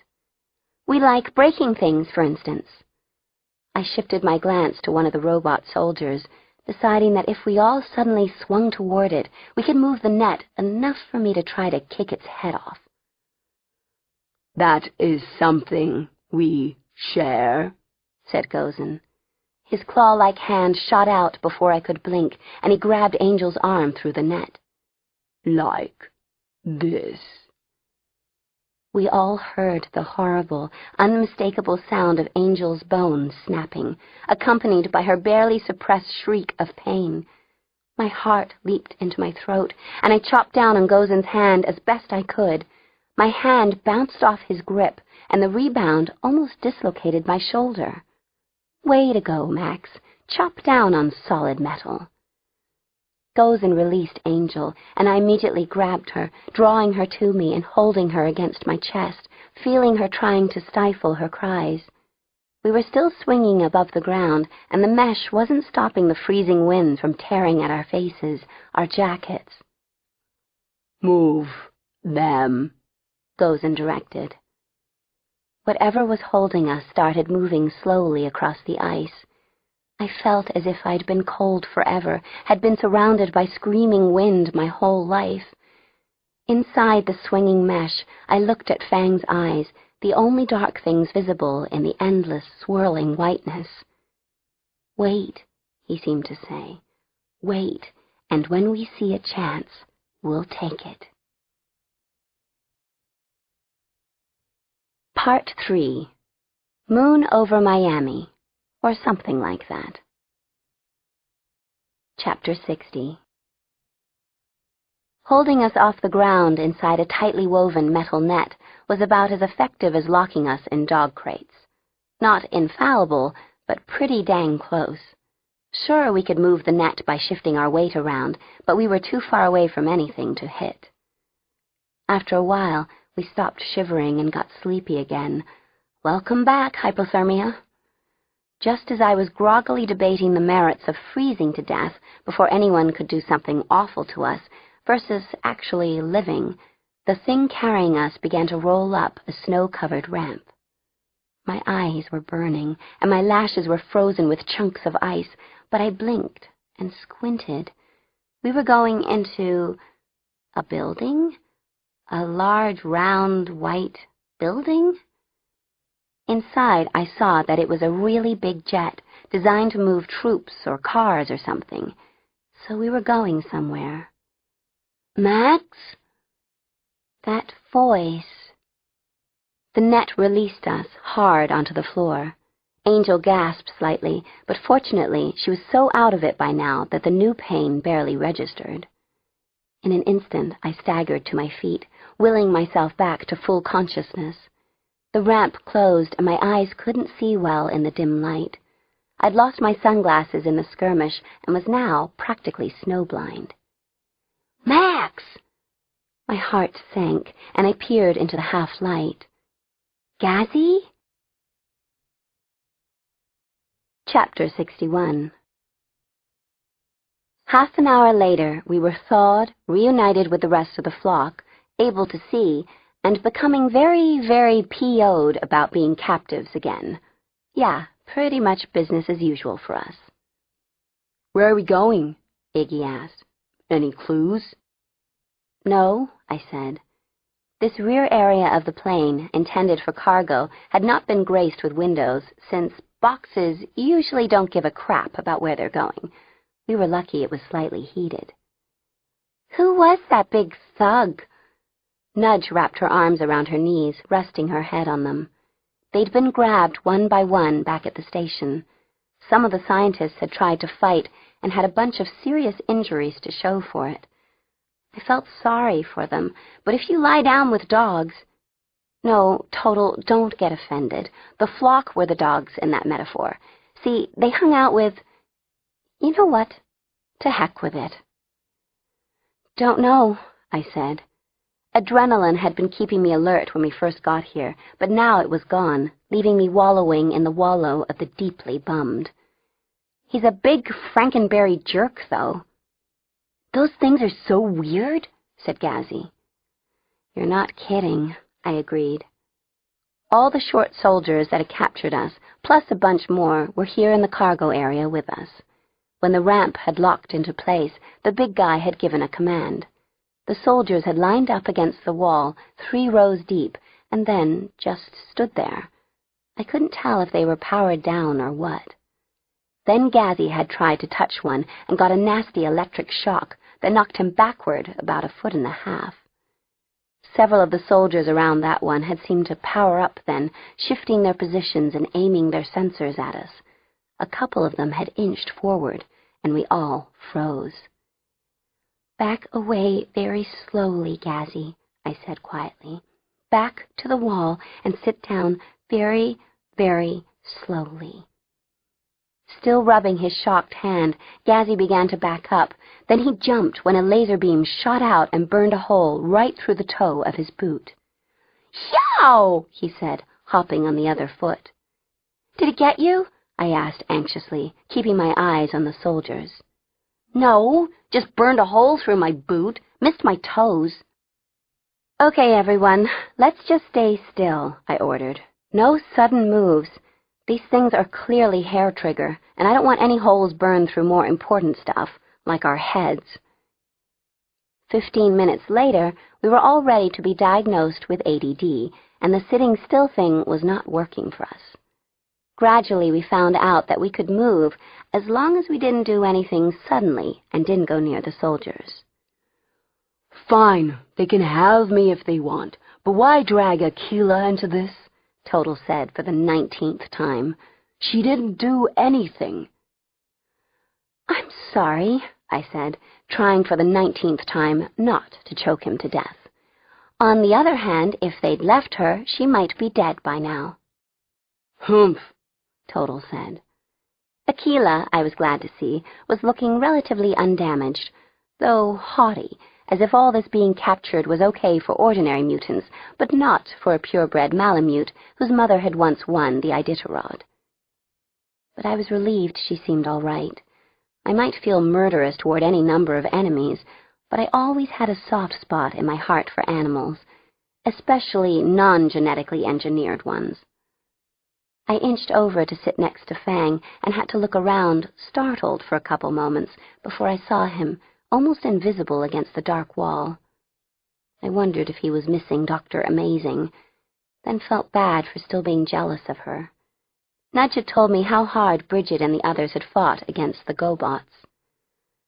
I was glad Angel was finally sleeping, her head in Fang's lap. We'd made her a lame sling out of a scarf, but I hoped someone would set her arms soon. Someone like my mom. The metal door at the front of the cargo area opened, and the big thug came back in. His footsteps made him sound like he weighed about 300 pounds, and now I could gauge his height at almost 7 feet. I allowed myself a quick fantasy of making him swallow one of Gazzy's bombs, then forced myself to full alert mode, looking for a way out of this mess. As soon as we'd been locked in, we tried unsuccessfully to open the back ramp. Everything would have been sucked out of the plane if we'd opened it, which was fine for us, since we could fly. The mini-bots would have all gone crunch on the ground, of course, but hey, you win some, you lose some. "Who are you?" Nudge asked bravely. I am Gozen, the big thing said. Nudge's brow wrinkled. Like Japanese dumplings?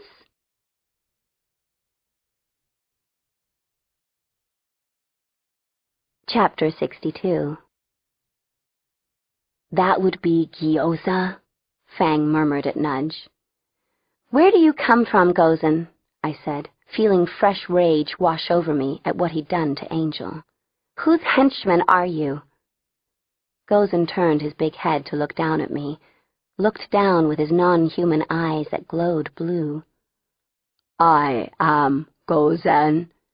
I am the leader. You will be quiet. Good luck with that, I heard Iggy mutter.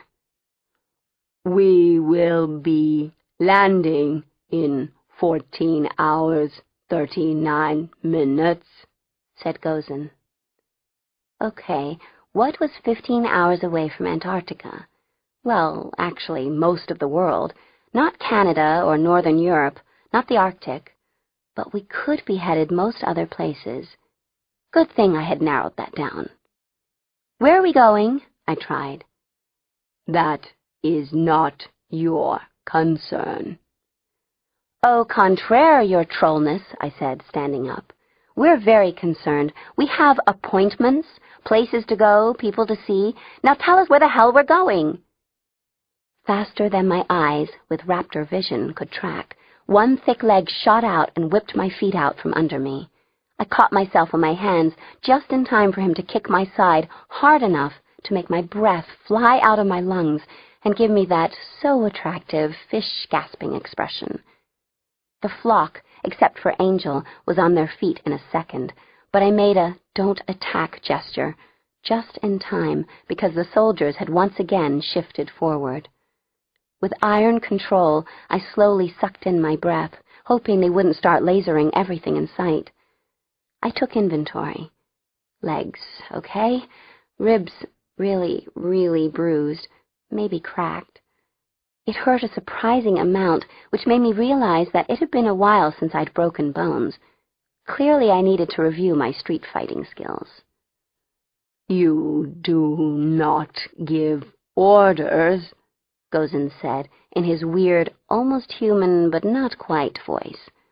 You follow orders.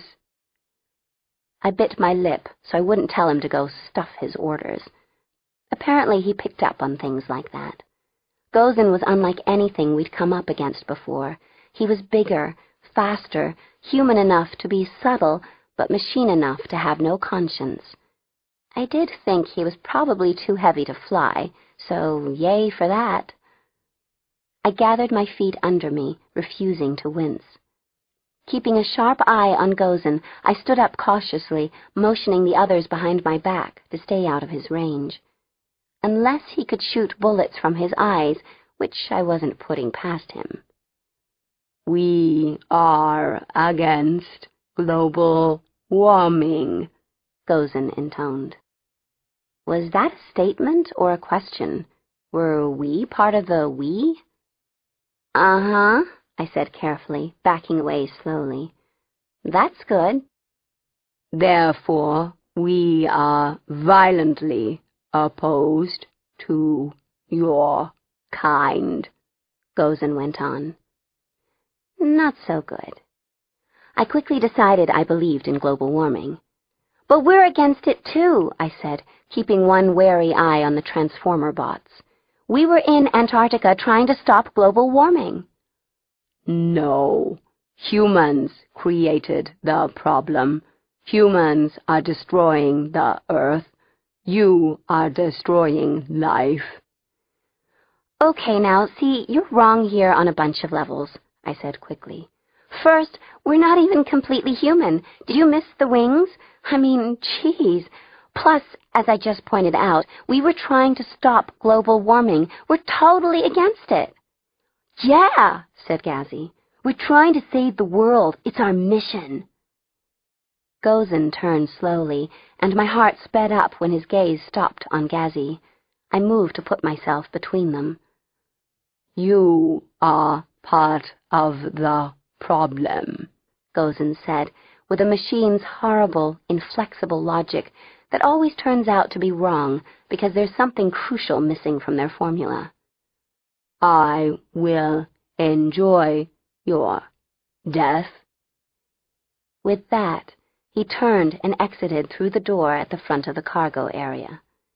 I wished one of us, okay, me, had thought of trying to escape through that door while Gozen wasn't looking. Once the door was shut behind him and we heard the ominous click of the lock, Fang said, "That guy has no sense of humor." "No," I agreed, sitting down gingerly to avoid hurting my ribs even more. "And I've thought of something else much worse." "What?" asked Nudge. "We have 14 hours to go," I said, "and I doubt we're getting meal service or in-flight entertainment." Chapter 63. Okay, so they kidnapped us from Antarctica. Let's review. Extremely freezing, much ice, snow, wind, etc., very little fresh fruit, no swimsuit season, no cable TV, no coffee shops. Where did they bring us to? Miami. You'd think it would work the other way, snatched away from Miami, sent to Antarctica, which is like Siberia but with more penguins. But no. Just another example of the whimsy of the fantastically wealthy, powerful, and deluded. For us, it was like, "Oh, please don't snatch us away from Antarctica and send us to the playground of the rich and famous. Not that briar patch." On the other hand, in Antarctica, we were relatively free and doing actual meaningful work that we felt good about. In Miami, we were prisoners. It was an ironic situation all around, no doubt about it.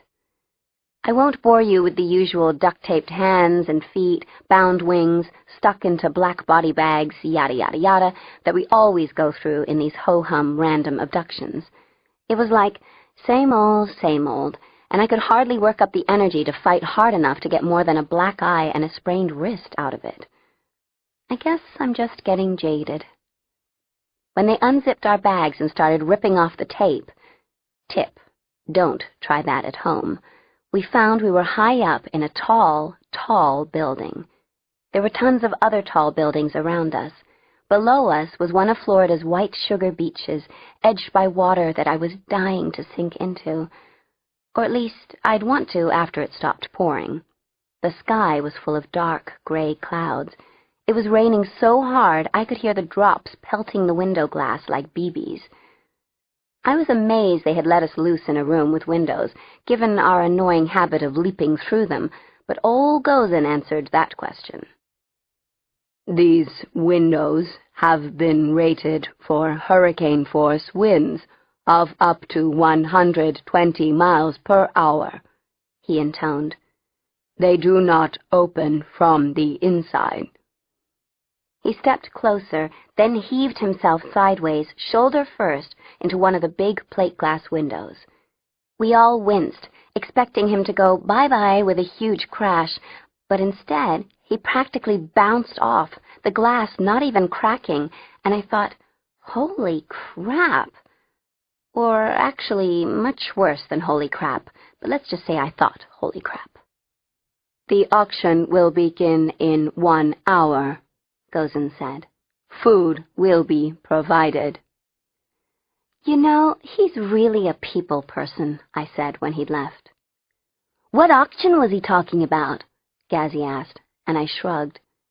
"No clue," I answered, starting to walk around. The double doors to the room were metal, windowless, and had several locking bolts. Our captors definitely thought we were hot stuff, and I felt kind of proud of our bad reputation. Proud, but really trapped. "Now what?" Angel was still wan and pale, with dark circles under her eyes. There were chairs around a table, and I helped her sit in one. "Iggy?" I said. He came closer, and with his incredibly delicate touch, he skimmed his fingers over her arm. "Is there anything you can do?" "It's really swollen," he said, and I used every bit of my self-control to not say, "No, duh." It feels like a clean break, Iggy went on. Let me see, so to speak. Very tenderly, he manipulated her broken arm. Though Angel's face got a little green around the edges, she made hardly a sound. I held her shoulders and sent her comforting thoughts, and then we all heard a tiny scrape and a clicking sound, and Angel relaxed a bit. "Oh, that feels better," she said. "Still really bad, but less bad. Thanks, Iggy." Iggy smiled, proud that he could contribute to the flock this way. I ripped up the lining of my jacket, wouldn't be needing that here, and made a stiff bandage to hold her arm in place. Now what? Gazzy repeated Angel's question. Fan out, check the perimeter, I ordered, which took less than 5 minutes. Everyone reported that the room seemed rock solid. The vents were too small for a house cat, there was only the one set of doors, and we had all seen the window demonstration. "Maybe I can," Nudge murmured, and she crouched next to one of the doors. She moved her fingers close to the locks and closed her eyes. "If I could make the bolts all line up?" "Oh, so smart, Nudge," I breathed, coming to crouch next to her. "Can you feel them?" "I think so," she said. "If my magnetism could—" Ow! There was a harsh crackle, and Nudge was jolted backward almost a foot. The residual electricity practically made my hair stand on end. Nudge was on her back, rubbing her hands. "The locks are booby-trapped," she announced glumly, in case we hadn't picked up on it. "So much for my new skill." "My new skill was no help either," said Angel. "And since we're not surrounded by snow, I'm still blind." Iggy sounded bitter, but then he perked up. "On the other hand, this carpet is a tasteful ecru with a thin cinnamon stripe close to the wall." I glanced at Fang, who was totally visible against the walnut paneling of the room. He shrugged. "So now I guess we wait," I said. Which, you know, I'm so good at. Chapter 64. Being in this tall building was interesting for us because we were up high but not flying. Outside it was really storming, huge crashes of thunder and lightning that I remembered from the last time we were here in the wishfully named Sunshine State. Gusts of wind buffeted the building, and the building was so tall that it actually swayed. "Good thing this building's rated for hurricane-force winds," Nudge said, looking out the window nervously. "It's really blowing out there." They fed us. I was hoping they'd send in actual humans with our food, because they're easy to jump and pretty fragile. No problem getting past them, unless they have guns. Instead, we got transformer bots with trays, under Gozen's watchful laser eyes. They gave us a variety of food, apparently never having fed mutant bird kids before. We had oatmeal, sandwiches, fruit, bread, a bowl of dog kibble, which Total pushed toward Akila, and... "Oh, my God!" Nudge squealed, removing the cover on a tray. "Oh, my God!" "What? What?" I hurried over, hoping for chocolate. Instead, I was confronted with a large bowl of, well, birdseed. "It's just seeds," Nudge said. "Not even like a granola bar. It's birdseed." For a couple seconds, we all just stared at one another, and then we cracked up, really howling with laughter. "Oh, God, no," I said, holding my bruised ribs. "Don't make me laugh." "Nummy," Gazzy said, poking the seeds with his finger. "Could I get some worms with this?" Stop, I begged. Even Fang, who, as you know, is Mr. Personality, was actually laughing out loud, bent over, his hands on his knees. "What, seeds?" Iggy asked, feeling the contents of the bowl. "Is this really birdseed? 'Cause we're birds?" I nodded, tears running down my cheeks. I gasped for air, saying, "Ouch," with each breath. "I'm nodding, Ig." "This is too much," Fang wheezed. "Too much birdseed? Oh, God." "What's for dessert? Caterpillars?" I said, barely intelligibly. This set off a new round of shrieking laughter. "This sandwich isn't half bad," Total said, his paws up on the table. "Did they bring us a bunch of nesting material?" Gazzy asked. "'Cause I'm beat." More laughter. Angel almost fell onto her hurt arm. The door opened, and we tried to whip ourselves into fighting form, but failed miserably. This was one way they'd never tried to subdue us, with laughter. Akila immediately got to her feet, ears back, head lowered. She looked pretty scary, but all I could do was try to swallow my giggles. Gozen stood in the doorway, watching us with his glowing blue eyes. "You will not find the rest of the day amusing," he said. "Follow me. The auction is about to begin, as is the hurricane." Fang and I looked at each other with, huh, faces. What hurricane? "Question," I said, raising a finger. "What auction are we talking about? And did you just say hurricane?" Gozen had turned toward the door, and now he turned back. "The Uber director is auctioning you off to the highest bidder. He expects you to bring a great deal of money." "I'm flattered," I said. "What are we being sold for?" "Whatever they want." Okay, that wouldn't end well. "And the hurricane?" I asked. "Wasn't the end of hurricane season like November? How could there be a hurricane now?" "There is a Category 4 hurricane about to make a direct hit on Miami," Gozen intoned. I wondered if worry had been programmed into him, and decided probably not. It would just get in the way. "Uh-huh," I said. "Does anyone seem, concerned about that? Category 4 is one of the big ones, right?"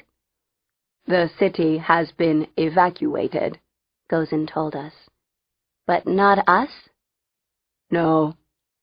He opened the door and gestured to it. Fang went first, the others falling into line behind him, me bringing up the rear. I was almost out the door when my gaze fell on the bowl of freaking birdseed, and I cracked up all over again. Chapter 65. Considering I'm not the world's youngest executive, I sure have been in a lot of corporate conference rooms. They're all pretty much the same: big plate glass windows, huge table, usually rectangular or oblong, large potted plants, thick carpet, rolly chairs. This one had a wall of flat TV screens and something that I'd never seen before, a transparent person with his organs and stuff in clear plexiglass boxes and his head attached to one by an almost bare spinal cord. He was sitting, or stacked more accurately, in a customized wheelchair. He saw all of us staring at him and wheeled silently over the carpet toward us. "I am the Uber director," he said, his voice a lot like Gozen's, with human but slightly odd inflections, and also a barely detectable mechanical quality. Looking closer, I saw that his guts and stuff were surrounded by and connected to machine parts, hoses, pumps, electronic things. And yes, it was totally as gross as it sounds. If I hadn't already seen a million incredibly gross things in my life, I would have barfed right there. His voice had enough expression to convince me that he had a colossal ego jam-packed into his habit trail body. Great. I thought this day had been a little lacking in megalomaniacs. None of us said anything. No leaping forward with outstretched hands and big smiles. I guess we just weren't raised right. "I've been concerned with you for quite some time," he went on. "That makes almost one of us," I said. Unlike Gozen, the UD could smile, or frown. "I find you very interesting, from a scientific viewpoint, of course." "Uh-huh," I said, staring at him in fascination. "I have a bit of scientific curiosity myself. Listen, how do they keep your boxes clean? Like with an aquarium vacuum or what?"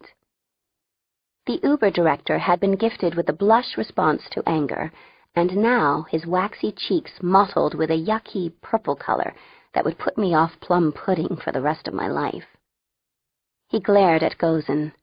Gozen took several quick steps toward me, raising his oversized arm.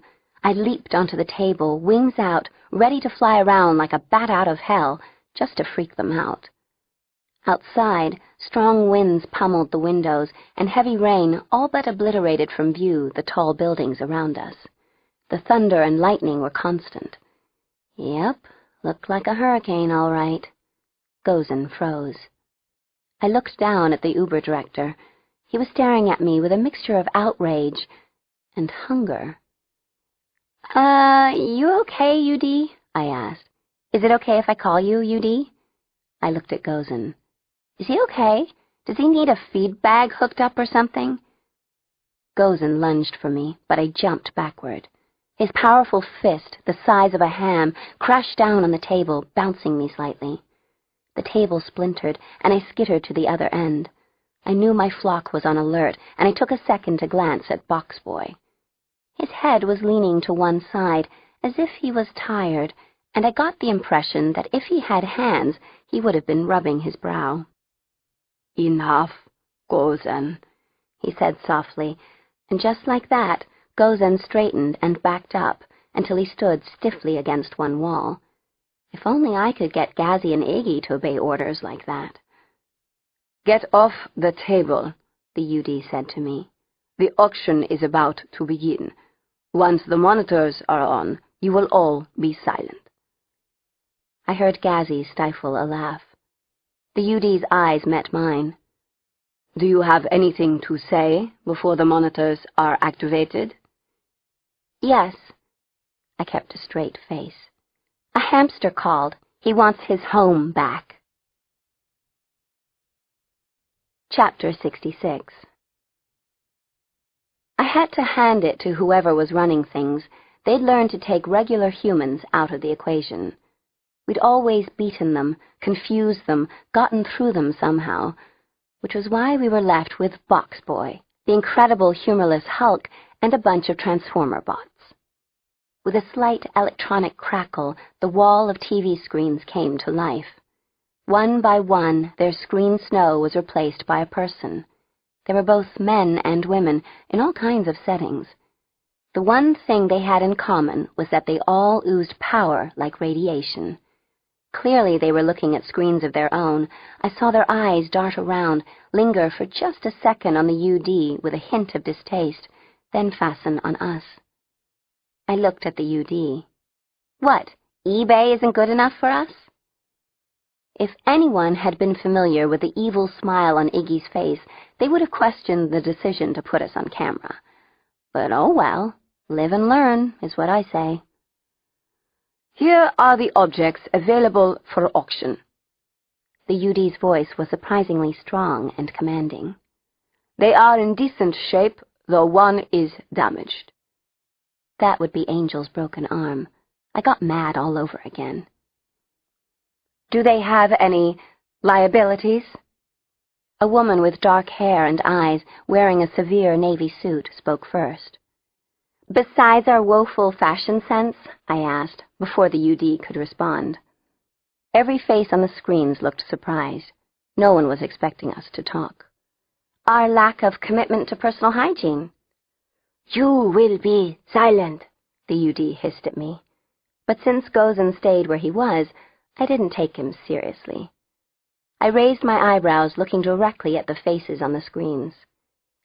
I guess it depends on whether you consider a complete inability to follow orders a liability. Silence, the UD said again, as the people on the screens began to murmur to their unseen partners. He spoke to them. As you can see, they are functional with a limited, though useful, intelligence. Limited intelligence? I broke in, outraged. Bite me! You're kind of the last person to talk about limitations. At least I can swim and fly and digest by myself. Yeah, or how about this? The gas man said, and then he erupted his new skill. I'd been wondering if he would develop one and what form it would take.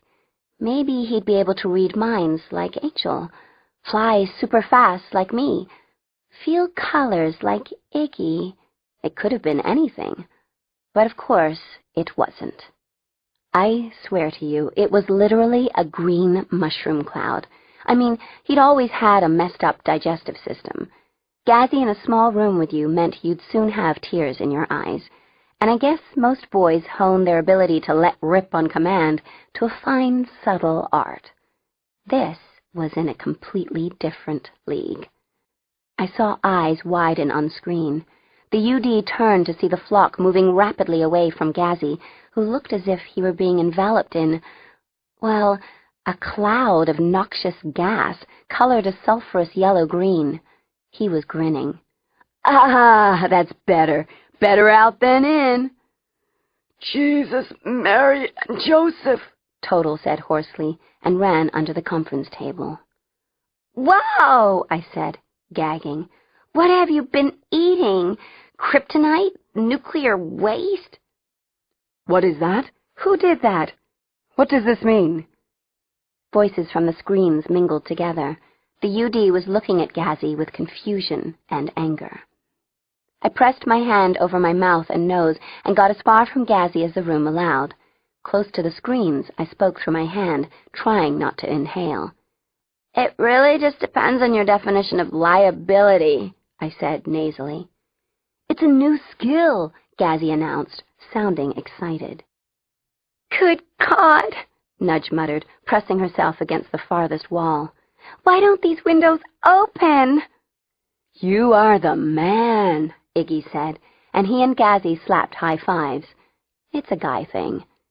And that pretty much set the tone for the rest of the auction. Iggy picked his nose.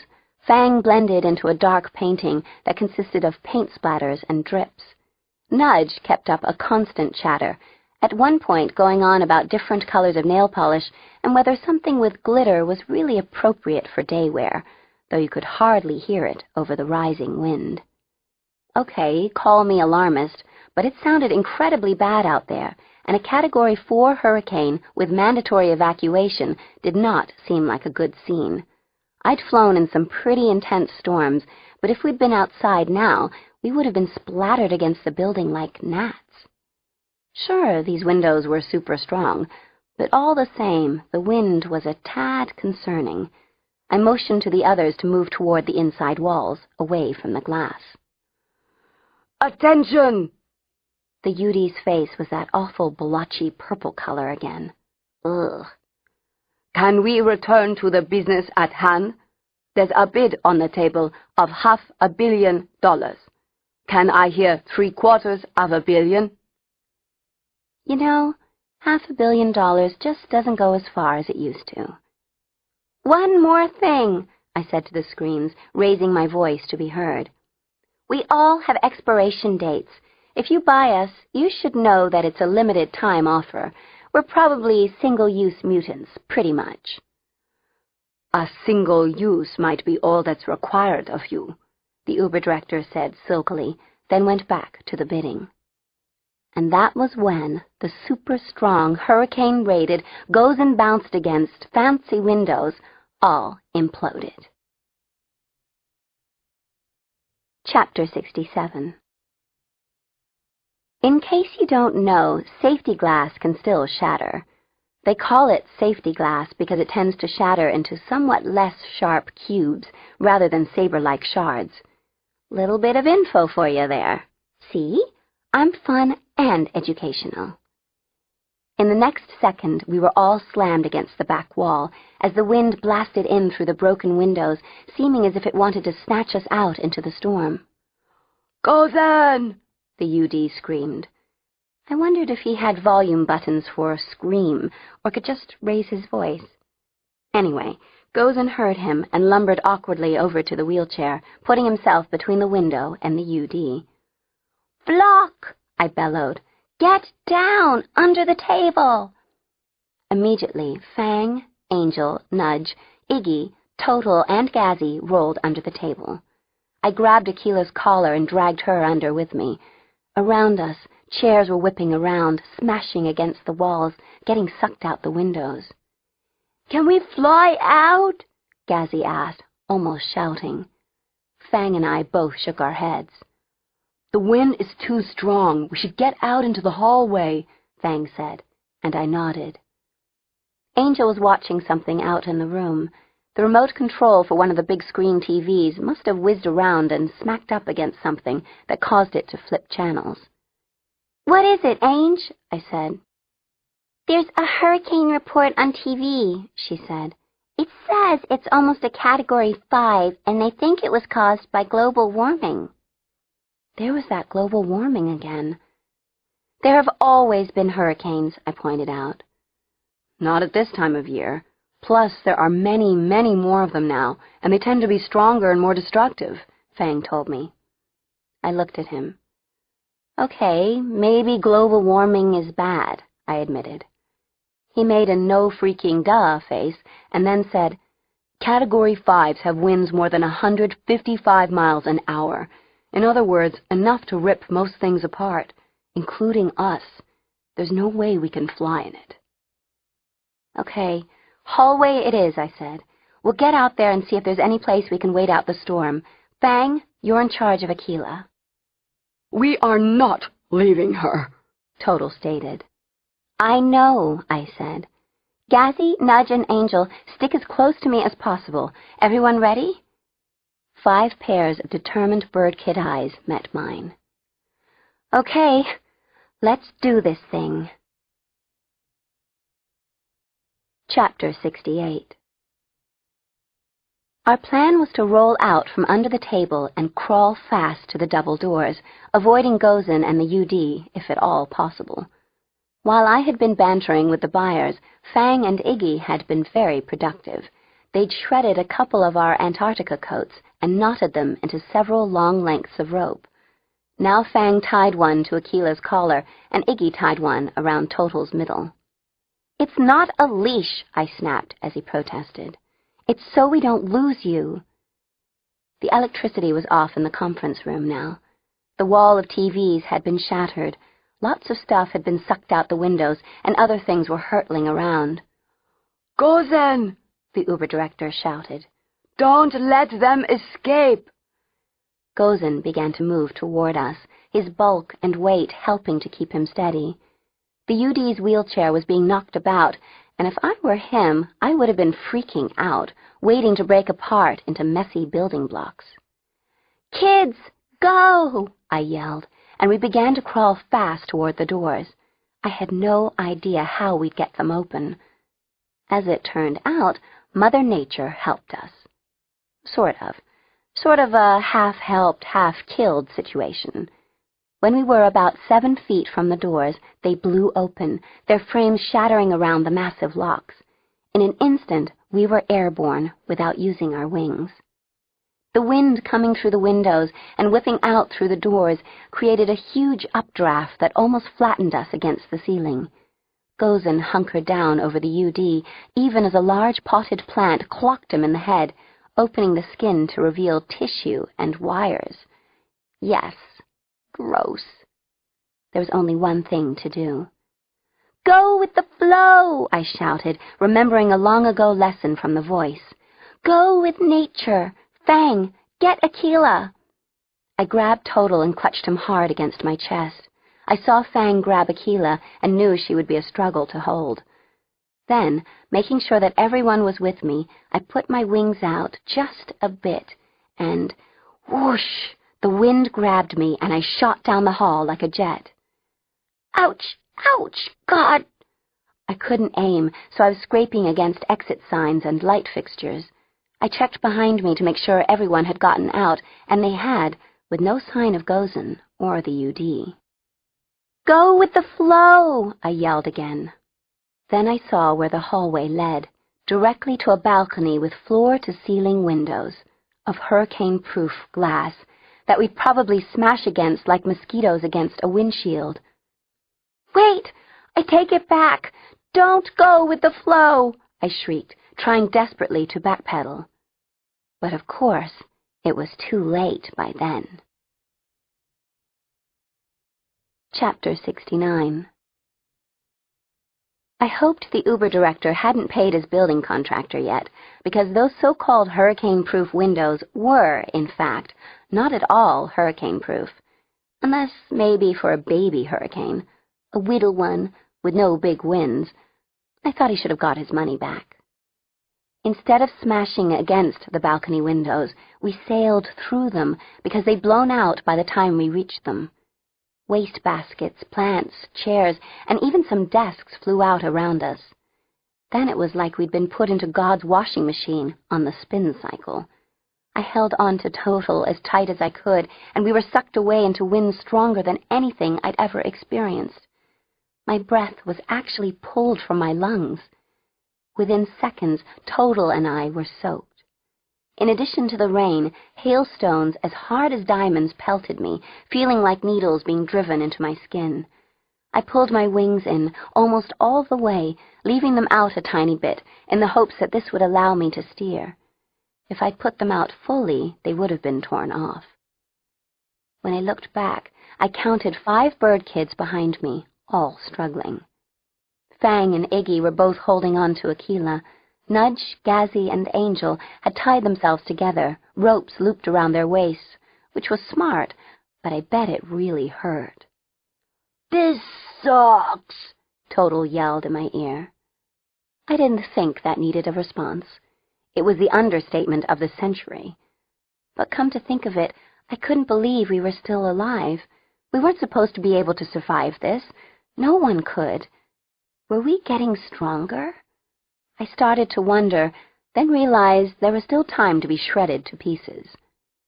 Feeling almost half delirious from lack of breath, certain that my skin was being peeled slowly from my face and hands, I started expecting to see Dorothy's house swirling by at any moment, and then suddenly it was much calmer, and I was being sucked downward fast. My ears rang with silence. My mouth dropped open in surprise. I looked up and saw white clouds and blue sky. It wasn't raining or hailing on me. I was still moving in a gigantic circle, but it was more like the fluff and dry cycle. Not too bad. "We're falling," Total told me. Ah, yes, so we were. Cautiously, I put my wings out more fully, feeling wind catch in them, expanding my feathers. I surged upward and saw my flock pop out of the wall of clouds, one by one. "We're in the eye of the storm," I shouted, and motioned downward. I didn't know how big this eye was, maybe several miles across, but I wanted to take advantage of it. Controlling my descent, I headed earthward, landing on a broken section of highway overpass. At each end, the highway dipped down into floodwaters. Who knew how deep? Shading my eyes, I looked up to see Nudge, Gazzy, and Angel, beat up and exhausted, land clumsily. Angel fell to her knees, trying to protect her broken arm. I rushed over to them, untied their rope, and checked them all over. Iggy landed, then Fang. "Where's—" I began, then saw Fang's face. I glanced at Iggy. He had the same tragic expression. Aquila had been too heavy for them. They hadn't been able to hold on to her. My heart squeezed painfully. What would we tell Total? Right now he was flopped on his side, panting, but any second he would realize the love of his life was missing. Oh, God. "Gozen!" My head whipped up, and I looked where Fang was pointing. High, high above us, Gozen and, amazingly, the Uber director were flailing wildly by, close to the edge of the eye. Suddenly, my fury overwhelmed me. At Aquila's death, at Angel's broken arm, at their trying to sell us, and at every other bad thing that anyone had ever done to us, which, believe me, was a pretty long list. In seconds, I was streaking upward as fast as I could. Chapter 70. Gozen was wrapped around the Uber director, which was the only reason the UD hadn't come apart by now. But even as I shot toward them, I could see that Gozen's weight was working against him. They were both being dragged roughly around the eye wall of the storm. I saw the UD shout, "Don't let go!" though I couldn't hear him. But Gozen's enormous fingers were slipping, and his body and face bore signs of violent contact with a lot of debris. Gozen's eyes met mine as I got close, blue lasers into brown. "Help me," he rumbled. "I don't think so," I said, kicking at his arm. That was all it took, me kicking his arm in retaliation for his breaking angels, and his hold on the UD collapsed, and Gozen spun away, falling heavily downward, his face assuming the only expression he was capable of, horror. I held on to the UD's wheelchair. Fluid was leaking from his boxes. His human eyes and his human face were terrified. "I control more than you could ever realize," he gasped. "I can make you rich beyond your wildest dreams. I can protect you for the rest of your life. Just save me now." If he'd been a real person, I would have hesitated. I'm not a killer. I mean, not on purpose, anyway. But he was a machine, someone's consciousness hooked up to a biomechanical body. Plus, he was a complete and total jerk. "You need to not be in this world," I told him, and let go. I didn't watch, but I'm sure the boxes snapped grotesquely apart in the next instance, and that he whirled around in the storm in pieces for a while. I never saw any part of him again. I negotiated my way out of the eye wall, glad to be free of the rain and hail again, and flew downward until I saw the flock a mile or so away. We needed to escape this hurricane before the next eye wall hit us. As I came to a landing, I could see them huddled around Total, who had collapsed, sobbing on the ground. Angel had tears in her eyes as she stroked him with her good arm. His small black wings, still unusable but getting bigger every day, were fluttering pathetically.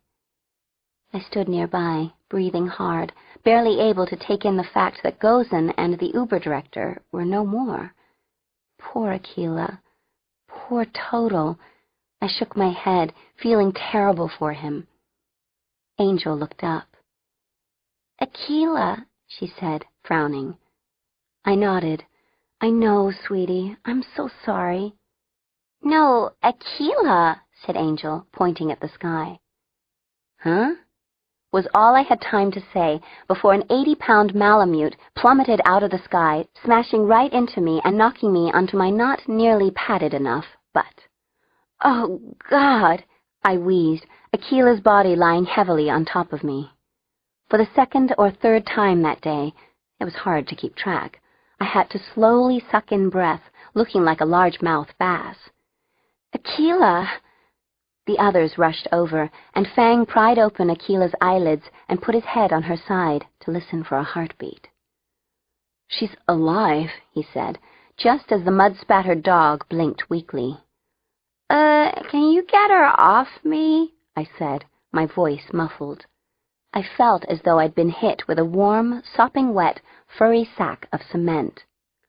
"Aquila!" Total cried, now that the shock was wearing off. "Aquila! I thought we'd lost you forever!"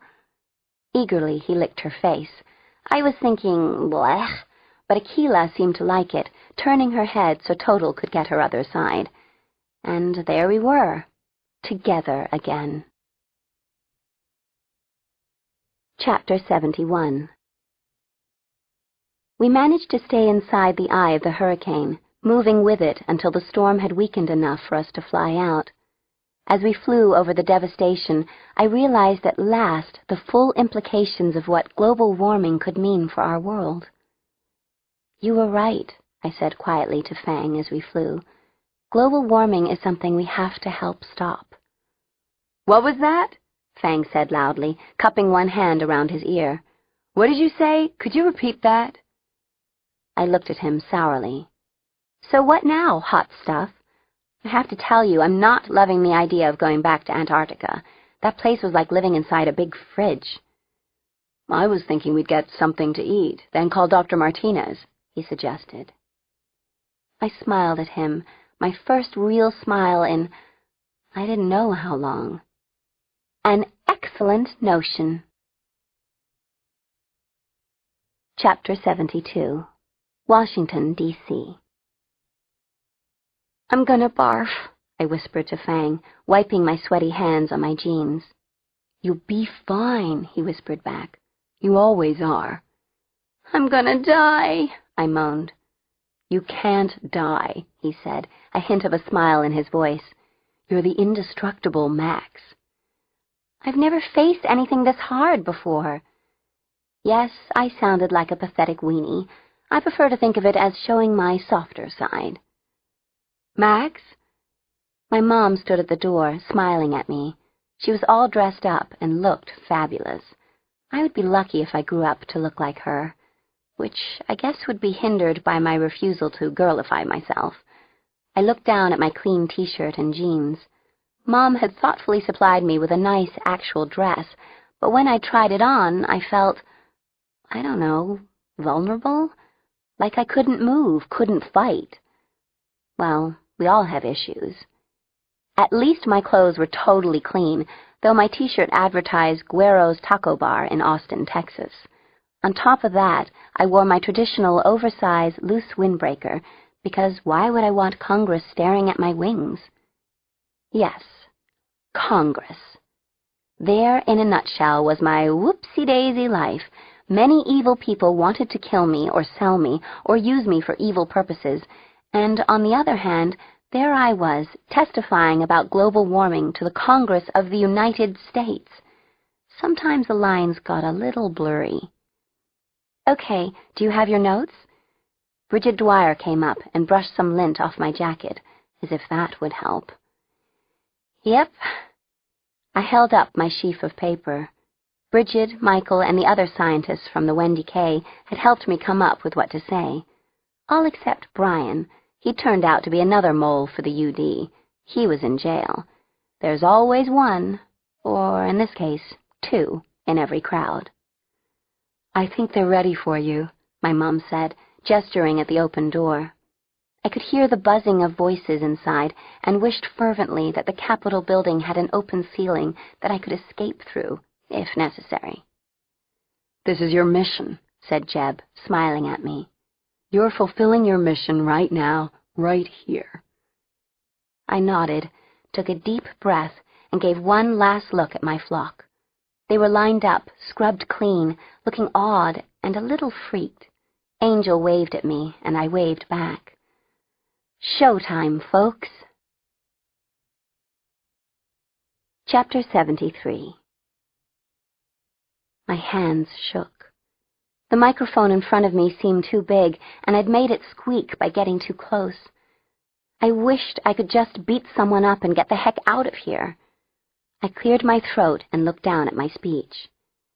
"Thank you for inviting me here today," I said, my voice sounding nothing like me. "I'm here to testify about things I've seen and experienced myself.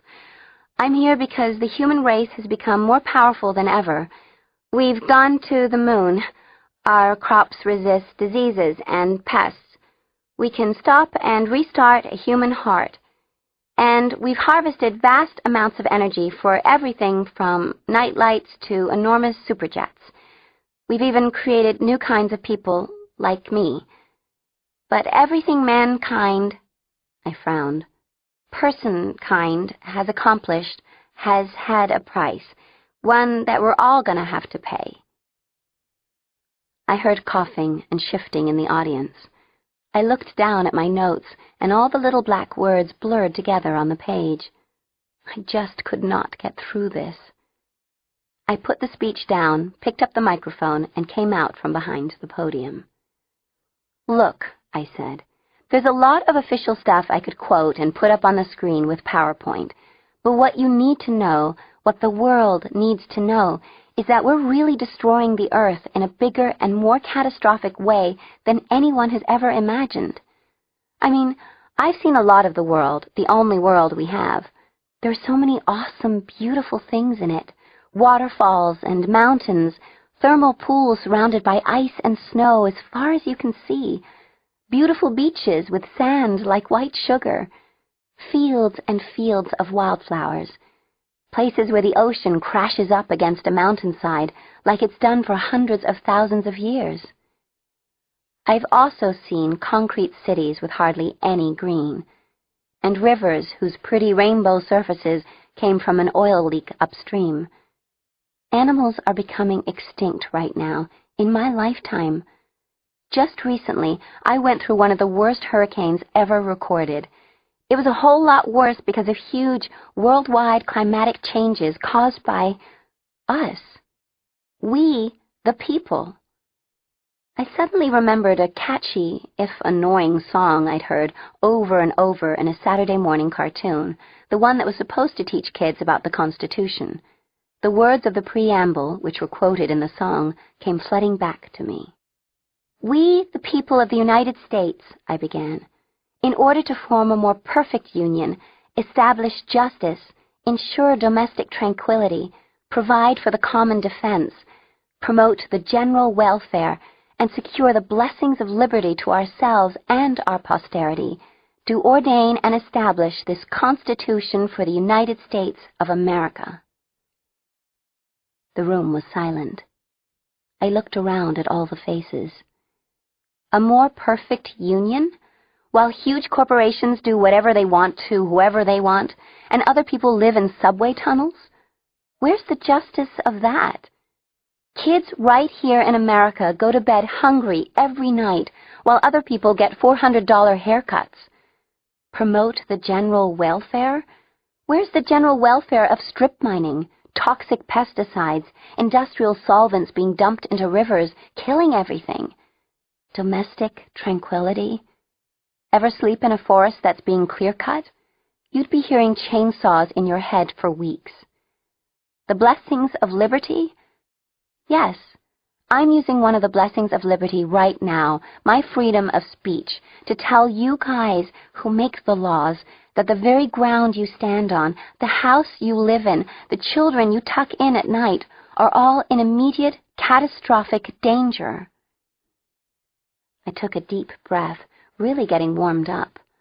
The flock was standing all around me, and Mom and Jeb were off to one side. I glanced at Mom, and she looked so proud. I hoped that Angel wasn't turning into a bird of paradise, and that Nudge wasn't making pens fly toward her. And if there was a God, Gazzy would not demonstrate his new skill right here in Congress. Every minute of every day, cars belch exhaust.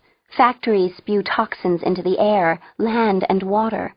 We've cleared millions of square miles of forests, rainforests, and plains, which means tons of topsoil is just washing away, which means loss of animals and plants, and increased fires, floods, and coastal disintegration.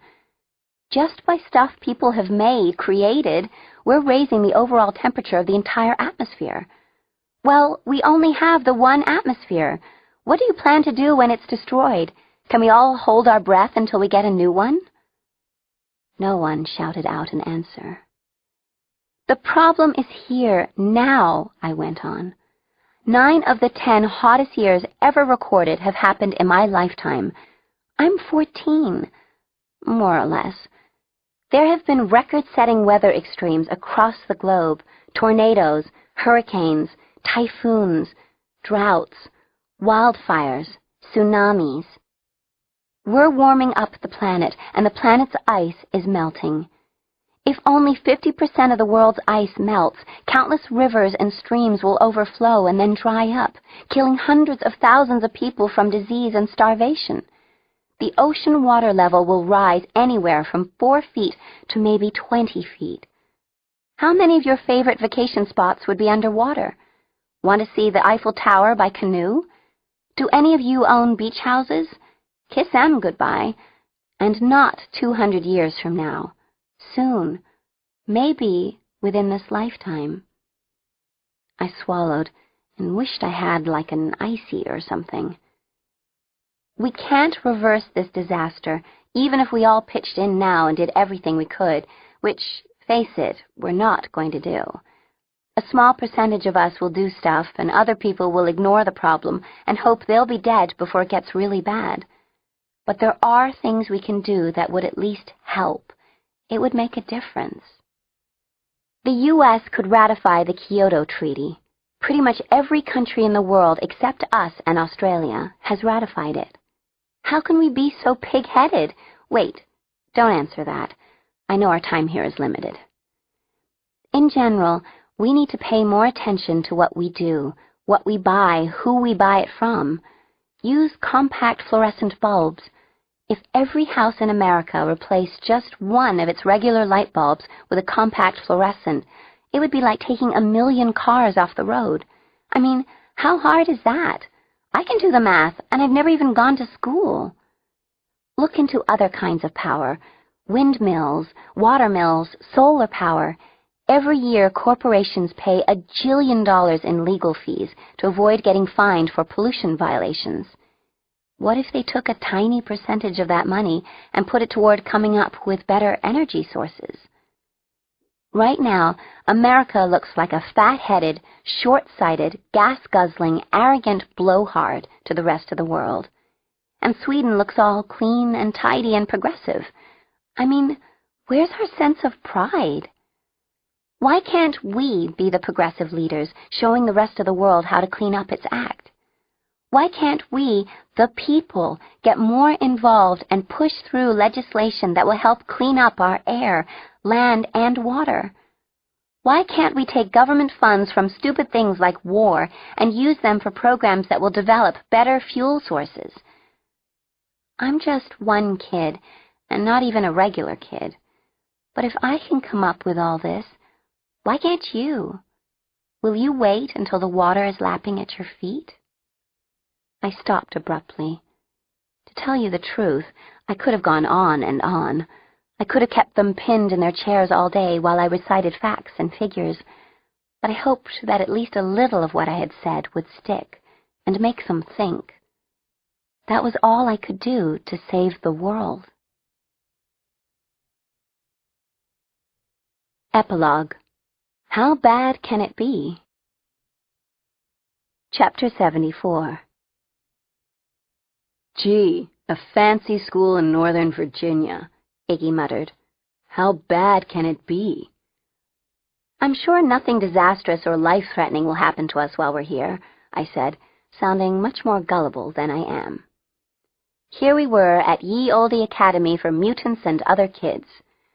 Shortly after my Oscar-worthy speech to Congress, my mom had explained that some important people had gone ahead and created a school for us. Frankly, we'd all been ready to kick back and relax on a non-hurricaned beach for a while, but Mom and Jeb had asked us to give the school a try. So here we were. It was the ribbon-cutting ceremony, and when I'd taken a gander at the government limos, bigwigs, news teams, and stuff, I'd cottoned on to the fact that this was a big deal. Plus, my mom, my half-sister Ella, Jeb, and some of the scientists from the Wendy K were all there, beaming at us. I don't know who had created the school, actually called the Learner School for Gifted Children. I thought they'd misspelled learner, but then found out that learner was some guy who donated a bunch of money. And I had no idea why anyone who knew us would think that we'd be here for any length of time. But hey, I was willing to try anything once. So here we were, my flock. Angel's arm was all better. Akila had fully recovered, but still weighed 80 pounds, which still posed a humongo problem carting her furry butt around when we flew. Total's wings had continued to grow, and yesterday he'd gotten his 2 front paws about an inch off the ground. I almost missed Antarctica, not the coldness part, but the empty cleanness of it, and the fact that we'd been relatively safe there, until we were captured anyway, and the meaning of the work we'd done there. I missed the penguins. The leopard seals, not so much. We were all clean, and I only mentioned this because it was something new and different. Cameras were flashing all around us. Our former lie low and be anonymous rule was pretty much shot all to heck. I'd had a great visit with my mom and Ella, and do not tell anyone I said this, but I was relieved that Bridget was staying in Antarctica and Fang was staying here. I wondered if they had rounded up some of the other mutant kids I'd crossed paths with at the Institute and at ITEX. I'd always felt kind of sorry for them. They seemed lonely, like they didn't have a flock, or a family, or a purpose in life. And now, without further ado, I give you the Learner School for Gifted Children. The mayor of this small town stepped forward and cut the ribbon across the front entrance with a big pair of scissors that wouldn't be good for anything except stuff like this. The wide ribbon fell neatly apart, and everyone clapped and took pictures. Max? I didn't pay any attention for a moment, and then I realized that it was actually my voice, the one inside my head. I wonder if that phrase will ever sound less weird. What? I thought. I know you're in the middle of something here, and I hate to interrupt, but there's another mission for you. Huh? What are you talking about? I just did my mission, and almost died a bunch of times. Max, Max, Max, said the voice, in that irritating way it had. The world isn't saved yet, is it? You've got work to do. Now, get out of there, and I'll give you the coordinates of where you need to go. Well, I weighed some unknown, probably difficult, possibly deadly mission, with us not knowing where we were going or what we'd be doing, against this bright, shiny new school building, no doubt full of gleaming desks and Macs everywhere. Never let it be said that I, Maximum Ride, would ever shirk my duty. "Come on, guys," I said to the flock. "Gotta go. More world to save. All this book learning's going to have to wait." Nudge looked relieved, and Gazzy said, "Oh, thank God." "Max," said my mom. I gave her a quick hug and a kiss, and Ella, too. "Duty calls," I said. "I'll let you know where I am. Thanks for everything." "I love you," she said, because she's the coolest mom in the entire messed-up world. Many cameras went off when the 6 of us, holding Total and Aquila, whom I now thought of as the world's heaviest Malamute, took running starts, unfurled our wings, and soared into the sky, just like that. My heart was so full of freedom that I felt like it might burst. This is Justine Eyre.